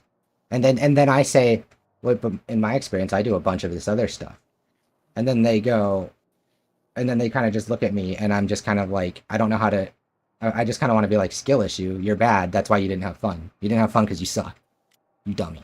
Like, I don't know, like, ugh. I have to like fight every instinct to just gatekeep the fuck out of people, because I just don't, like, I do, because I'm just like, bro, if you're not going to make an effort to know what you're talking about, don't be here. Don't bother, just leave. Just don't waste my fucking time. Like, that's why I don't argue with people very much anymore. Like, I used to get stuck in arguments until I realized the people I'm arguing with, I can't convince, they'll never understand what I'm saying, because they don't even have the context of the kind of evidence. I will use references to things that they don't even, like, can't even grasp at, because they're just that, like, uninformed about the thing they're talking about. And at that point, I'm just like, oh, my bad. I thought I was like talking to a person who like is arguing with me because they've seen the same things I've seen and they have a different take. No, it's like you just don't fucking pay attention and you don't know what you're talking about. And it's like that's like, I can't engage with that. Oh shit, Bonsai, fuck Multiverses, Garden of Ban 1 through 4 was announced for PS5. I'm gonna walk in and try to. Jumbo Charge! I don't even know what Garden of Ban is. I've heard people make fun of it. You're missing out, man. Oh my god, not you. Fuck. This is what the Zoomers have done to... If you've ever clicked on the Game Theory channel, you'll know what Garden of Ban is. I've literally never clicked on the Game Theory channel because I watch content that's good. Well, old Game Theory, I liked old Game Theory, and then they started just becoming like a lore recap channel. I hate fan theories, so... Yeah, that's what they turned into, but before it used to be like... It was like debunking stupid shit. It's like, could Ezio survive the fall? The answer is no, but like he did the math. Like no. No, like but no. See that's my problem. That's why I didn't watch him. When the answer, I'm done. The answer's no. I don't need the math to know why he's fucking dead. He's dead. I don't care. Yeah, that's why I couldn't watch that stuff. Episode where he measured Luigi's bulge. Okay, like he's a man of art. See, that's why I literally don't get it. I'm just over here like I don't get the idea of making content out of... I don't understand the idea of making content out of hypotheticals. Like when people... That's like when someone says, what would you do if I like killed your family? And I'm just like... Like, and I'm just sitting there like... I just don't know what to... I'm just like... I don't know, what would you do if you fucking drop dead tomorrow? Like, and then the other person actually comes back at me with like an answer. I'm like, no! The point was it's a stupid fucking question and I don't care. Like... My friends are, we ask each other stupid hypotheticals like that. It's like I can't. We don't do like, what would you do if you like got hit by a car? Well, sometimes we do that as like a starter, but then we like build on top and just like it turns into this big like amalgamation of like, what, huh? I can't. I like that's just that to me. That's just Adventure Time humor. I'm just like, this is why America's falling in the rankings for like global education. I'm smart. That was so funny. I got my associate's degree. I don't want to fucking hear it. That was so good though. Like the way you said that. Like that was just so like on the point. Like I'm smart. Like what you talking about? I'm smart. Fuck you. Got my associates.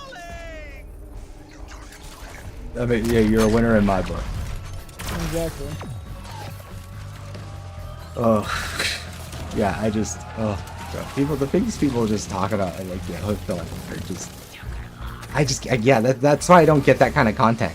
Like, like when I see what would so and so do in this situation, or what would it be like if Samus was in Halo, and I'm just like, she won't be. So I think those fucking. ones, I think I'm those just ones like, are stupid just because they're like they're power scaling and I fucking hate power but scaling. like you call those ones, you go, I think those ones are stupid, but like I'm thinking of that, and like to me that's an example of everything you're talking about. Like I can't delineate the difference. I'm just like, it's a hypothetical that won't happen, so I don't care. I have other things to think about. That's the point of a hypothetical. It's not gonna happen. No, that's not the point of a hypothetical. A hypothetical is how you think about how to like handle, like, answer a scenario. How would you react to a situation? Yes, and it could be useful. It could be like, oh, how would I handle this situation? Like, it can be how you get empathy, right? Oh, if I was in that person's shoes, what would I do? Right? That's a hypothetical that creates positive thinking. Okay? That is not... Fuck off. God damn it. Okay, but like, what would you do if there was a worm crawling in your skin right now? And he like murmured things at you throughout the day? What would I do? I would go to the doctor. I would go to the doctor. If they told me it was a real and they took care of it, I'd be better. If they told me I'm imagining things, I'd go and buy a gun and do the thing. Like, I'm either a crazy person who thinks there's a worm living in my body, okay, and I don't want to be on this earth anymore. What if the doctor's like, sorry, but we can't do anything about this worm, but it is real. Like a parasite. But he's not hurting you. He just like murmurs things at you. I gave you my answer. I know what I said. That sounds horrifying. I would go to the store and I'd go and drink the biggest bottle of shiny fluids in the car section I can. Like, do your best baby impression enough to learn. Like, I literally, that sounds like actually, because like, I think part of it is I'm able to cope with the difficulties of real life a lot of the time by recognizing, by giving hypotheticals and being able to recognize that reality, right? Like, if I give credence to hypotheticals that don't sound realistic or aren't real, then that's like an easy pathway to me spiraling negative. You know what I mean? Okay, but what if the worm gave you like superpowers? Like every time it murmured something at you, you gained a new superpower.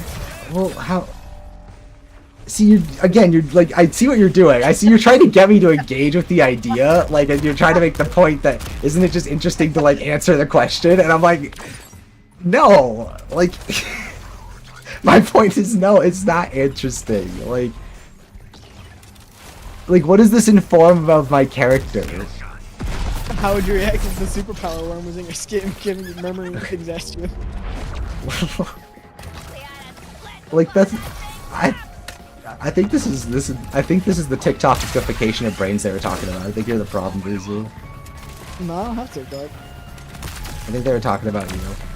I don't have TikTok. You have YouTube. They're shorts. Can't fool me. YouTube shorts? What do you think? Who do you think I am? The kind of person who asked me about the worm murmur thing. The murmur worm. Is this why people make hypotheticals? Like, is this why people make hypotheticals? Because it's like content. It's like something to talk about when you have nothing to say. No, it should supplement what you're saying. Because like I feel like hypotheticals are like a way of starting conversation as a content creator when like you have nothing going on in your head. You're just like, fuck it, like nothing's happening in front of me that I want to talk about. Hey guys, like what would you do like if like your favorite ice cream flavor was like permanently discontinued? What would you do if instead of your current favorite flavor it was actually chocolate? And if it already is chocolate, then it's made chocolate. What would you do if you found out like you were adopted but like your real dad was Bill Gates?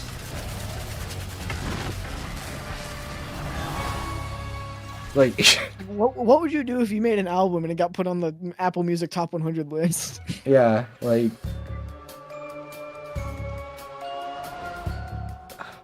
people are like, what would you like? Oh, here's what would you do if like your video got like 100 million views? Go out and John have YouTube messaged you and said I fuck with you heavy. John YouTube messaged you.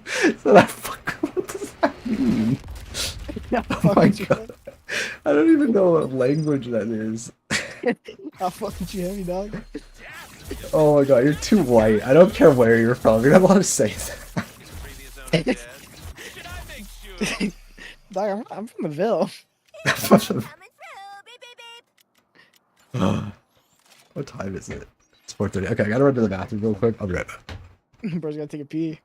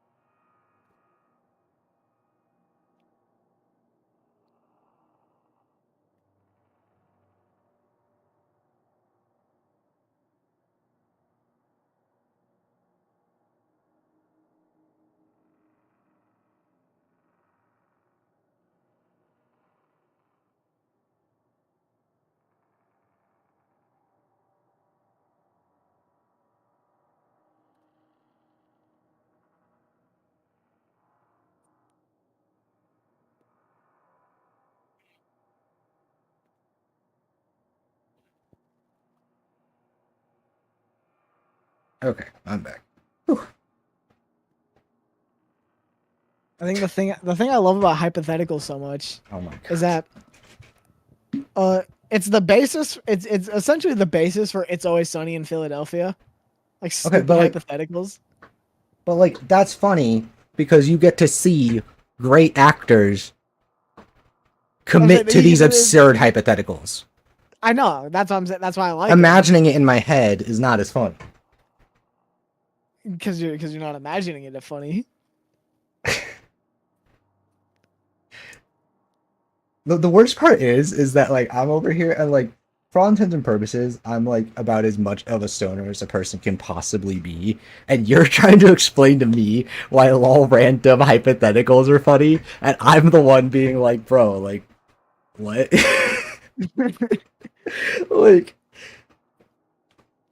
like stereotypically this like I should be on the exact same page, but I've never gotten that stuff. Like Because I you just- you ain't smoking that good shit. I think the tism just Smoking makes that dollar store grass. it... Excuse you. I mean, okay, maybe you're not entirely wrong because I'm a very poor person, but shut up. Bro, paying 90 cents to the gram. 90 cents. Oh no, that'd be crazy. I was just like, dude, I was like, wait, no, that'd Get be your nuts. cheap ass weed. I was like, 90 holy cents to shit, the that'd be gram. really, like, that'd be crazy.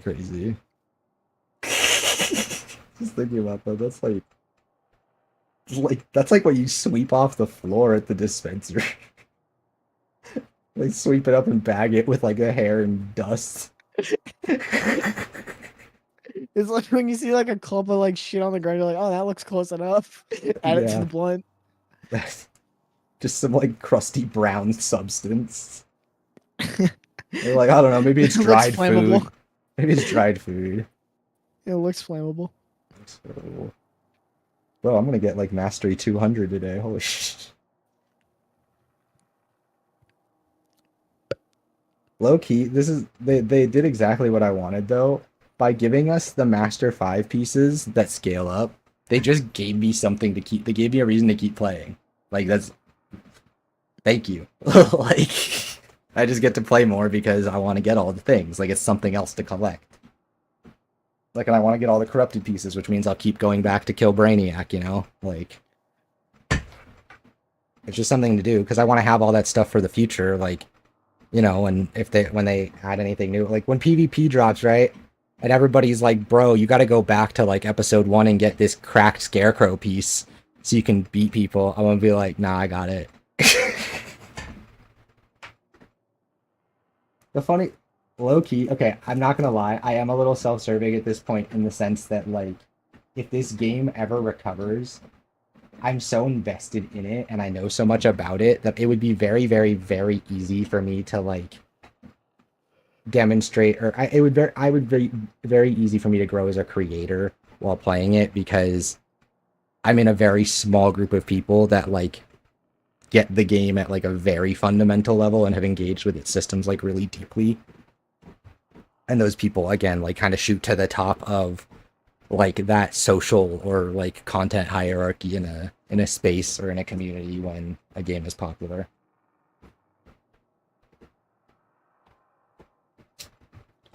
I'm gonna turn you into a Wojak that says I heart Loot Pursuit.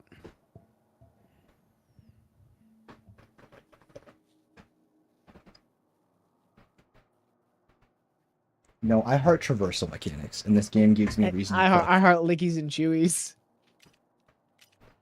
I'm not even a loot pursuit guy. I'm really not. That's the funny thing is, like, I just like doing this, and I just want them to keep giving me a reason to do it. That's it. I'm a very Discord simple... added this stupid, like, whiteboard, like, you know the little activities they have? I've never used them, but yeah. Yeah, they have. I never use them either, but they have one that's like a shared whiteboard, and we use that one. We like turned each other into like Wojak. It's like we would just trace a picture of each other and just like then remove the picture, and it was always really good. Like mine is bad because it was like an already bad picture of me where I was like, it was like a 0.5 like iPhone. No, it was like a 0.5 iPhone picture close up of my face when I was like mogging. Oh god. You know what that is? I don't know what mocking is. You have to tell me. It's like like I actually don't. You know what mewing is? Yes. I do know that. So it's part of a big program called Looks Maxing. And when you what? And when you look max, it's when you do like all the proper things to make yourself look better, right? Like mewing, like okay, so it's like doing things like with your like muscle movements or like facial features or whatever to give yourself like a more defined jawline or something, right? To make your just to present the best, most like photo, like yes. So it's posing. What your looks maxing is posing. Yes, but it's on 24/7. You're always looks maxing. So yeah, I'm gonna fucking die. It's just called looks maxing. And when you mog somebody, you look at wait, no, I need to record. Okay, keep going. and when you mog, let me go pull up the dictionary definition of mogging. It refers to being more physically attractive than others. So I feel like your out looks maxing someone. And so like in this picture, I was like, Breezu, you're like actually you're explaining the looks maxing meta to me as this was happening. Like I just clipped it. Like what the fuck? I'm like actually like in shock. Like what's happening right now? Yeah, okay. so like And then like in the picture, I'm like mogging my friend, so like my jawline's extra protruded, and it's like my cheekbones are like sunken in. Wait, yeah, go ahead. Like it's bad. I think I might, in all honesty, like.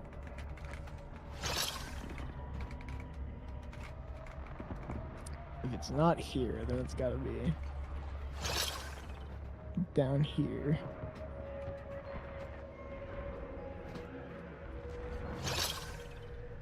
Here we go. Dude, I'll fucking DM it to you.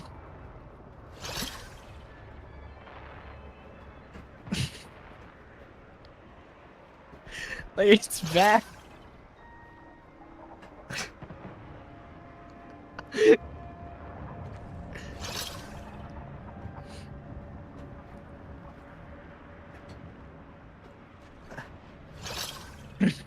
I'm dead. I don't even I'm just dead. I'm just like, I'm in stunned silence. Like, that's how you look, Max.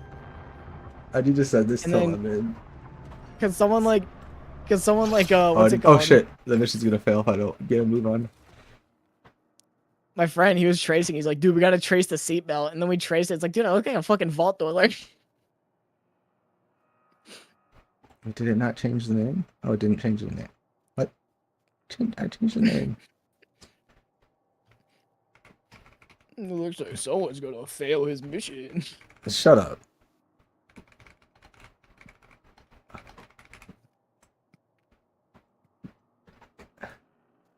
There we go. Actually, wait. Here,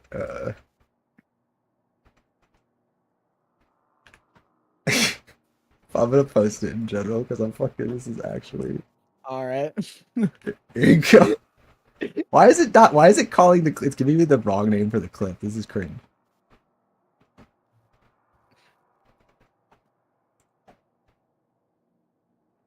I'm like actually. Whatever. I'm gonna go back. I'm gonna go back in. I'm gonna pull the clip from before. I'm actually dying. Like. Oh god. Okay. Loadout is locked. Yes, it is. Let's get going. I responded to the clip. Just Outmogged summarizing it. him. I can't. So okay. So. I'm like just trying to wrap my head around like, why do we need new words for these things? All of the slang came around in like the last 6 months too. Like what's the difference between like mogging and like flexing? What kind of job is this? Because you got mogged. Reckless? It's a verb. Oh. To mog. Yeah, to mog.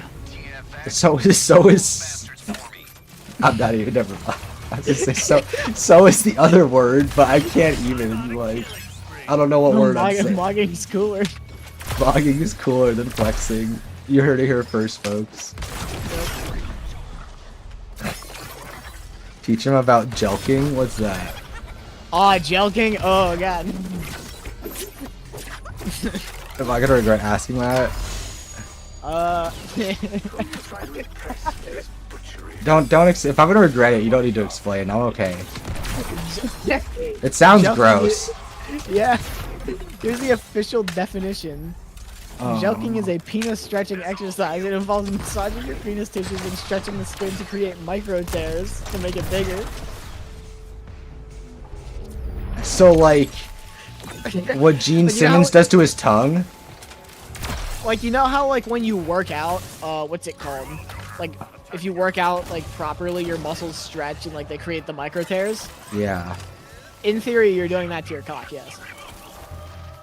That sounds like how like Gene Simmons used to cut his tongue with a razor blade and then it would heal and it would get longer.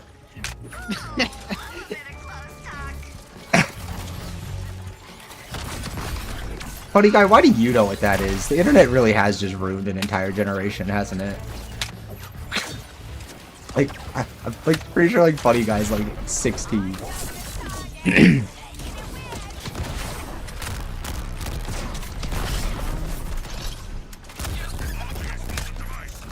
Which, funny enough, a lot of these like, not like mogging and lick smashing, that came from TikTok, but like, if it usually involves like a penis of sorts, it probably came from 4chan. Well, that sounds about right. I already knew that. A lot of like modern slang comes from 4chan. Oh, I know that. Just My because favorite- it's gentrified. My favorite thing is how many like people that like say Leroy and don't know what Leroy Jenkins is from. Oh yeah, they don't know about Leroy Jenkins. Yeah. Yeah, or people that fucking or people that say Keck.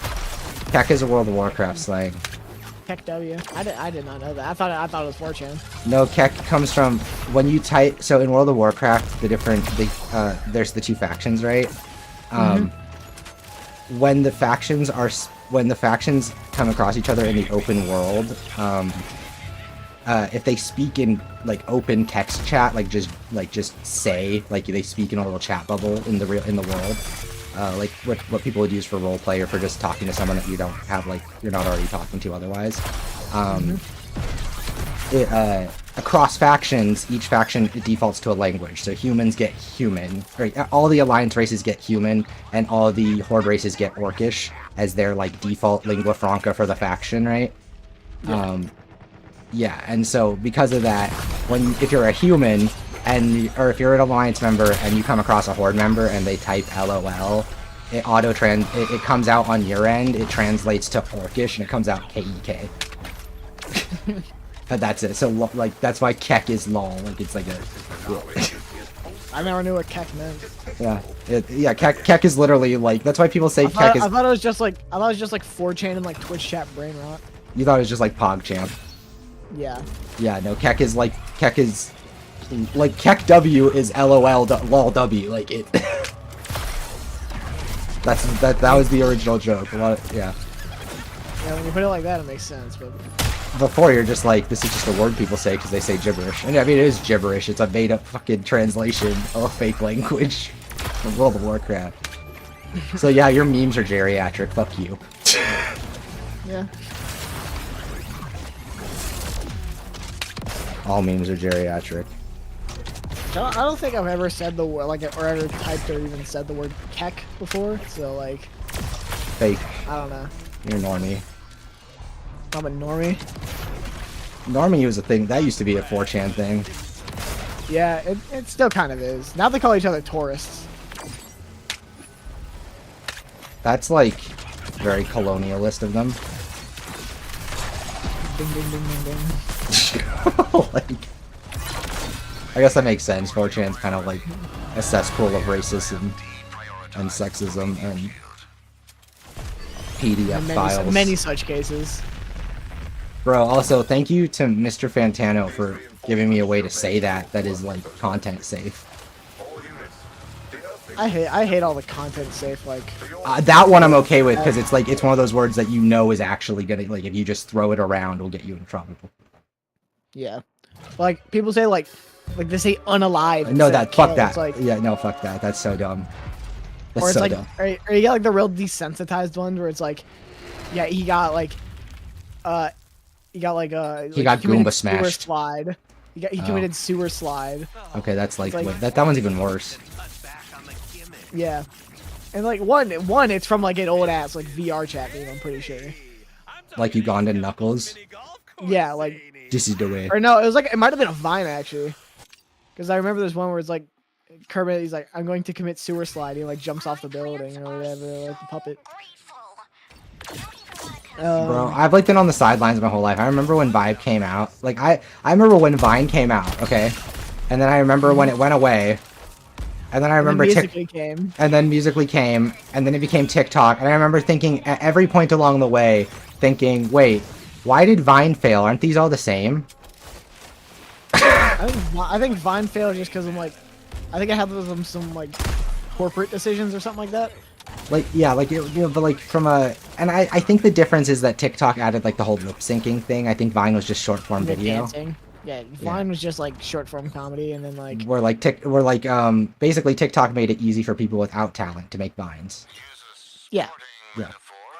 Because now wow, like, that's my hot take. I bet that's gonna upset a bunch of fucking.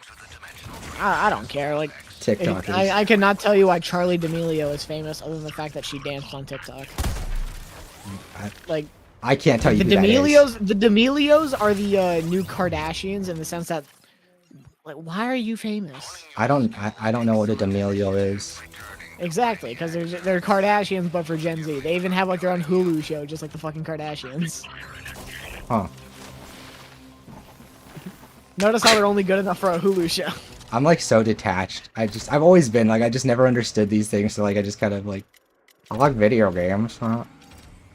I don't know anything. You have Charlie D'Amelio, and I think the other one's named like Dixie D'Amelio. Isn't Charlie D'Amelio? I don't know. What? Isn't she like a musician or something? No, that's her sister. Oh. The other one makes music. Charlie just dances. Her talent is that she said that she learns dances faster than most. Like, it only takes her 1 to 2 tries. Has someone tested this with like a professional choreographer in an actual dance? No. So she just makes TikTok dances. She just says it. Okay. I love that. I love how on the internet you can be famous and you can just like lie, and people will be like, "That's so cool. You should be famous." I'm sure she can do it in like 1 to 2 tries, but it's like TikTok dance. But like, are you sure? That's like you're actually not though. Like because, like that's how. I'm sure like actual dance choreographers can do it like first try. Like. Yeah, like it's not a skill. Like, wow, bro, you're like pro at the TikTok meta. Like actually walking the track. I just like what? The worst thing to me is what really gets me, and I'm sure you've seen this, is how like a lot of younger people, like a lot of like teenagers, act like TikTok is like their YouTube. Like if you're like not supportive of TikTok, it's because you're just like trying to like gatekeep content creation. You're like an old head. Yeah, and I'm like, no. Like there are young people who will make YouTube videos because like they're trying to make something for people who use brains, and then there's people who make TikToks because they don't do that. There's a reason that whenever a TikToker gets famous, they're relegated to doing the same joke over and over and over. There's a reason why anytime a TikToker tries to become a long-form content creator, they fail miserably because they don't have the skills to make it anything other than silly short gags. And again, there are people that make good TikToks, but the ones who are talented are either people who probably already do something else and TikTok is just an extension of it, or you sit there and you go, why are you on TikTok? Like anyone who's like seriously talented on TikTok, I'm just like, if you're... Yeah, like there's some really smart people on TikTok, it's just like, why are you here? Like and I get it, like there's argument where like the platform's successful and it's like, but I'm like, but you're also, you seem smart enough to have integrity too. Like, to want to make something of, like, value. Like, that's not to say content is literally, like, scientifically engineered to rot away your brain. I know, and that's the thing, too, is YouTube already has a lot of vapid garbage. Like, it's not like you gotta go far. Yeah, like, so if you want to watch, like, if you want to watch a reaction video, it's right there. Yeah, so there's that element of, like, this shit's, like, less than that. Like, that's where it gets me. I'm just like, there's already, like, if you want cheap turn your brain off content for like dumb people, like we have that. You could watch a gaming video, a reaction video, and like a competition video. Hell, Mr. Beast has got you covered on all 3 of those fronts. Yeah, you could. It's bro. Oh my god. Yeah, like there's. That's what I don't get. It's just like. It's not about gatekeeping. It's not about like generational. It's the people that made fucking YouTube are not fucking my generation. TikTok also isn't our like YouTube because it was Vine before that. Like it's Vine. It's Vine again. That's the problem for me. Is it's just like TikTok's just bigger and YouTube fundamentally changed the game. Like and there was no like online video like that before YouTube. Well, I mean, I could see TikTok even changing the game on some level. Like I could see the argument for that, but like not in a way that we want to last. Like let me put it this way.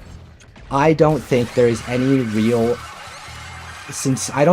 sincere argument for the continued existence of short form content as an important artistic medium.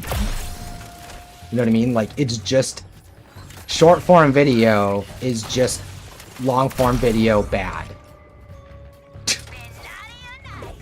like there's no. You can make a funny 15-second video. That's just a funny video. That's not a TikTok. A TikTok is not a thing of its own artistic merit. It's just a video that's short. what makes it a tick, like the only thing But that even makes then, it, there's TikToks that are like upwards of 10 minutes. and So and it's the like, and the only just thing that watch a makes YouTube video. yeah, the only thing that identifies it as a TikTok is that the app has features that make it easy for you to like steal someone else's content. Yeah. Like it's literally like it just makes it easy for you to get around the copyright of a song. Like that's all that's what TikTok gives you. Like like TikTok is like it's home to like a lot of like editors, like people who make like edits and shit, just because like they get around the music barrier, right? Which that's like You respectable, might want to add an extra P to that, funny guy. but like it gets around the music barrier of being an editor, but like even then, like editing on short form apps is what essays have become on like YouTube. They're so like oversaturated by people who like just do it because they think they can, but like they all just use like fucking CapCut and shit. It's like Yeah, it's just this idea of like trying to make a lesser. What they're really petitioning for is they're like, we want this really easy thing that anybody can do to be as respected and as valued as something that takes talent, and it just isn't. Mhm. It's not even talent. It's not even talent because I feel like that's presumptuous. It takes effort. It takes actual effort. It takes a time investment. It takes like original thought if you're gonna do it even remotely well. Right? Whether or not you're talented, I think that's very subjective. But like, yeah, I think that there's that element of just like if you have the quote unquote, if you have the skills, as it were, to be a good TikToker, right? Like, then you have the skills to be a good content creator, and you're wasting your time on TikTok. And if you can't make it on another platform, it's because you're just not actually that good at what you make. like I think I'm trying to figure out how to put this. Good content's platform agnostic. Yeah, there we go. Cause like when I'll see like do you know like who Man Carries Thing is on YouTube? I think that's his name. Like I don't know makes, him, like, but I really am out of the loop, dude. Man Carrying Thing, that's his name. He makes like short form videos. Like his videos are like 30 seconds, like maybe like 5 minutes at the most. Yeah, I mean, right? donkey videos are super short. Like you could fit a donkey video those on are a TikTok. short. Those are what I consider to be actual like short form content, and they don't like, and they're not like brain rot. slop. They're skits. Like he does skits. I'm not a big fan of donkey stuff, but yeah, it's not shit most of the time, I think. I don't know. He's kind of gotten half-assed with it because he can, but I can't blame him because, like, if I was that successful at it, I wouldn't have to try anymore either. Like, there's that element of, like, you can tell he doesn't make that much of an effort, but he also doesn't, like, does he need to? Can I blame him?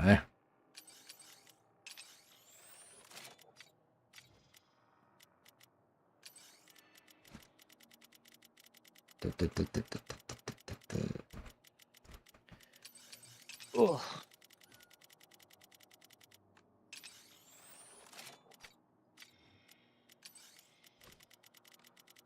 Okay, get rid of these. Let's go to them. Oh my god, clearing out the loot. Too much loot.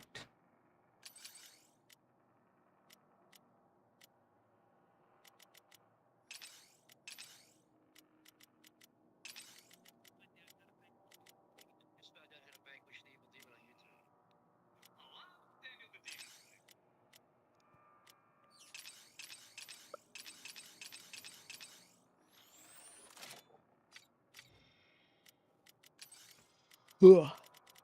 Challenge. Oh god, there's so much crap. Thank god they let us dismantle from the menu, though. It's such a good change. If you ever think games discourse is bad, Movies. Movie discourse is fucking horrible. Cause like, we live in like a perpetual cycle of just, like, people like Thing, people no longer like Thing, people like new Thing, people say that thing's bad, and then you have like the occasional like bad take everyone makes fun of. People try and like say that take's actually valid. And then you have like a whole subsection of people that just like record movie theaters on their phone, and then when you try and like tell them to fucking stop, they're like, "Oh, dude, I paid for the ticket." It's like, okay, so did other people. Guys, who would win in a fight, Jumbo Josh or Funtime Freddy? I don't know what either. Funtime Freddy. I don't know either. Thank you. See, this is why we have Breezy. Breezy can just answer questions for things I have no idea. Jumbo Josh a bitch. Are these like creators? Are these? No. Are Jumbo these... Josh is from Garden of Banban, and Funtime Freddy is from one of the shit Five Nights at Freddy's. Okay. Aren't they all shit? I like the first two. Yeah, I like the first two. I think it's funny when everybody. The first one's good. I think it's funny how everybody, like, there's a bunch of, like, really progressive, like, really queer youth who play and love Five Nights at Freddy's. And the second you try and call out the fact that the creator's kind of a piece of shit, oh my god, I've never seen so many, like, I've never seen so many young progressives. I wouldn't say Scott's not like a piece of shit. He's got some weird political beliefs. But that, like, what do you mean, like, weird, like, I feel like that's a cop-out. Like, that's what I keep hearing. It's like he has weird political beliefs. I'm like, yes, that's what pieces of shit have.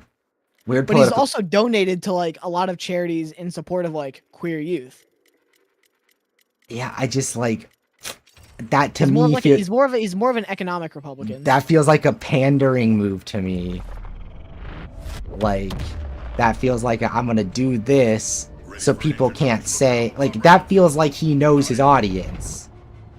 That always struck me. Maybe it is. He's like a fucking mysterious figure. So nobody. Like you can't you can't argue that, like, I don't know. Like there's no such thing as being an economic conservative. You know what I mean? Like that's not a thing, right? He's a Republican. Those are two different things. That's why there's no such thing as being an economic Republican now. Like that's not a thing. Like the Democrats are very, very, like, fiscally conservative relative to everywhere else on earth. Like, a financial conservative is someone who's just using conservative economic policy to hide, like, as a thing they hide behind because they don't want people to know that they support other stuff. Like, it just strikes me as somebody who has shitty beliefs and is smart enough to know they won't go over well with his fan base. So he's good at just... He's also like a... That's why he kept most of it private until, like, shit, like, people, like, leak shit about him. Yeah, he's also, like, a 50-year-old Christian guy, so it's like, what else did you expect? Yeah, and it's not about what expectations, it's just, like, it's crazy to see people who will, like, these are the kinds of people that will vehemently, like, demand, like, for, like, bad actors to be called out, for people's, like, they will and when it's someone they like, yeah, I guess. Yeah, they'll look into the most minute of things to make the point that someone is probably not a great person. And then when there's, like, very, very, like, oh, you just gave a bunch of money to someone who puts children in cages. Like, I don't really, there's no ambiguity there to me. I just, I don't, you know what I mean? Like, your politics are your beliefs. Like, that's part of it. Like, it's also about just, like, knowing where your money goes. Like, I personally wouldn't have a lot of respect for anybody who'd donate to any political campaign. Like, if you're donating to an American political campaign, I just think less of you as a person. Like, yeah. Because you still believe in some, like, delusional fashion that the system is anything but completely broken and fucked. Yeah. Like, by even participating, you're just kind of, like, agreeing to, like, let it be the way it is. His whole thing can be like a cop out or fucking, I don't know, I don't care. And I don't mind, like, I don't have anything against him. I don't know anything I don't fucking, at the end of the day, like, I see people say shit like that. I just see it's funny because I see people, I saw a thread on Twitter of someone, like, just trying to, like, someone literally said something there, like, it's crazy how, like, everybody, like, just kind of doesn't talk about this, and, like, you know, was fairly, like, reserved with it. He wasn't like, oh, dude's, like, a horrible person. He was just, like, you know, he holds some pretty, you know, conservative beliefs or whatever, right? And, like, everybody, like, so many people, like, I've never seen so many fucking gay furries jump to defend a conservative in my life. I was, yeah. It's just like, I don't think the basis of somebody just, like, being a Republican is enough to, like, attack, because he hasn't, like, done a call for action, like, against anyone. Like, yeah, he donated to political campaigns. Like, dude, hey, buddy. I mean, but, like, he hasn't, like, done anything atrocious. I am not anything going truly, like. I'm not going to, like, imply that, like, the person, anything to, like, I'm not saying he's a criminal. I'm not saying he's done anything wrong. Yeah, like, no, nothing like that. This idea that, like, They are very hypocritical, yes. Yeah, like it's just the nature of like we all know what we're talking about when we take issue with a conservative person. We're not sitting here arguing about like what their like fiscal priorities are. Like we're talking about the fact that there is a large consistent trend of people who associate and align with this body of people tend to hold this collection of beliefs about people. Yeah.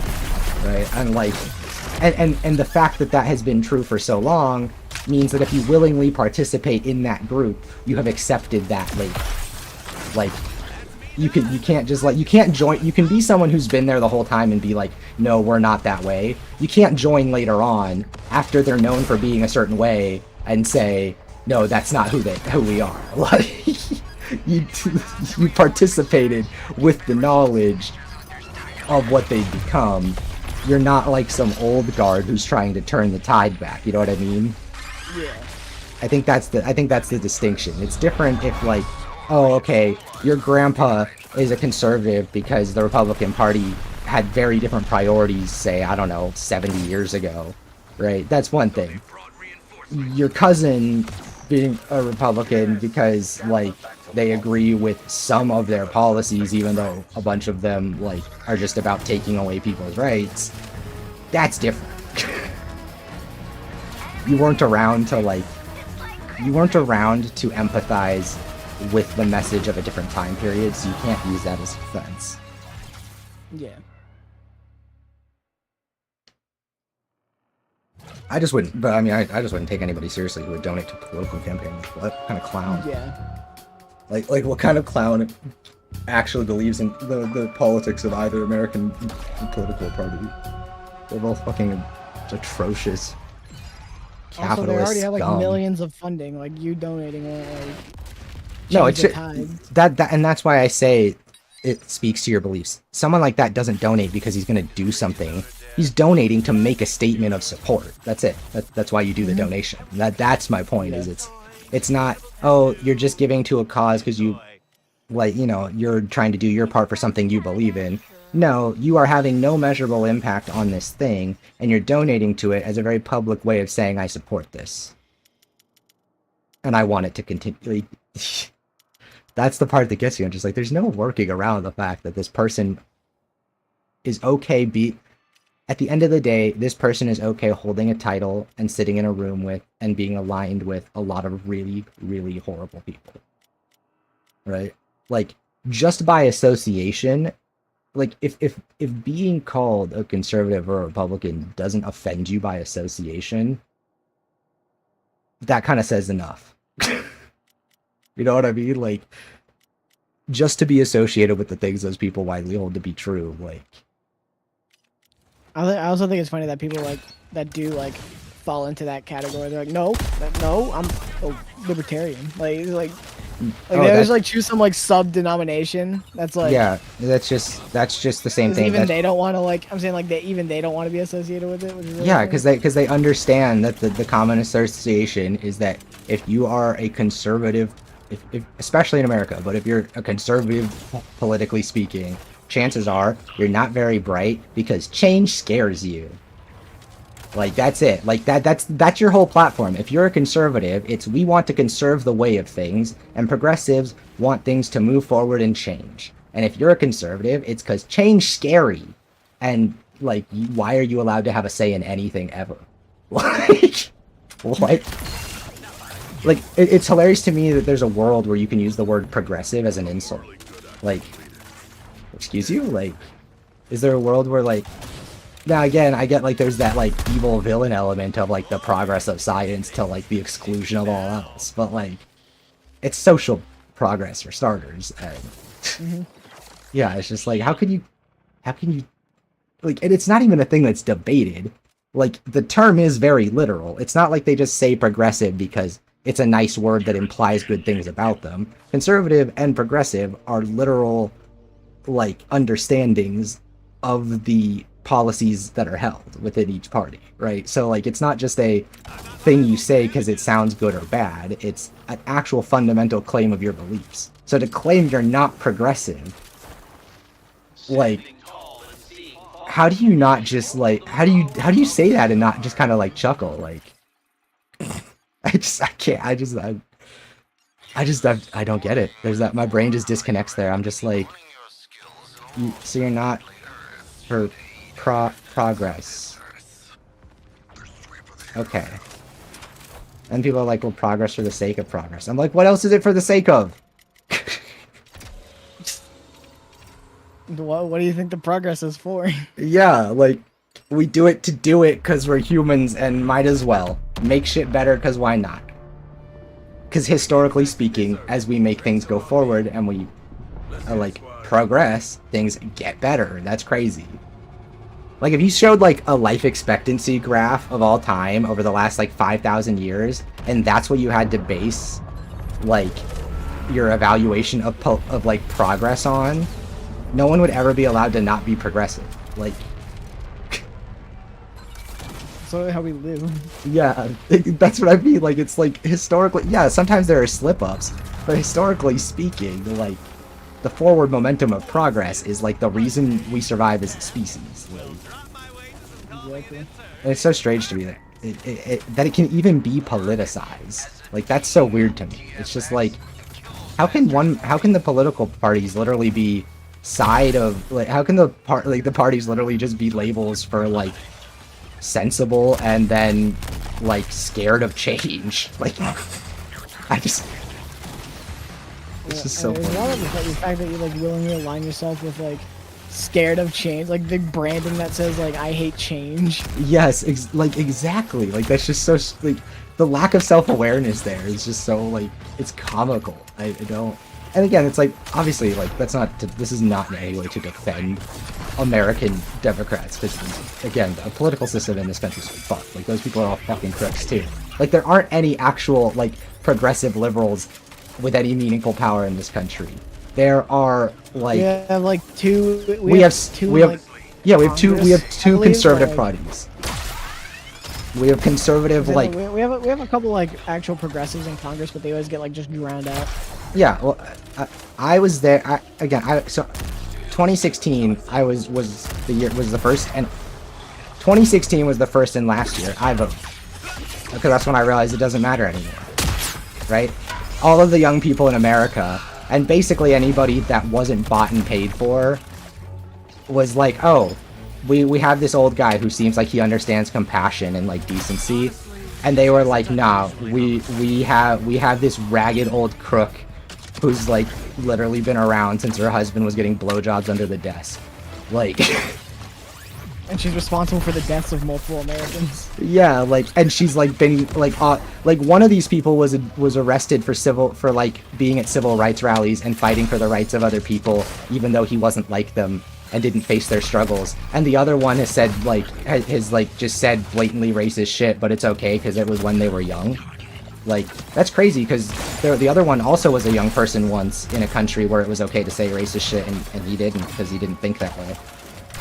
Like, that's when I just lost hope, I think. Like, that's when it was just, oh, when Bernie just, like, when he didn't get the nomination, that's when I realized that there wasn't actually a side for people that care.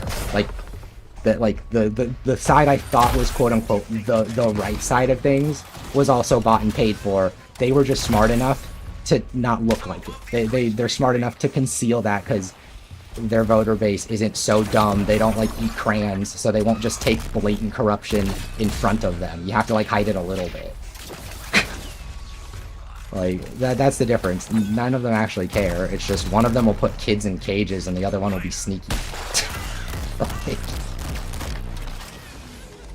oh, it's just like it's so exhausting. I just don't know how anybody has like I don't know how anybody like with a career or like a livelihood and the means to leave this country could willingly stay here with any faith at all. I don't get it. Like, I'm here because we're like trapped. Like, and the second we're not trapped, oh, we out. It also doesn't help that leaving the country is a pain in the ass. Yeah, exactly. That's what I mean. Is it's like that's why people, when I say people of like means, because yeah, like you have to have a lot of money and a lot of other like resources to successfully. Gotta go through the government. Fucking sucks. You have to have a lot Dude, of they resources. cannot do anything right. When I got my driver's license, they asked me if I wanted to be registered in the party, and I just said independent. And then I go to the ballots for early voting or whatever, and then I was written down as a Republican. So I didn't take a Republican ballot, and I just I wonder if that was stereotyping. Or like, it's when I had short hair, so probably. no, I meant stereotyping. Most centrists are just like yeah. low caffeine like decaf Republicans. Yeah. Oh yeah. Yeah, so I literally just turned in the empty ballot that way. Like if you say I don't judge someone by their politics, you're conservative aligned and you're stupid. Like if nine. If like you sit down at the table, honest to if you sit God. down at a table with 9 Nazis, there are 10 Nazis sitting down at the table. Oh! Wait, that's actually really good. I've never heard that. Welcome our new bomber.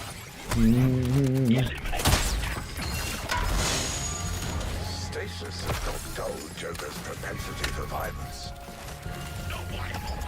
I think that the other part is just like the weird patterns don't notice. Like just how like if you can think of any like well-meaning, beloved celebrity persons on Earth that's considered wholesome and like compassionate, you want to know what they don't align with? Conservative people. Like, do you think Jack Black is a Republican? You think Keanu Reeves is? Yeah, like right, like there you go. Like that's it right there. Those two, like Hollywood's two most wholesome men. Like they have every financial and economic reason to not be progressive. You know what I mean? Like they have every financial incentive to be conservatives, and they're not. It's almost like there's a trend there. Bro, I'm episode level 550. Dude, someone ring the loser bells over here. Ding ding ding ding ding. You're the loser, bro. You know they got the bells of awakening in Dark Souls. You got the bells of being a stupid loser. Ace Chemicals mini golf course, zany. Ha!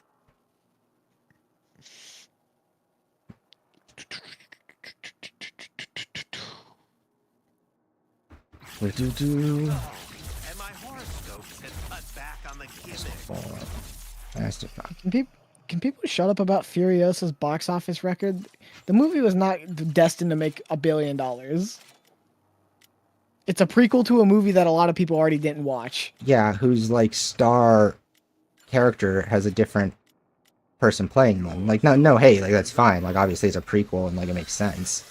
But like if you just like She got Matt, recasted because the actress who played her in Fury Road had beef with Tom Hardy, so she didn't want to come back.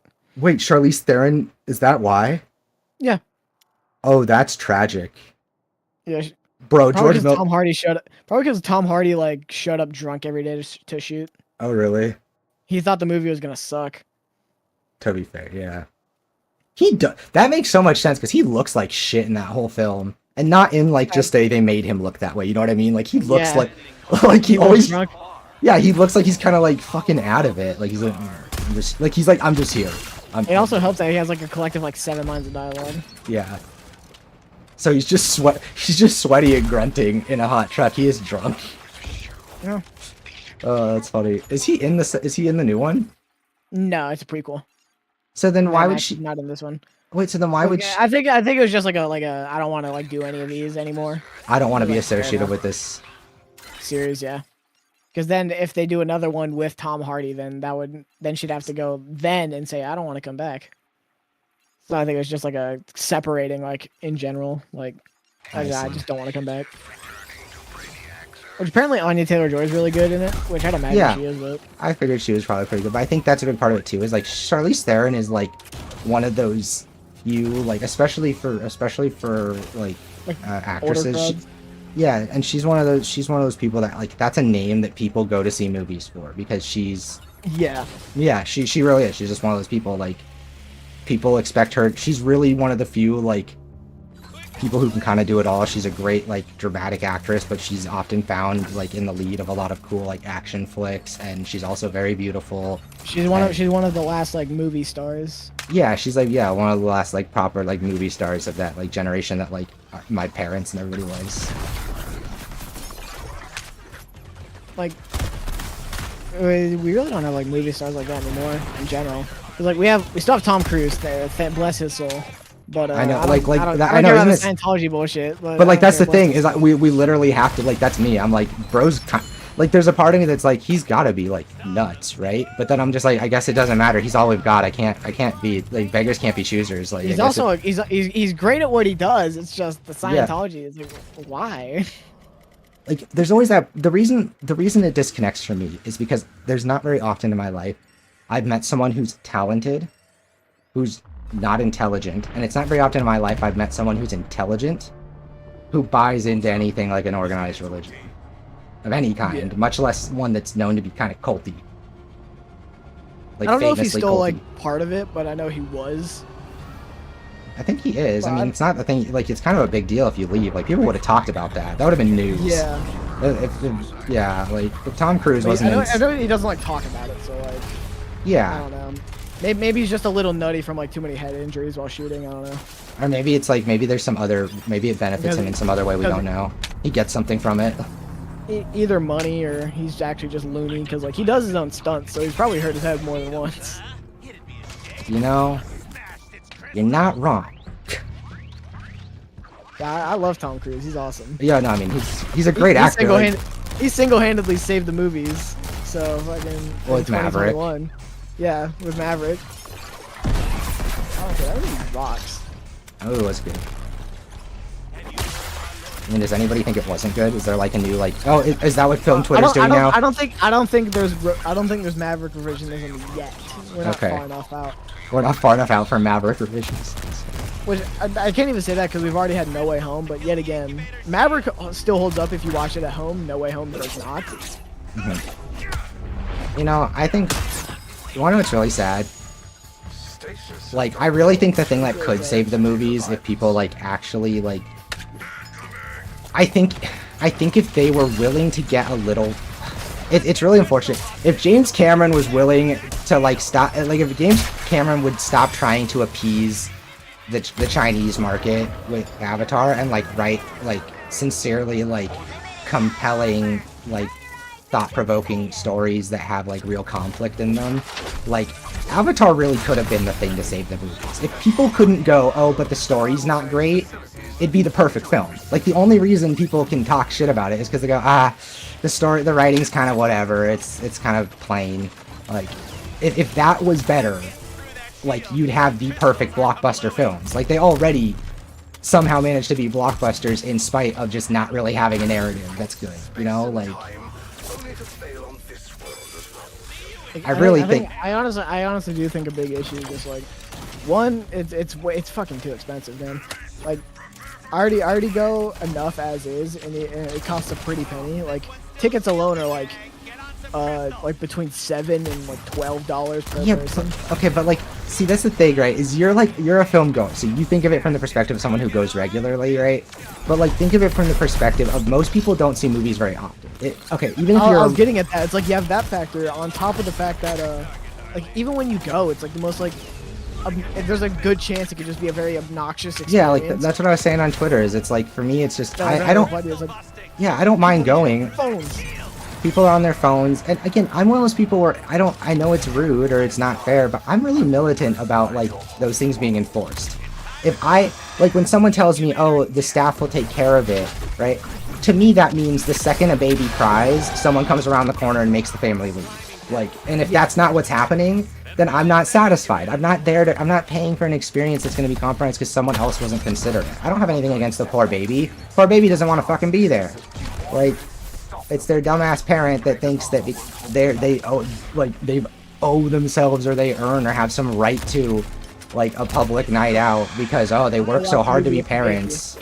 Yeah, and it's just like, bro, like if the activity doesn't suit having a young child, sorry, you had one, that's your fault. Like hire a babysitter. If you're excluded from certain spaces because of that, tough nuts. Like, no. That's what being a parent's about. You can't take your baby in the bar. Like, that's the whole idea, is that like the whole idea of your virtue as a parent is predicated on the idea that like you're giving up a lot to like be a parent, and if you stop giving shit up, then what you're doing stops being impressive.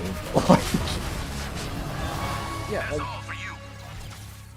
because I think you have like Yeah, crying babies, people on their phone. It's like the All of fundamental those. experience of a movie theater is so reliant on the other people not being dickheads. Yeah, and then it's like, and then it's also like, unless you have a nice theater with the nice big comfy recliners, like we don't have those. So our movie theaters has normal ass seats. They're not very comfortable, and the only reason I really go is because I like the popcorn. And when I, like, and again, we go to the movies only when we're willing to go out to drive an extra 30 minutes and go see it on a Dolby Cinema, and at that point, because we're willing to go see, because that's a movie we want to see that badly, at that point, we'd sooner spend $50 and actually have a really premium experience and know that like no one's gonna fuck with it. You know what I mean? Like I would sooner pay $30 a ticket every time if I knew that A, I was not gonna hear a child crying, and B, no one was gonna be on their phone lest they be removed from the theater. Yeah, like I those are like that just about basic IMAX showings, courtesies. because like IMAX showings are more expensive, so people are like It people who excludes go to people. Like it literally, IMAX. yeah. Yeah. The best showing I've ever seen was that Avatar showing in 3D, right? At the Dolby Cinema 3D. And even then, some fuckhead family brought their kid in who most of the time was quiet, but occasionally started fussing. And I was just like, you paid for a premium experience and you brought your fucking snot goblin in. Like, what the, just, why are you on this planet? Please go away. Like, I didn't know what to, I couldn't handle it. I remember, my friend, he was talking, he's like, we should have like children excluded zones, like in other like places where children are allowed, like children excluded showings of like theaters or like movies and shit like that. It's like, it sounds really mean when you say it like that, but it's just like, it's not even about the kids. It's a fucking suck, man. It's not about the kids. But that's the thing. It's not about the kids. The kids are not at fault. The kids are kids being children because they're kids and they have different experiences. Because that's what they do. They're kids. Like, yeah, they're doing kid stuff and it's not their fault. It's their parents' fault. It's their parents' fault for not being considerate of anybody else around them, right? It's they think that their their right to an experience or whatever like supersedes the fact that they can ruin it for everybody else. And it's just like, no, like, again, I have friends with young kids and they'll agree with me, right? They're the kind of people where like, if either of my friends' babies started crying in the theater, they would get up and leave instantly because like we were raised to be ashamed of that. Like we were raised to think good parents don't make other people suffer the presence of their children when they're not behaving. Like that's just decency. Like you don't, if your kid is throwing a tantrum in the grocery store, you leave. You go, you leave, and that's, like, and they're in trouble for making you have to leave. Like that was one of those basic things, right? That you don't put it on other people to have to deal with when your child's not behaving, right? It's not don't bring your kids places, bring your kids places, enjoy it. But if they start acting out, part of being a parent is that you step away, you take them and you go. You don't make it anybody else's problem. And like, again, any decent parents I know miss the next 10 minutes is like, who cares if you miss the whole goddamn movie? You brought a child. You care about your child. Your child doesn't want to see the movie. They're crying. They don't like the sounds, or they don't like being in the dark, or maybe they're just not having a good day. You get to leave now. Sorry. And again, like that's, my friends with kids will tell you that. They'll be like, if the baby's crying in the theater, it's because the baby doesn't want to be there, and we take the baby home. Like that's called being like, we don't want to see the movie so bad that we want the baby to be miserable and to make other people miserable. Like that. And I'm like, yeah, that makes sense. Like, it's not an anti-parent thing either. It's an anti-stupid parents. That's it. It's just about being against people who don't know how to raise children. Yeah, like it's funny because like some showings, like when I saw Across the Spider-Verse in IMAX, like it was a packed showing. Like every seat was filled, and there was only one kid in the movie that would occasionally like say something, and then his mom would just be like, "Shh." Again, it's like if a little it's like that's fine. If a little kid is getting excited about a character on screen, like if Spider-Man comes up, that's a Spider-Man movie. Like that's a Spider-Man fan having a good time, and I'm not. Yeah. That's not a little baby crying. But like, explain to me why that showing was better than my John Wick 4 showing, where there was a crying baby for the whole third act. Why did you take your kid to see John Wick?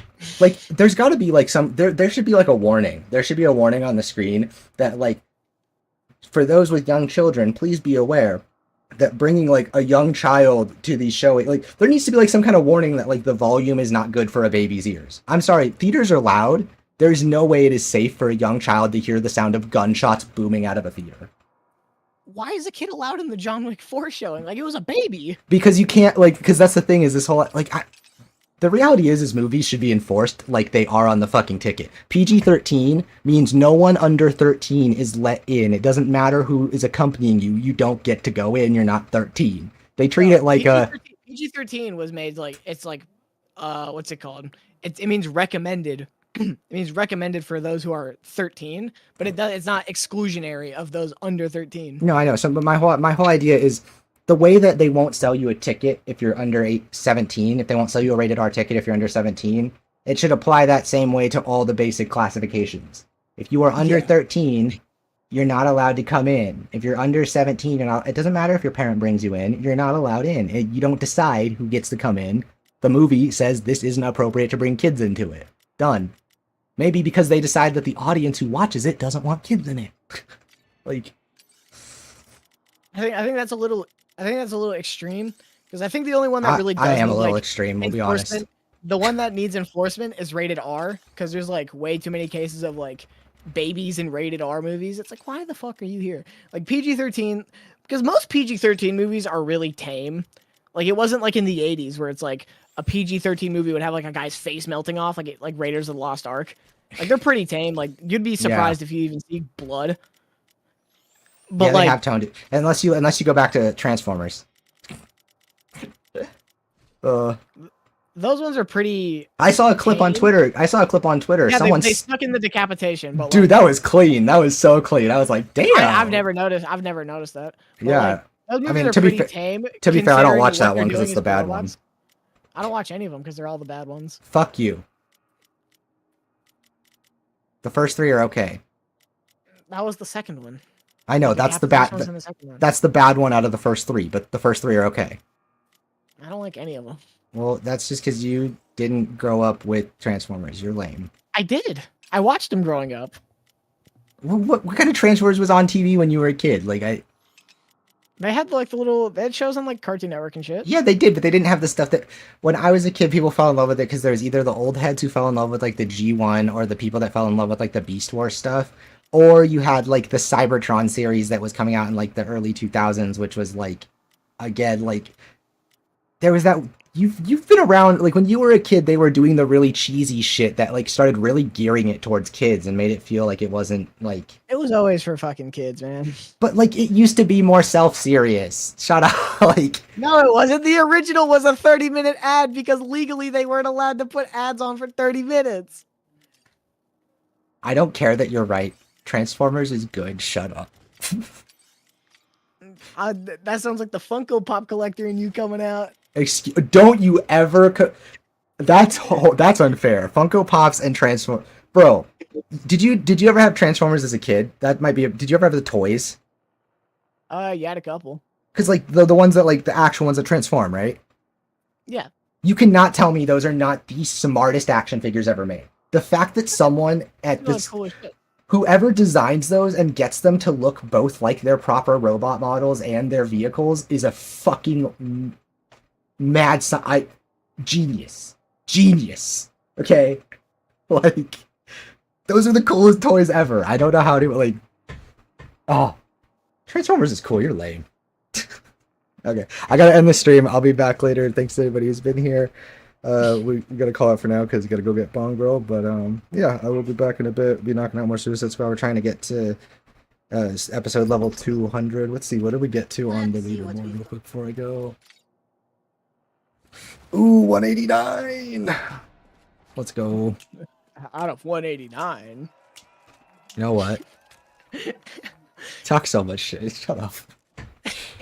All right. Anyway, that's our stream. Peace out. Thanks, guys. We'll be back later. Bye bye.